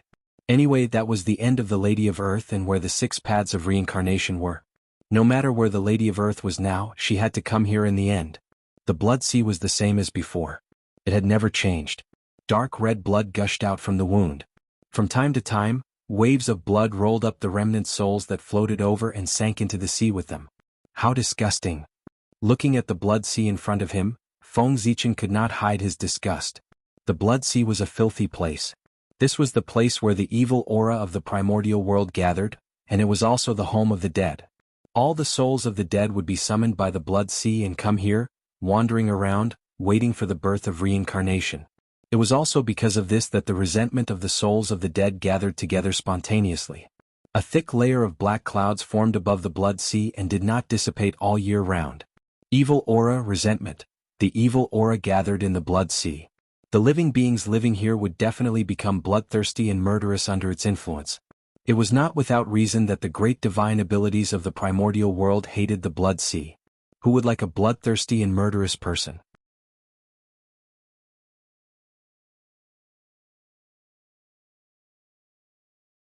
Chapter 341. Even ordinary people would inevitably be affected by the filthy aura after staying in the blood sea for a long time, causing their personality to change drastically. It was fine if it was mild. At most, they would become bloodthirsty and murderous like the living beings of the blood sea. If it was serious, the evil aura would enter their bodies and they would lose their minds. They would become puppets that only knew how to kill, no different from a dead person. No, it was worse than a dead person. It was a fate worse than death. In terms of origin, the Netherworld Blood Sea was formed from Panga's navel. It is indeed the top holy land of the primordial world and has countless opportunities. Unfortunately, apart from the Khanate god-fiend Taoist Mingi, who was born in the Blood Sea, no one else has the fortune to enjoy such a place of creation. Looking at the endless blood sea in front of him and thinking about its origin, Feng Zichen sighed. As a part of Panga's body, the blood sea had endless opportunities. It was not inferior to the 36 grotto heavens and 72 blessed lands of the primordial world. It was a top-notch cultivation holy land. The 12th grade karmic fire red lotus, the northern mystic essence water control flag, and the 2 Khanate killing swords, the 4 supreme grade Khanate numinous treasures, were all born in the blood sea. From this, it could be seen how rich the origin of the blood sea was. However, even so, no great mystical abilities of the primordial world came to stay here. It was not that they were afraid of Taoist Mingi, but that this place was really unapproachable. The blood sea was filthy. If one could not adapt to the environment here, they would enter rashly to cultivate. Not to mention obtaining results, even not being injured by it was already the greatest gain. Therefore, the attributes of the blood sea were unique and clashed with other great mystical abilities. As a result, no one came to set up a Dao field here, causing the huge blood sea to fall into the hands of Taoist Mingi. Otherwise, how could Taoist Mingi alone guard the blood sea, a top holy land of the primordial world? Even if the 3 pure ones were invincible, they did not occupy Kunlun Mountain alone. They only occupied the best territory of Kunlun Mountain, East Kunlun. They gave the remaining places like West Kunlun to the other great mystical abilities. Even the 3 pure ones were like that, let alone them. The reason why Mingi Taoist could monopolize the blood sea was not because of his abilities, but because of his geographical advantage. If the blood sea was like the other holy lands where everyone could go, it would have been crowded to the brim with the creation it contained. It was already considered good that the Netherworld River could occupy a piece of the blood sea. It's rare for me to come to the blood sea. If I don't go in and take a look, wouldn't it be a pity? With a thought, Feng Zichen decided to explore the blood sea. At that moment, without hesitation, Hongming's Dao light rose from his body. Then he cast a Dao spell and set off a wave of blood. He walked into the sea of blood. The Nether Blood Sea was a famous dangerous place in the untainted land. Inside, waves of blood were rolling. Fish and prawns were dead and birds and insects were absent. All the evil chi of heaven and earth had gathered here. Even if an ordinary Tai Jingxian were to accidentally fall into it, they would be bewitched by the evil aura within a few days and become a puppet. If a golden immortal were to fall into it, he would be turned into a pool of filthy blood and become a part of the sea of blood. The danger of the blood sea was terrifying. However, Feng Zichen was a Daluo Jingxian. No matter how fierce the blood sea was, it could not hurt him at all. It was the filthy aura that gathered from all over the untainted land that swayed in front of him from time to time. It was unavoidable that it would annoy him. A ray of purple light bloomed from Feng Zichen's body. It was purple and lustrous like flowing water. It was magical and abnormally gorgeous. It expelled all the filthy aura around him and purified the blood water. In the blink of an eye, the evil aura within 1,000 feet of Feng Zichen disappeared. The blood water also turned from dark red to bright red. It was sparkling and extraordinary. This magical purple light was not emitted by Feng Zichen, but by the merit of creation. It seemed that even he could not stand the environment of the blood sea and could not help but purify the surroundings. Speaking of which, since Feng Zichen came to the Nether Blood Sea, the merit of creation that had been trembling suddenly stopped trembling and returned to calmness. It was as if the Nether Blood Sea was his destination. This magical scene also made Feng Zichen certain that the merit of creation was indeed related to Hutu. Just as he had guessed before, Pangu had left it for Hutu and sent it out through him. So, this thing is really not fated with me. Although he had guessed it, Feng Zichen was still a little reluctant after confirming it. That was 10% of the merit of creation. The merit that could create a saint. Who would not like such a treasure? Moreover, this treasure had already been obtained. A cooked duck was about to fly away. No one would feel good. If one did not get it, one would not feel pain. If one got it and lost it again, it would be unbearable. At this moment, Feng Zichen could not help but feel dissatisfied with Pangu. He felt that he was playing with him. Otherwise, why would he give the merit of creation to him instead of directly giving it to Hutu? Greed. The source of all evil, one of the original sins of countless living beings. Under the influence of greed, Feng Zichen's heart was distorted. Under this influence, his face became ferocious and looked extremely ugly. The so-called appearance was born from the heart. This was it. Gains and losses, gains and losses. If one could not see through it, it would be a tribulation. At this moment, Feng Zichen's tribulation had arrived. This was the tribulation of the path. There was no way to avoid it. There was no way to escape. He could only face it calmly. Feng Zichen was still too young. In just a few 100,000 years, he had achieved what others had achieved in tens of millions or even hundreds of millions of years. In addition, his journey had been too smooth and he had not encountered any major setbacks. It was inevitable that he would be arrogant and willful, causing a flaw to appear in his state of mind. This was a drawback caused by cultivating too quickly. Now, under the dual influence of gains and losses and greed, Feng Zichen's state of mind was completely lost. The drawbacks caused by the cultivation over the years erupted together and turned into a tribulation of the path that suddenly attacked. Tribulation of the path, tribulation of the path. It was the tribulation of the path, but also the tribulation of the path destruction. After breaking through the tribulation of the path, one's cultivation would improve greatly. This was the tribulation of the path. If one could not survive the tribulation of the path, their path would be shattered and their strength would drop greatly. Although they would not lose Daluo's path, it would be difficult for them to improve in the future. In fact, it was almost impossible for them to even retain their original strength. In the tribulation of the path, danger and opportunity coexisted. Whether one could seize the opportunity depended on themselves. One could see that on Feng Zichen's body, wisps of black gas appeared, emitting the smell of decay and eroding his path. This was the aura of the end of everything. Under its power, the universe would be destroyed, the laws would collapse, and the path would disintegrate. It could bring the end to all things and let everything return to its original point. Nothing. The tribulation of the path had arrived. At the critical moment, the heaven-splitting merit suddenly shone brightly, lighting up Feng Zichen's sea of consciousness and dispelling all the haze. The aura of the end brought by the tribulation of the path was immediately suppressed. At the same time, with the help of the heaven-splitting merit, Feng Zichen temporarily recovered a trace of clarity.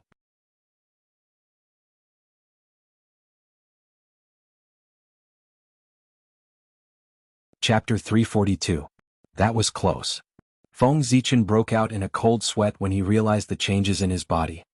His mind was distracted, and the path calamity was upon him. If he didn't have merit to protect him today, he would be in danger this time. Feng Zichen didn't dare to hesitate. He mobilized all the power he could to suppress the chi of demise in his body. Whoosh! A dazzling sword light descended, slashing toward the chi of demise with an aura that could destroy everything. This was the Khanate sword path. Stars appeared one after another, blossoming with fine radiance. They connected together in the void, turning into a boundless river of stars that surged towards the aura of termination in a mighty manner. As the river of stars surged, it was as if the river of time and space had descended. The void was distorted and time was disrupted. The past and future appeared together, surging with the power of time and space. In the blink of an eye, the world had changed. The sword light swept out, extremely sharp, and shredded the chi of demise into pieces. The river of stars surged, sweeping up the power of time and drowning the chi of demise. In an instant, endless time passed.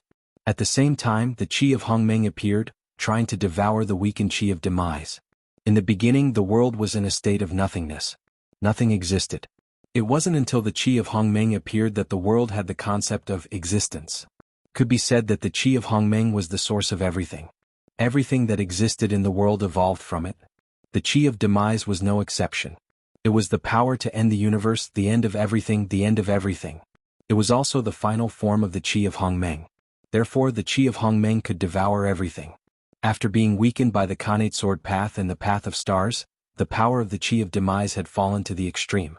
Facing the chi of Hongmeng, which was like its natural enemy, it was devoured without any resistance. As such, Feng Zichen's crisis was temporarily alleviated. But if the path calamity didn't disappear, the crisis wouldn't be over. The Qi of demise would definitely come back and completely destroy Feng Zichen's path. It's all because of greed. After calming down, how could Feng Zichen not know where this Tao tribulation came from? It was clearly caused by his greed for the merit of opening the heavens. Years ago, in the belly of Mount Buzhou, the Hongmeng Tao seal suddenly shattered the Hongmeng heaven-measuring ruler, causing Feng Zichen to commit a heinous crime and be entangled with boundless karma. After that, Pangu's manifested and asked him to give the merit of creation to the fated person to offset the sins he had committed. Feng Zichen managed to keep his life. As for why Pangu didn't directly give the merit points to Hutu, Feng Zichen didn't understand at that time. However, after this incident, the Lord of Destiny, who had learned about the merit of splitting open the heavens, saw a hint of something. If Pangu directly gave the merit of creation to Hutu, the first thing Hutu would do after obtaining the merit of creation was to integrate it into the luck of the wizard tribe to strengthen the wizard tribe. In this way, wouldn't it be contrary to Pangu's original intention? Therefore, he placed the heaven-splitting merit in Feng Zichen's body. On the one hand, he was waiting for the right time. On the other hand, he could also protect Feng Zichen's safety, improve his luck, and help him cultivate so that he could cultivate the tree of world with peace of mind. Did he really think that Feng Zichen had relied on his own ability to obtain countless opportunities since his debut? Although part of it was because of his own ability, it was more because of the influence of the merit of creation. How could a treasure that could allow someone to ascend to the same position not be extraordinary? I can have today's achievements all because of the favor of the great Taoist priests. It can be said that I am indebted to the great Taoist priests for achieving the Tao. But today, thinking about what he had just thought, Feng Zichen felt extremely ashamed and wanted to find a hole to hide in. It's really greed that gives birth to evil thoughts. The tribulation is born from the heart. The ancients didn't lie to me. After understanding the origin of the Tao tribulation, it was much easier to solve it. This tribulation was born from greed, and it should be destroyed because of greed. After calming down, Feng Zichen silently recited the 3 enclosures Taoist scripture in his heart. Suddenly, all kinds of enlightenment of the great Tao floated in his heart. An aura like the starry sky was emitted from his body. It was quiet, ancient, and deep. The 3 enclosures Taoist scripture was a Taoist scripture that existed from the beginning. It was born in the Ziwei star and had the same origin as the heavenly Tao. It recorded the truth of the stars, the rules of the universe, and the secrets of the origin of heaven and earth. It was also the origin of the stars, the supreme scripture of the primitive age, and also the strongest scripture that Feng Zichen had mastered. The moment the 3 enclosures Taoist scripture rang, Feng Zichen changed. He became extremely ethereal. His true spirit seemed to have surpassed his physical body and merged with the boundless starry sky. He was incomparably mighty and vast. At this moment, the merit of splitting open the heavens became even more brilliant. The purple brilliance was like flowing water, brushing past Feng Zichen's heart and helping him to gain enlightenment. At the same time, Hongmeng Daozhong also began to vibrate. The melodious sound of the bell rang. It was incomparably ethereal. When it fell into Feng Zichen's ears, it was like the sound of the great Tao. It was deafening and enlightening, leading him into the Tao realm. At this moment, with the help of these powers, Feng Zichen's state of mind reached an unprecedented peak. It was extremely clear and flawless. With a cold shout, the power of the soul gushed out and turned into an invisible sword in the air.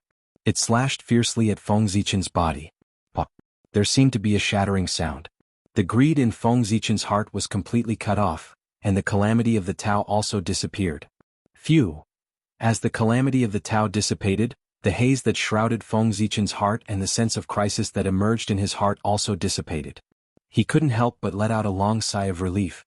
This was nothing more than surviving a calamity. My state of mind is still not good enough. It seems that I have to settle down for a period of time in my cultivation in the future. I also have to spend more effort in polishing my state of mind, so that what happened today won't happen again in the future. In the end, Feng Zichen sighed with lingering fear. The calamity of the Tao this time was said to be caused by greed. In fact, it was because his state of mind was not good enough. Otherwise, if his state of mind was strong enough, how could he be affected by mere greed? At the end of the day, it was because his cultivation had advanced too quickly. He had pursued too much strength and neglected the cultivation of his state of mind. When others cultivated, it was mostly because their state of mind had reached a certain level. When everything was ready, they would then make a breakthrough. However, Feng Zichen's cultivation was different. When his strength reached a certain level, he forcefully promoted the advancement of his state. In this way, although the cultivation speed was fast, it was inevitable that there would be flaws in his state of mind. Of course, Feng Zichen understood the hidden dangers of such cultivation. However, he had no other choice. The calamity was right in front of him. Only by working hard to improve his strength would he have a chance of survival. In order to seek a chance to survive, he couldn't care too much. According to his original plan, he planned to wait until the calamity of the Lich and Demon was over. During the time when the untainted land was recuperating, he would polish his state of mind to make up for his hidden dangers.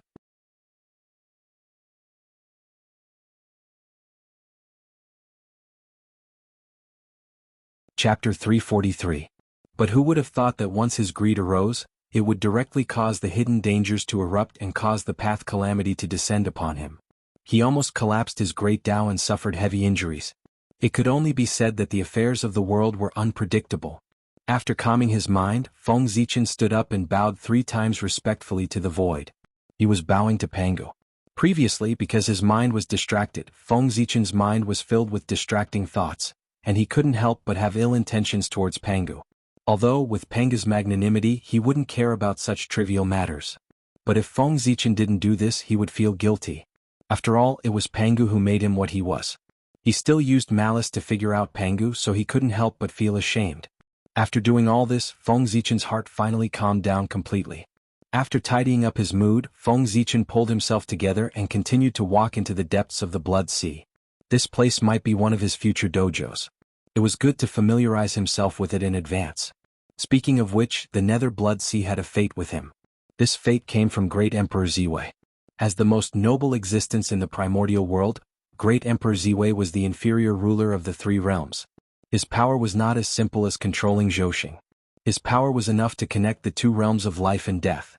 In the Heaven realm, Great Emperor Ziwei was one of the 4 emperors. He was high and mighty and dominated the operation of the stars. In the human world, Great Emperor Ziwei was the lord of all things. He commanded mountains, rivers, plants, wind, rain, thunder, and lightning. He was the king of all phenomena. Even the change of the emperors of the human world was under his control. In the Netherworld realm, Great Emperor Ziwei transformed into the Great Emperor of Fengdu. He dominated the Netherworld and ruled over all ghosts. He was the supreme god of the Netherworld. Great Emperor Ziwei was the ruler of the stars, the ruler of all spells, and the ruler of Fengdu.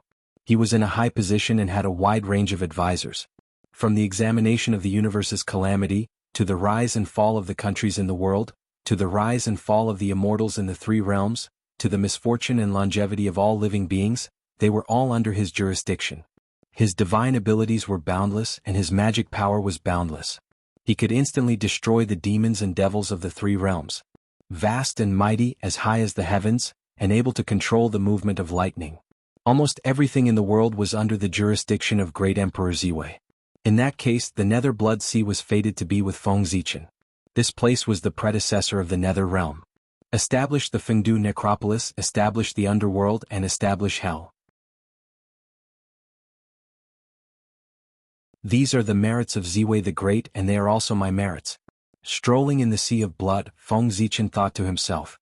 After Ho-Tu turned into reincarnation, the Netherworld was born to accept the 6 paths of reincarnation and take in the endless souls of the primordial world.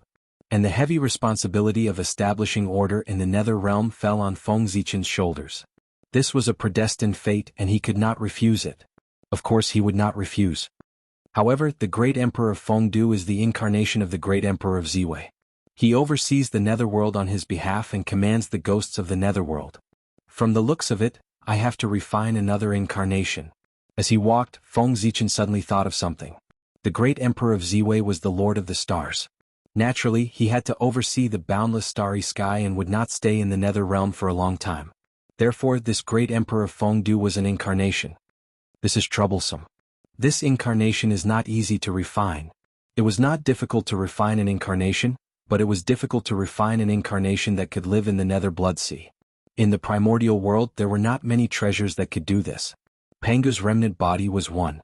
However, anything left behind by Pangu could live like a fish in water anywhere in the primordial world.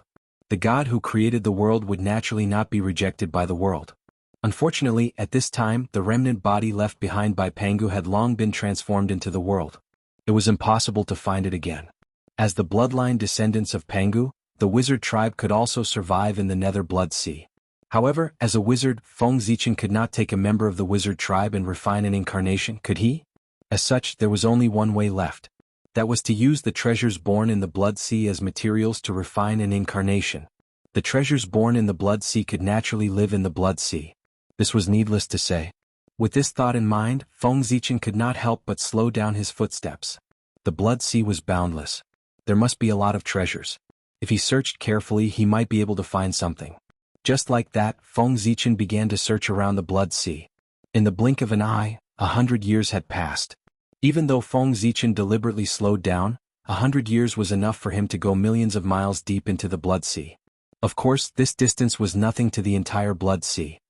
Have all the treasures in the Blood Sea been taken away by Taoist Mingi? Stopping, Feng Zichen said with some displeasure. In the past 100 years, he had searched the Blood Sea with a radius of 1,000,000 miles. Although it was not to the extent that he did not gain anything, the gains were indescribable. 6 blood essences. It took 100 years. Feng Zichen only found 6 blood essences. These blood essences were enough to refine an incarnation. However, the incarnation refined with them was really not up to standard. It could be said that it was not presentable. Blood essence. As the name suggested, it was the essence of blood. It sounded good, but in fact, it was condensed from the blood water of the Blood Sea. It was just like the spirit stones of the later generations. It was not considered a good thing. If one used it to refine an incarnation, the incarnation refined would have limited potential. It might not even be comparable to ordinary creatures in the untainted land. It would not be worthy of the name of the Emperor of Fengdu, Tisk. This Blood Sea lineage is really stingy. At this point, Feng Zichen understood that the treasures in the Blood Sea were either taken away by the Azura tribe or by Taoist Mingi. It was obvious that the treasures in the Blood Sea had been plundered by someone long ago. This caused Feng Zichen to spend 100 years without finding anything. If not, he would not have spent 100 years to only find 6 blood essences, which should be everywhere. These 6 blood essences were only born recently. Otherwise, Feng Zichen would not even be able to find 6 blood essences. Only the Nether River lineage could do this in the Blood Sea. Outsiders did not have the ability, and Taoist Mingi would not allow it. Sai, if it doesn't work, I'll wait for Ancestral Witch Hoodoo to come and ask for a drop of blood essence from her. Or I can go to the Pangu Hall and ask for a drop of Pangu's blood from her heart. Fortunately, Feng Zichen was not without a backup plan. The living creatures formed from the blood essence of the Ancestral, which were considered top-notch among the Khanate living creatures, second only to the Khanate god fiends. Pangu's blood flowed in Pangu's heart. Many grand magi of the sorcerer tribe were born from this. The incarnations refined from this would also be top-notch Khanate living creatures. If the two were combined, it was even possible to give birth to a Khanate godfiend. Of course, Feng Zichen had a bold idea. If he gathered the blood essence of the 12 ancestral witches and supplemented it with Pangu's blood, he could definitely give birth to a top-notch Khanate godfiend. The legendary 13th ancestral witch of the sorcerer tribe was born from this method.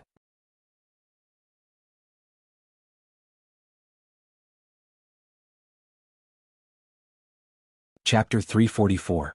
However, that was a last resort. As long as there was a glimmer of hope, Feng Zichen would not do it. Because if he really used the blood essence of the witch tribe or Pangu's blood to refine an incarnation, his relationship with the witch tribe would really be unclear. When the war between the witch tribe and the demon tribe broke out, he would have to die for the witch tribe to end the karma. In this way, how could Feng Zichen be willing? He transformed into the great emperor of Ziwei to transcend the chaotic situation of the witch tribe and the demon tribe. As a bystander, he would quietly observe the development of the situation. Fortunately, after the war ended, he would seek the greatest benefits.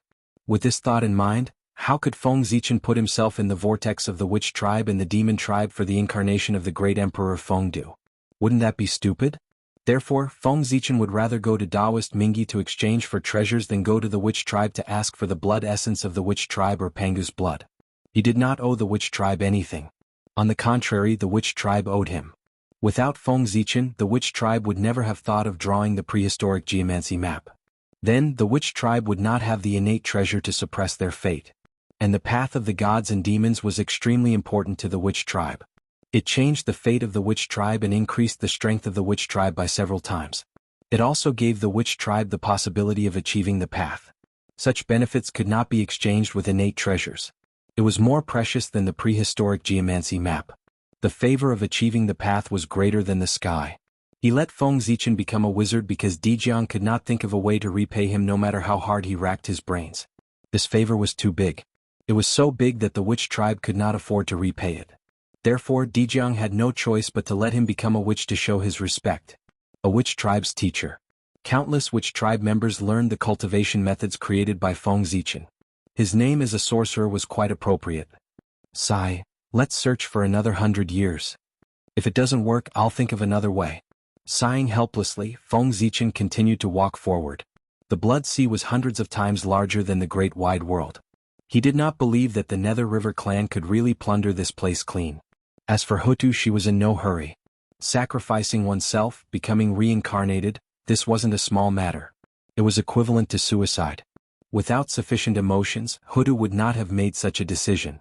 After all, when she reincarnated, Hutu was determined to die. She didn't expect that she would be able to survive. Therefore, the current Hutu should still be brewing her emotions. Who knew how long it would take for her to arrive at the Blood Sea? Now Feng Zichen was in no hurry. As Feng Zichen went deeper and deeper, the color of the blood around him became darker and thicker, like a wriggling liquid. It looked extremely disgusting and filthy. Fortunately, the merit of splitting the heavens was purifying them. Otherwise, Feng Zichen definitely wouldn't have taken a step into it. It was disgusting enough to see a cesspool. If he walked in, wouldn't it be even more disgusting? Screech. Suddenly, a sharp scream rang in Feng Zichen's ears. Then he saw a dark red shadow galloping toward him. Who is it? Feng Zichen's face turned cold. His imposing aura swept out. Suddenly the void froze. The figure galloping toward him was directly fixed in the void. It was a humanoid monster. Although it had a human shape, it did not have a physical body. It was a monster formed by a mixture of hostility and blood. This is... Looking at the monster, Feng Zichen frowned slightly. Then he suddenly exerted force. The surrounding void immediately pressed toward the monster. With a bang, the monster's body was directly crushed into pieces. It turned into wisps of blood and merged into the Blood Sea. Following the disappearance of the monster's body, a broken true spirit fell out from within. I see. Seeing this true spirit, Feng Zichen immediately understood the origin of the monster. After the creatures of the untainted land died, their true spirits would be summoned by the Blood Sea and come here. However, the underworld would not appear before the reincarnation cycle opened. After these true spirits came here, they had nothing to rely on. They could only float in the Blood Sea. But what kind of place was the Blood Sea? It was a filthy place in the world. After these true spirits came here, they were unsurprisingly sucked into it. After these true spirits were sucked into the Blood Sea, the lucky ones would be enlightened by the Nether River Taoist and reappear in the world as Azuras. The unlucky ones could only continue to wander in the Blood Sea and wait for the reincarnation cycle to open. The unlucky ones would be more miserable. They would be contaminated by hostility and become monsters that only knew how to kill, just like the monster Feng Zichen had killed earlier. How tragic. I can't even rest in peace after death. Looking at this true spirit, Feng Zichen could not help but feel compassion. He stretched out his hand and the aura of Hongmeng circulated, enveloping the true spirit and washing away the hostility on his body, making him pure again. And the moment the true spirit recovered its purity, a sudden change occurred. A wool suddenly came from his body. Taoist priests are merciful. The true spirit was enlightened by Feng Zichen and actually regained its clarity for a short period of time, remembering its previous life. Although it only lasted for a moment, it was still an amazing creation. This is Ghost? This magical scene fell into Feng Zichen's eyes like a clap of thunder, reminding him of a special group of people in the future. Ghost. Wasn't that so? After a person died, he did not lose his intelligence. He had a form but no body. Wasn't that a ghost? However, there was a difference between them and the future. The ghosts of the future were formed by souls. The ghosts of the untainted land were formed by true spirits. As everyone knew, only when one's cultivation reached the golden immortal realm would one's true spirit possess immortality. Only then would one's lifespan be as long as the heavens and live forever. Similarly, when one's cultivation reached the golden immortal realm, even if their primordial spirit and physical body were destroyed, they could still maintain their true spirit and have a chance to start again. It was also at this time that the call of the Blood Sea was useless to them. they could easily break free. However, for cultivators who had not reached the golden immortal realm, there was still a chance of survival if their physical body was destroyed. If their primordial spirit was destroyed, they would really die. Their true spirits could not escape the call of the blood sea, nor could they maintain the survival of their intelligence. Therefore, if they died, they would really die. The true spirits gathered in the nether blood sea were mostly cultivators below the golden immortal realm. Only a small number of unlucky golden immortals and Taijingxian whose true spirits were shattered would come to the blood sea. The true spirit in front of Feng Zichen was a Taijingxian when it was alive. Otherwise, it would not have temporarily recovered its intelligence. Ghost? Is this a sign of something? At this moment, Feng Zichen could not help but fall into deep thought. The Emperor of Fengdu was not only the Lord of the Underworld, but he was also the Bane Ghost Emperor. However, there were no ghosts in the current untainted land, nor were there any ghost cultivation methods. Ghosts were products of the postnatal era. There were none in the postnatal era.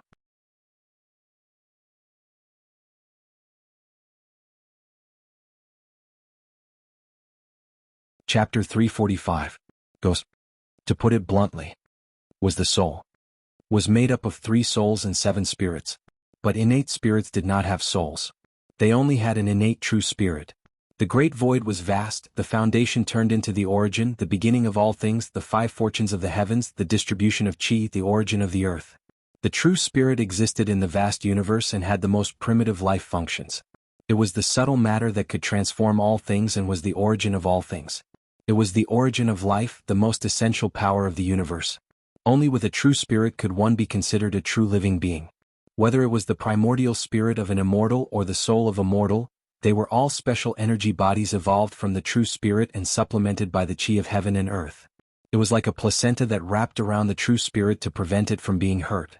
The innate true spirit was extremely fragile, but it was the foundation of a person. It was related to the future path of the Tao and was very important. Therefore, the primordial spirit and soul were born. Of course, the primordial spirit and soul were no different in nature. If there was a difference, the primordial spirit was the final form of the soul. After layers of baptism, the soul would first transform into the yin spirit, then into the yang spirit, and finally into the primordial spirit. Innate godfiends were born great. Once they transformed, they would at least have the realm of a golden immortal. Therefore, they were born with primordial spirits. Postnatal life forms were born weak and were far less powerful than innate life forms. They were born without a realm and were just ordinary mortals. Therefore, what they had was a soul. They needed to climb up step by step to have a primordial spirit and reach the starting point of the innate godfiend. Emperor of Fengdu, Ghost Emperor of Beiying. This is the will of the heavens. It's time for the ghost path to appear. At this moment, Feng Zichen understood. The Emperor of Fengdu commanded the 10,000 ghosts and was the king of the underworld. The will of the heavens had already shown him that the most suitable person to become the Emperor of Fengdu was a ghost. Why would he need to spend so much effort to find the treasure of the Sea of Blood? Wouldn't he be the most suitable candidate for the Emperor of Fengdu by directly using the true spirit to evolve an incarnation of the ghost path? Ruling the 10,000 ghosts with a ghost body and becoming the king of the underworld, this was the true right and proper. Moreover, the ghost path had not appeared yet. When Feng Zichen refined the ghost path incarnation, he took the opportunity to establish the ghost path and pass down the method of ghost cultivation. In this way, it was equivalent to opening up a new path for the remnant spirits floating in the Sea of Blood. These were all Feng Zichen's merits. If this is the case, then my power will be complete. Thinking of this, Feng Zichen could not help but feel a little excited. If the ghost Tao came into being, then the 3 realms of heaven, earth, and man would be under his control. After the witch and demon cataclysm, the heavenly court would be re-established. With such momentum, he would ascend to the throne of the 4 great emperors. Even if the sages were unwilling, they could do nothing to stop him. They could only grit their teeth and agree. His throne was not that of the great emperor of Ziwei who was like a puppet. Instead, it was the great emperor of Ziwei Polaris who ruled over the 3 realms of heaven, earth, and man. It was the great emperor of Ziwei Polaris who ruled over everything in the world. The sect master of the Myriad Star sect, the grandmaster of myriad creation, one of the patriarchs of the immortal Tao, the most divine and most sacred, the limitless primitive emperor. With the supreme power in his hands and the karmic ranking of heaven and earth, even the sages dared not underestimate him. Refine. With a decision in his heart, Feng Zichen immediately moved. He formed a seal with his hands and condensed the origin of heaven and earth from the void in an attempt to refine an innate true spirit. The true spirit was the origin of heaven and earth. To heaven and earth, the endless living beings were the most precious treasures. That was because they were created with the origin of heaven and earth. How did the cataclysm come about? It was because of this. The higher the cultivation realm, the stronger the innate true spirit, and the more origin it could absorb from heaven and earth. Of course, this was not a good thing for the untainted land because the origin of heaven and earth was limited. The more cultivators there were, the more origin they would need. Of course, the origin of heaven and earth could not be produced out of thin air. It could only be extracted from heaven and earth. In particular, the existence of Daluo Jingxian was the greatest burden to heaven and earth. Ordinary cultivators would die one day, and their origin would return to heaven and earth to form a virtuous cycle. However, Daluo Jingxian was different. They were immortal, which meant that the origin of heaven and earth that they had absorbed, the untainted land, would be lost forever. This was a great harm to the untainted land. The more Daluo Jingxian there were, the greater the harm to heaven and earth. If heaven and earth lost their origin, it would weaken. The more origin it lost, the more obvious the effect would be. It might even cause its level to drop and enter the age of Dharma ending. Originally, the purpose of heaven and earth creating living beings was to nurture them and let them grow continuously. When they died, their origin would be taken back. This was also a way for the world to advance. However, the appearance of Daluo Jingxian was like a worm, lying on the body of the world, constantly absorbing the origin of heaven and earth and consuming the potential of the world. Therefore, in order to maintain the good ecology of the world, the heavenly Tao operated karma and triggered the calamity of heaven and earth. Its purpose was to reduce the number of immortals in heaven and earth, to recover the origin and strengthen itself. Since it could not deal with Daluo Jingxian, the heavenly Tao could only deal with the remaining cultivators. Fortunately, compared to Daluo Jingxian, there were enough Tai Jingxian. It was completely possible to win with quantity. There must be an effect if there was a cause. All the calamities in the world would not be without a cause. Rumble. Amidst the rumbling, balls of Kane Chi were refined by Feng Zichen and condensed repeatedly, forming wisps of the origin of heaven and earth. Judging from his speed, it would probably take less than a few years to refine a ball of the origin of heaven and earth. The means of a golden immortal of the great all-embracing heaven was indeed extraordinary. Feng Zichen was able to refine the origin that had dispersed into heaven and earth from the congenital qi. Otherwise, why would Daluo Jingxian be called the worm of heaven and earth? In the blink of an eye, 3 years had passed. One could see that a small ball of the origin of heaven and earth had formed in Feng Zichen's hand. This was enough for him to evolve incarnate true spirit. However, Feng Zichen did not stop. Instead, he continued to condense the origin of heaven and earth. Kanate true spirits also had levels. The difference between different levels was huge, no less than the difference between heaven and earth. That was the difference in aptitude, comprehension, potential, and identity. Just like Kanate god fiends and postnatal living beings. Therefore, Feng Zichen wanted to condense the origin of heaven and earth as much as possible. He did not expect to refine a powerful Kanate incarnation, but at least it would be passable. The Kanate true spirit was perfect and flawless. It had eyes, nose, mouth, and ears. The Tao body was naturally formed, and the 9 orifices were connected. It corresponded to the Tao of heaven and earth, and was a Kanate god fiend. The Kanate true spirit was as bright as a mirror, untainted by dust, reflecting the rules of heaven and earth. Although it did not form a Tao body, it was also quite mysterious. It was a Kanate living being. The Kanate true spirit was like a firefly, flickering and not magical at all. It was a postnatal living being. At this time, the Kanate true spirit was not called Kanate true spirit, but true spirit light.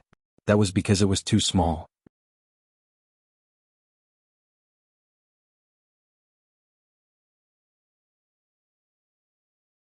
Chapter 346.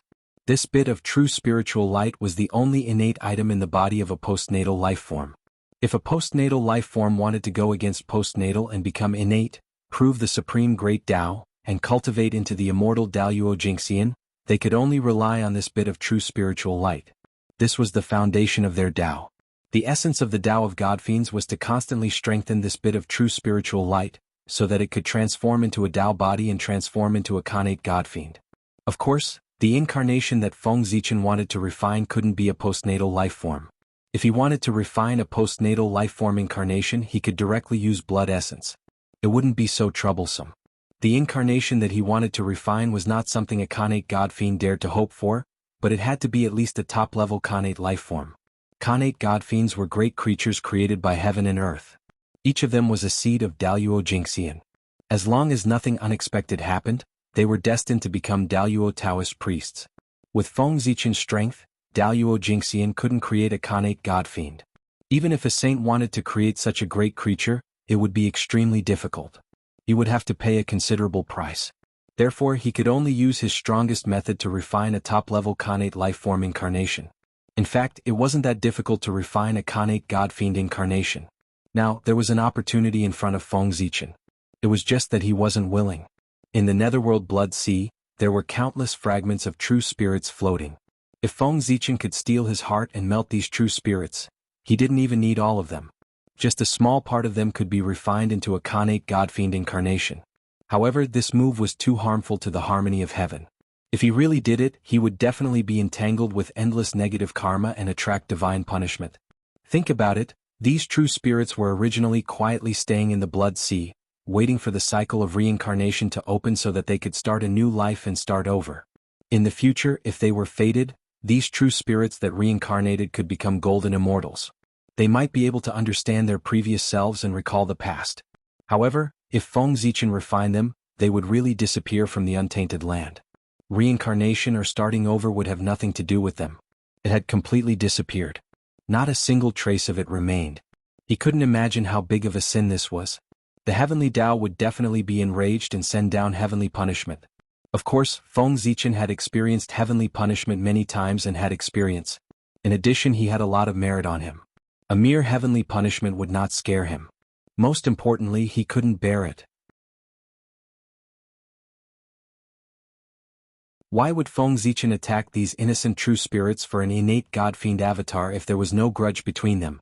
This was not in accordance with the heavenly Tao. It was also contrary to his original intention. Therefore, I won't do it. Even if Feng Zichen managed to refine an incarnation using this method, his Tao heart would be flawed, and he would not be able to achieve the state of fusion. In that case, he would completely lose the hope of breaking through to the primordial chaos Tao realm. He would have no fate with the great Tao in this life. Moreover, slaughtering billions of innocent people for his own selfish reasons was the demonic Tao. Everyone in the untainted land had the right to kill him. If Feng Zichen really did that, Nuwa would be the first to not let him off, let alone the other saints. No matter how fierce the demonic Tao was, they would not lay their hands on true spirits. No matter how ferocious a devil was, he would not be able to refine someone else's true spirit. Refining true spirits was the common evil of the untainted land. It was a taboo in the world. No matter how intense the battle was or how great the hatred was, the most one could do was to shatter the opponent's true spirit into pieces, completely erase its intelligence and scatter it into the world, cutting off all chances of resurrection. No one had ever heard of anyone refining someone else's true spirit. Otherwise, with so many true spirits in the Blood Sea, Taoist Mingi would have taken action long ago. Why would he have stayed until now? Wasn't it good to use these true spirits to create Azura clansmen of the innate God-fiend level? Why did he need to enlighten them one by one? It was so troublesome. It was not that he was unwilling, but he could not. Now, reincarnation had yet to be established. If new living beings were to be born in the primordial world, they could only be born through the spontaneous nurturing of the world. However, nurturing living beings required the consumption of the essence of the world. Even if the world did not care about these essences, nurturing innate true spirits and giving birth to true living beings required a long process. In the primordial world, it was extremely chaotic. Living beings were dying all the time. Moreover, this speed was definitely faster than the speed at which living beings were born in the primordial world. According to this, there should be fewer and fewer living beings in the primordial world. However, the truth was that there were more and more living beings in the primordial world. The reason was those innate true spirits. When an innate God-fiend died and his innate true spirit was shattered, 129,600 innate lifeforms could be born. When an innate lifeform died and his true spirit was shattered, 129,600 postnatal lifeforms could be born. And these were only at the initial stage of their birth. If the innate God-fiends were stronger and their innate true spirits were shattered, more innate lifeforms could be born. It was because of these shattered innate true spirits that there were more and more innate lifeforms in the primordial world. Of course, the number of innate god fiends was also decreasing. If one had studied the history of the primordial world, they would discover that after every calamity, a large number of living beings would be born in the primordial world. That was because too many experts had died in the cataclysm. Moreover, the aptitude of these born innate life forms was weaker with each generation. After the primordial beast calamity, most of the living beings born in the world were innate god fiends. Most of the 3,000 mortal guests of the Purple Cloud Palace were born during this period. Only a small number of living beings were innate life forms, and they were the top innate life forms. After the ancient Longhan calamity, most of the living beings born in the world were innate life forms. Only a small number of living beings were innate god fiends. The top disciples of the third generation of the celestial sect of wonders were the products of this era. Then, after the shaman demon calamity, most of the living beings born in the world were postnatal life forms. Only a small number of living beings were innate life forms. After all, at this time the primordial world had undergone a huge change. It had changed from the innate era to the postnatal era. However, the postnatal life forms of this era had decent aptitude. Any one of them had the possibility of becoming an immortal. After the investiture of the gods' calamity, the innate era had completely transformed into the postnatal era. The living beings born in the world were only postnatal life forms. Only those top grotto heavens and blessed lands with endless fortune could give birth to innate life forms. The postnatal life forms of this era were affected by the environment. Their aptitude was undoubtedly much weaker. Any one of them could only be said to have the possibility of cultivating.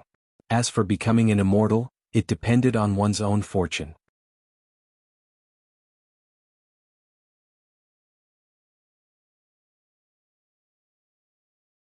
Chapter 347. After the journey to the West calamity, the world had completely changed. The Khanate era had long become a myth, and the living beings that were born had completely become ordinary people. Not to mention cultivating the path of immortality, even those who had the talent to cultivate were 1 in a million. The primordial world had always been moving backwards.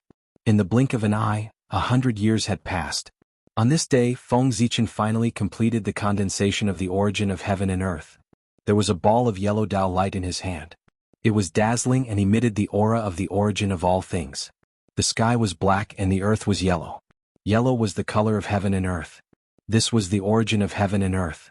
Feng Zichen spent 100 years to complete it. Go.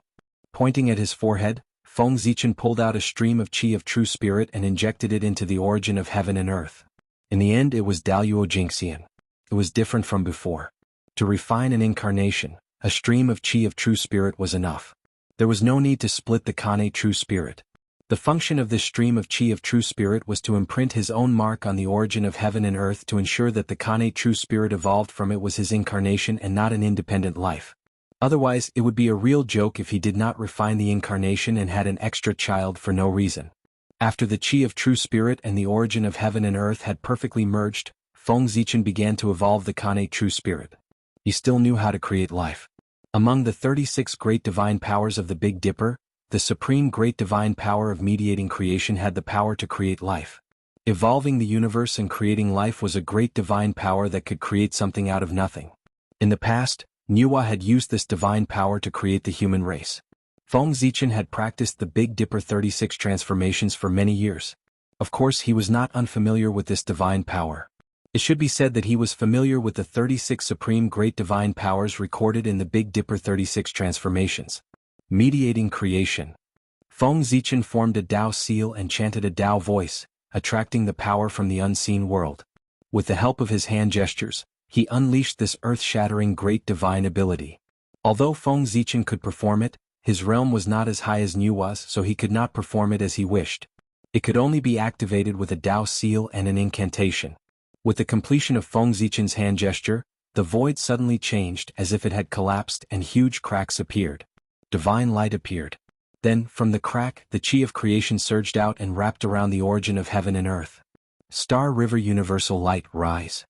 Seeing this, Feng Zichen quickly used another supreme technique, the Milky Way Cosmic Light.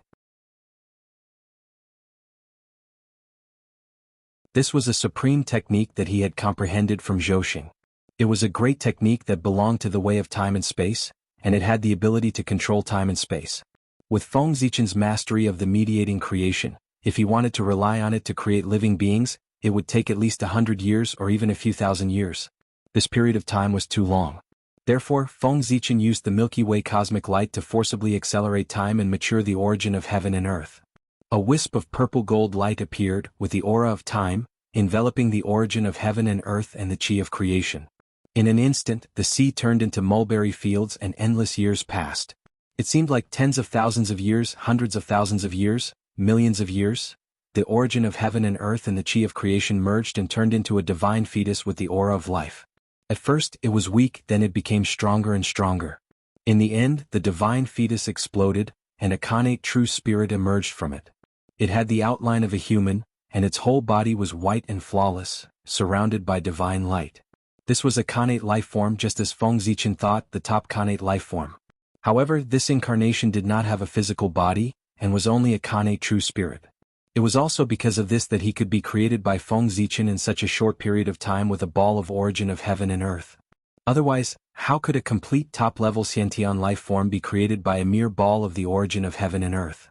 Of course, this incarnation did not need a physical body. It was a ghost. And it was the most basic ghost. Why would it need a physical body? A ghost body was enough. Fengdu greets me. With a flash of spiritual light, this incarnation gained sentience and understood its origins. Haha. You and I are one. There's no need to be so polite. As they spoke, the two of them looked at each other and laughed in unison. It was amazing to have two bodies at the same time.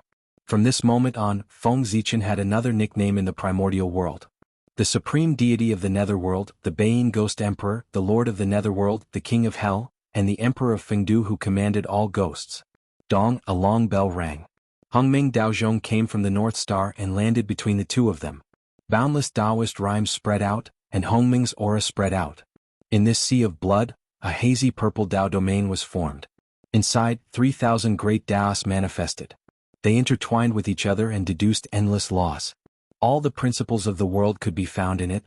During the trip to the great chaos of the outer realm, although the Hongming Daozhong did not advance to a connate cardinal treasure, it had been baptized by the power of the great Dao and had improved slightly. This purple Dao domain was the result of its improvement. Dao domain, great Dao domain. Inside it was filled with the laws of the great Dao. It could help one cultivate, deduce divine abilities and perfect cultivation techniques. It was a first-class holy land for enlightenment. The incarnation of the ghost Dao had been born. Next, it was to establish the ghost Dao and create a ghost cultivation technique. Therefore, Feng Zichen wanted to use the power of Hongming Daozhong to improve his comprehension so that he could create the ghost cultivation technique that was closest to perfection. Ghosts were beings of extreme yin. In the later generations, true ghost cultivators relied on absorbing starlight and moonlight to cultivate in the early stages of cultivation. Therefore, Feng Zichen planned to create the ghost cultivation technique from there. When it came to the Tao of the stars, he was the true expert. Even Di Juntai was inferior. Firstly, the two of them did not receive the three enclosures Tao scripture. Secondly, compared to the Emperor star, the Sun star was closer to the Tao of the Sun. In terms of the Tao of the stars, it was far less orthodox than the Emperor star. Thirdly, Di Juntai did not have the inheritance of the star demon god. In terms of the Tao of the stars, he was not as deep as Feng Zichen.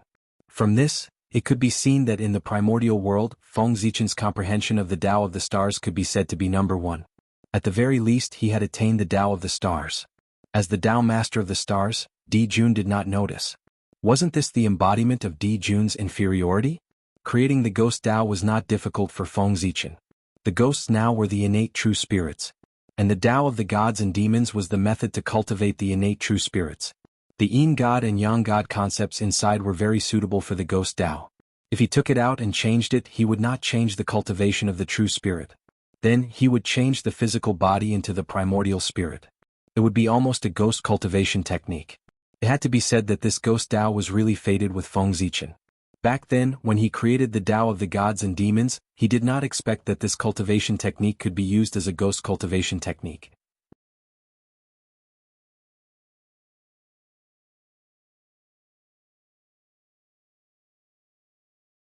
Chapter 348. Who could say for sure when it came to fated opportunities? After entering the purple precept domain, Feng Zichen flashed and entered the body of Fengdu's incarnation. He merged with it and disappeared. The great emperor of Fengdu was the incarnation of great emperor Ziwei in the netherworld. Although no one knew now, when Great Emperor Ziwei appeared in the future, all living beings in the primordial world would know. If people found out that Feng Zichen and the Great Emperor Feng Du were together, it would inevitably cause others to suspect their relationship. This was not good. The relationship between Feng Zichen and Great Emperor Ziwei could not be exposed. Great Emperor Ziwei was Great Emperor Ziwei, and Feng Zichen was Feng Zichen. These were two completely different people with different experiences and different destinies. They had no relationship at all and could not be involved in any way. This was related to Feng Zichen's future plan, so he could not be careless in the slightest. Therefore, he would not do anything that might expose the true identity of Great Emperor Ziwei. Even if he did do it, he had to be extremely cautious and erase all traces afterward. The Great Emperor of Feng Du and Great Emperor Ziwei were involved. Therefore, without a suitable reason, Feng Zichen could not let others see the connection between them. Compared to Feng Zichen's strength, Feng Du's strength was too weak. He had only reached the innate realm. This was the second realm of cultivation, and it was also the lowest level among innate life forms. It was only higher than the acquired realm, which was unique to postnatal life forms. Of course, this was deliberately done by Feng Zichen.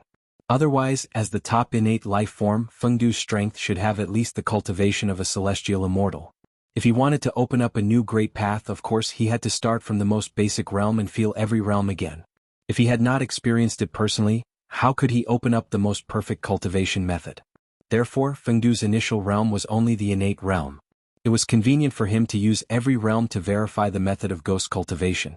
As for why it was not the acquired realm, that was because Feng Du was an innate life form. And the weakest innate life form had the cultivation of the innate realm. This was the bottom line of innate life forms. The essence was so and could not be changed. As Feng Zichen's mind was completely immersed in the derivation of the cultivation technique, the purple Dao domain also quieted down without any sound. Just like that, another 100 years passed. On this day, Feng Zichen, who had been silent for 100 years, suddenly moved. 3 rays of light gushed out of his body. The first ray of light was the light of life, which originated from its mother. If one lived in a human body for a long time, it could make one feel refreshed and live longer. After it appeared, it immediately fused with the 9 heavens yang qi and turned into a ball of gas. This was the fetal light, the heaven soul of the 3 souls of heaven, earth, and man. It ruled over a person's lifespan. The second ray of light was the light of wisdom, which originated from its father. It caused man to scheme against all living things, to toil 100 deities, and to bring about disaster. After it appeared, it directly merged with the 5 elements qi in the world and turned into a ball of gas. This was Shuangling, the human soul of the 3 souls of heaven, earth, and man. It determined a person's wisdom and ability. The third ray of light was the light of disaster. It caused people to be lustful and addicted to dirty thoughts. It consumed their essence, caused them to lack divine qi, insufficient kidney qi, and blocked the 5 meridians of the spleen and stomach. After it appeared, it directly merged with the extreme yin qi in the world and turned into a ball of gas. This was the netherworld spirit, the earth soul of the 3 souls of heaven, earth, and man. It controlled the gonads and sexual orientation of the human body. After the 3 souls of heaven, earth, and man were born, they suddenly merged into one and turned into a huge ball of gas, enveloping Feng Zichen's body. Outside his body, it was constantly changing as if it was about to turn into a human form. However, it seemed to be missing something. Every time the human form was about to condense, the ball of gas formed by the 3 souls would shatter and scatter into a ball. Then, it would condense again, try to turn into a human form again, and shatter again. It would condense again and shatter again. The cycle repeated. Ha! With a deep shout, emotions surged on Feng Zichen's body. There were joy, anger, sorrow, fear, love, evil, and desire. 7 emotions appeared and evolved outside his body, fusing with the 3 souls. These were the 7 souls: corpse dog, concealed arrow, sparrow een, thief seizing, non-poison, filth removal, and smelly lung. They were formed by human emotions. The 7 souls appeared and immediately merged with the 3 souls. Immediately, the 3 souls stabilized and formed an illusory figure outside Feng Zichen's body. It looked exactly like him. This was a soul. Feng Zichen relied on the knowledge of the later generations to refine a fetal coat outside the connate true spirit, which was what the later generations called the soul. It was used to protect the true spirit. Rumble. As soon as the soul was formed, the heavenly Tao immediately sensed it and lowered its gaze. The rules of heaven and earth appeared, and auspicious clouds spread out. The scene of the clear saint appeared, tearing a hole in the resentment that had not dissipated all year round above the blood sea. The soul was something that had never appeared before. In the current primordial world, the fetal coat used to protect the Kane true spirit was the primordial spirit. Compared to the soul, it was more high-end, more powerful and more perfect. However, although the primordial spirit was good, it had a flaw. That was, only cultivators who had become immortals could refine the primordial spirit. There were no cultivators below the heaven immortal realm. The primordial spirit was unique to immortal cultivators. The soul was the opposite. It was prepared for those who had not become immortals or even mortals. Strictly speaking, the yin spirit and the yang spirit were also a type of soul. It was a special change in the process of the soul transforming into the primordial spirit. The essence was still the soul. The appearance of the soul could be said to make up for the shortcomings of the primordial world. Therefore the heavenly Tao was alarmed. Supreme majesty shrouded the blood sea, and the vast aura was terrifying. Taoist Mingi, who was in seclusion, was immediately awakened by this aura. Who is he? Opening his eyes, Taoist Mingi immediately discovered the source of the change. He narrowed his eyes and looked in the direction of Feng Zichen. What? How can this be? In the next moment when he saw Feng Zichen, Taoist Mingi could not help but narrow his eyes and cry out in surprise. In his tone there was half doubt and half shock. Because he could not see through that person at all. This sounded a little unbelievable, but it really happened. One had to know that Taoist Mingi was in existence in the great perfection of sage to be. In the primordial world there were not many people that he could not see through. Moreover, he knew all these people. However, he had no impression of this person in front of him. It was as if he had appeared out of thin air. Strange, really strange. In his eyes, that person was standing quietly on the blood sea. His entire body was covered by a dazzling purple light. He could not see through his depth, nor could he figure out his origin. He was mysterious and unpredictable. As for the Hongmeng Daozhong, the moment the three souls were born, the Hongmeng Daozhong had been kept by Feng Zichen. This treasure was too eye-catching. It could not be seen by outsiders.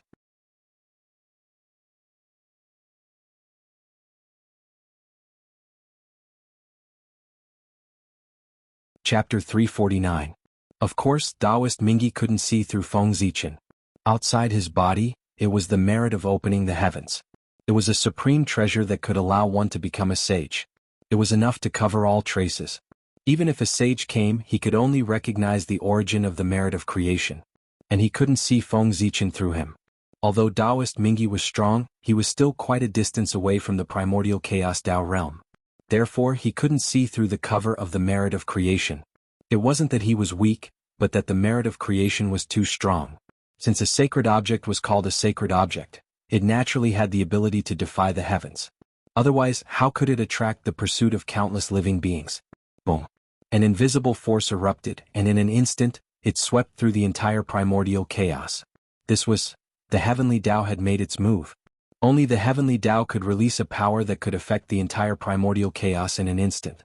When the invisible force brushed past, all the living beings in the primordial chaos who had yet to become an immortal felt a wonderful change in their bodies. The light of spirituality appeared and combined with the qi of yin and yang and the five elements. Together with the qi of the seven emotions, it formed a fetal coat on the body of the innate true spirit. That was the soul. At this moment, all the living beings in the primordial chaos who had yet to become an immortal had a soul. The innate flaw was completely made up for. Immediately, a feeling of perfection appeared on those living beings. It was as if the birth of a soul had made them even more perfect.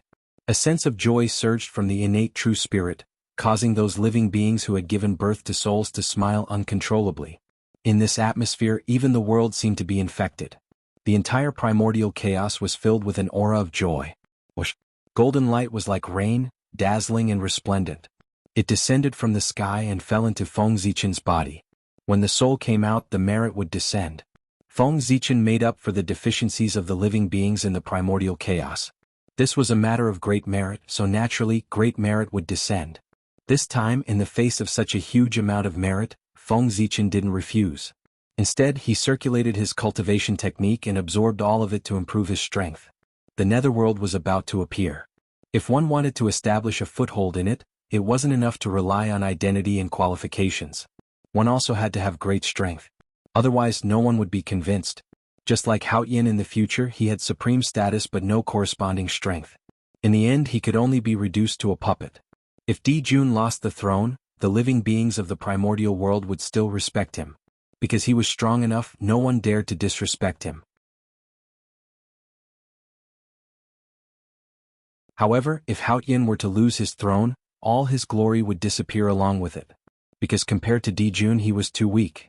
It was far inferior to his greatness. In the end, the Great Desolate Aeon was a place where strength mattered. The prerequisite for seniority was equal in strength. How could Daluo Jingxian compare seniority with Tai Jingxian? Their life forms had changed and they were no longer the same creatures. Their understanding of things and the meaning of existence were also different. All the comparisons were meaningless now. The difference between them was like the difference between humans and animals. Under such circumstances, seniority was important. Was that even possible? As the merit entered his body, Feng Zichen's realm was soaring. Earth immortal, heaven immortal, mystic immortal. In the blink of an eye, his realm had reached Tai Jingxian and it was still increasing. If he relied on himself to cultivate, it would take at least tens of thousands of years. But now, with the help of merit, he did it in a few breaths. The black-yellow merit was worthy of being a treasure to increase one's cultivation. Of course, this was also related to Feng Zichen's realm, which was Daluo Jingxian. Otherwise, no matter how fast merit could increase one's cultivation, it couldn't be so fast. And with the increase of his realm, Feng Zichen's body also underwent a huge change. Light spots suddenly lit up on his soul. After counting carefully, there were a total of 365 light spots. They seemed to correspond to the stars in the sky, and also seemed to correspond to the spirit cave of the earth. Pengu's meridian diagram. Feng Zichen used his soul to replace his physical body, modified the God-Fiend scripture, and created the supreme scripture of the ghost cultivators, the Ghost Code.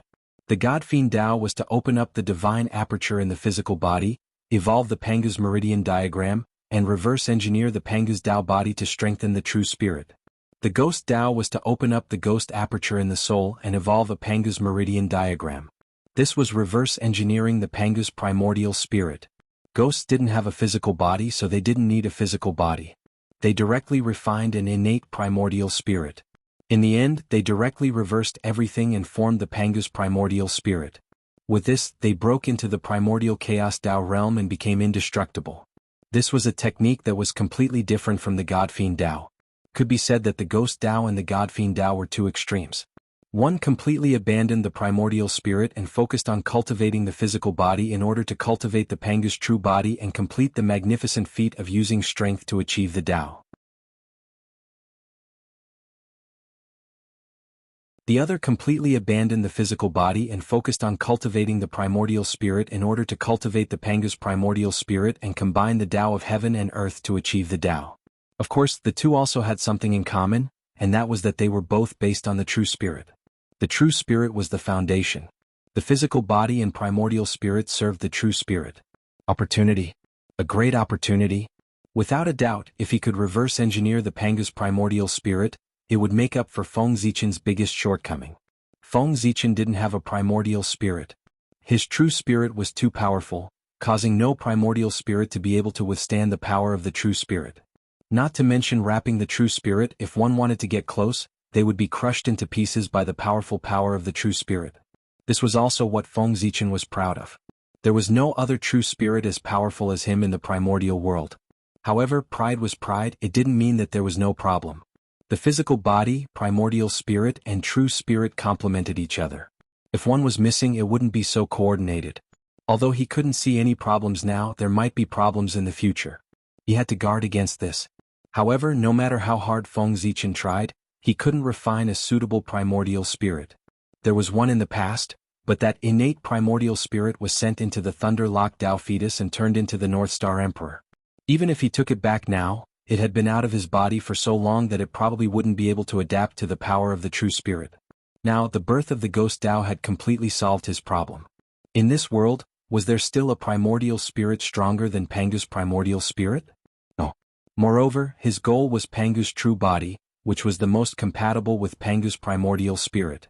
When Pengu's true body and Pengu's primordial spirit were all refined, achieving the Tao would be easy. The human incarnation mainly cultivated the physical body, while the Ghost Tao incarnation mainly cultivated the primordial spirit. The comprehension of the two would be gathered on the original body of the Emperor's star. The benefits obtained would definitely be beyond imagination. This was the true great Tao that could be expected. The gains obtained from this trip to the Blood Sea completely exceeded Feng Zichen's expectations. Just the benefits obtained from opening up the Ghost Tao were enough for him to enjoy for the rest of his life. You're tuning in to the Han Li's Wuxia Chronicles YouTube channel. We're so grateful for your support, and don't forget to subscribe to join us on this incredible journey through captivating stories. Your generosity through donations truly makes a world of difference, as it's the primary source of revenue that allows me to expand and enhance this channel for you. Thank you from the bottom of my heart for being a part of this adventure.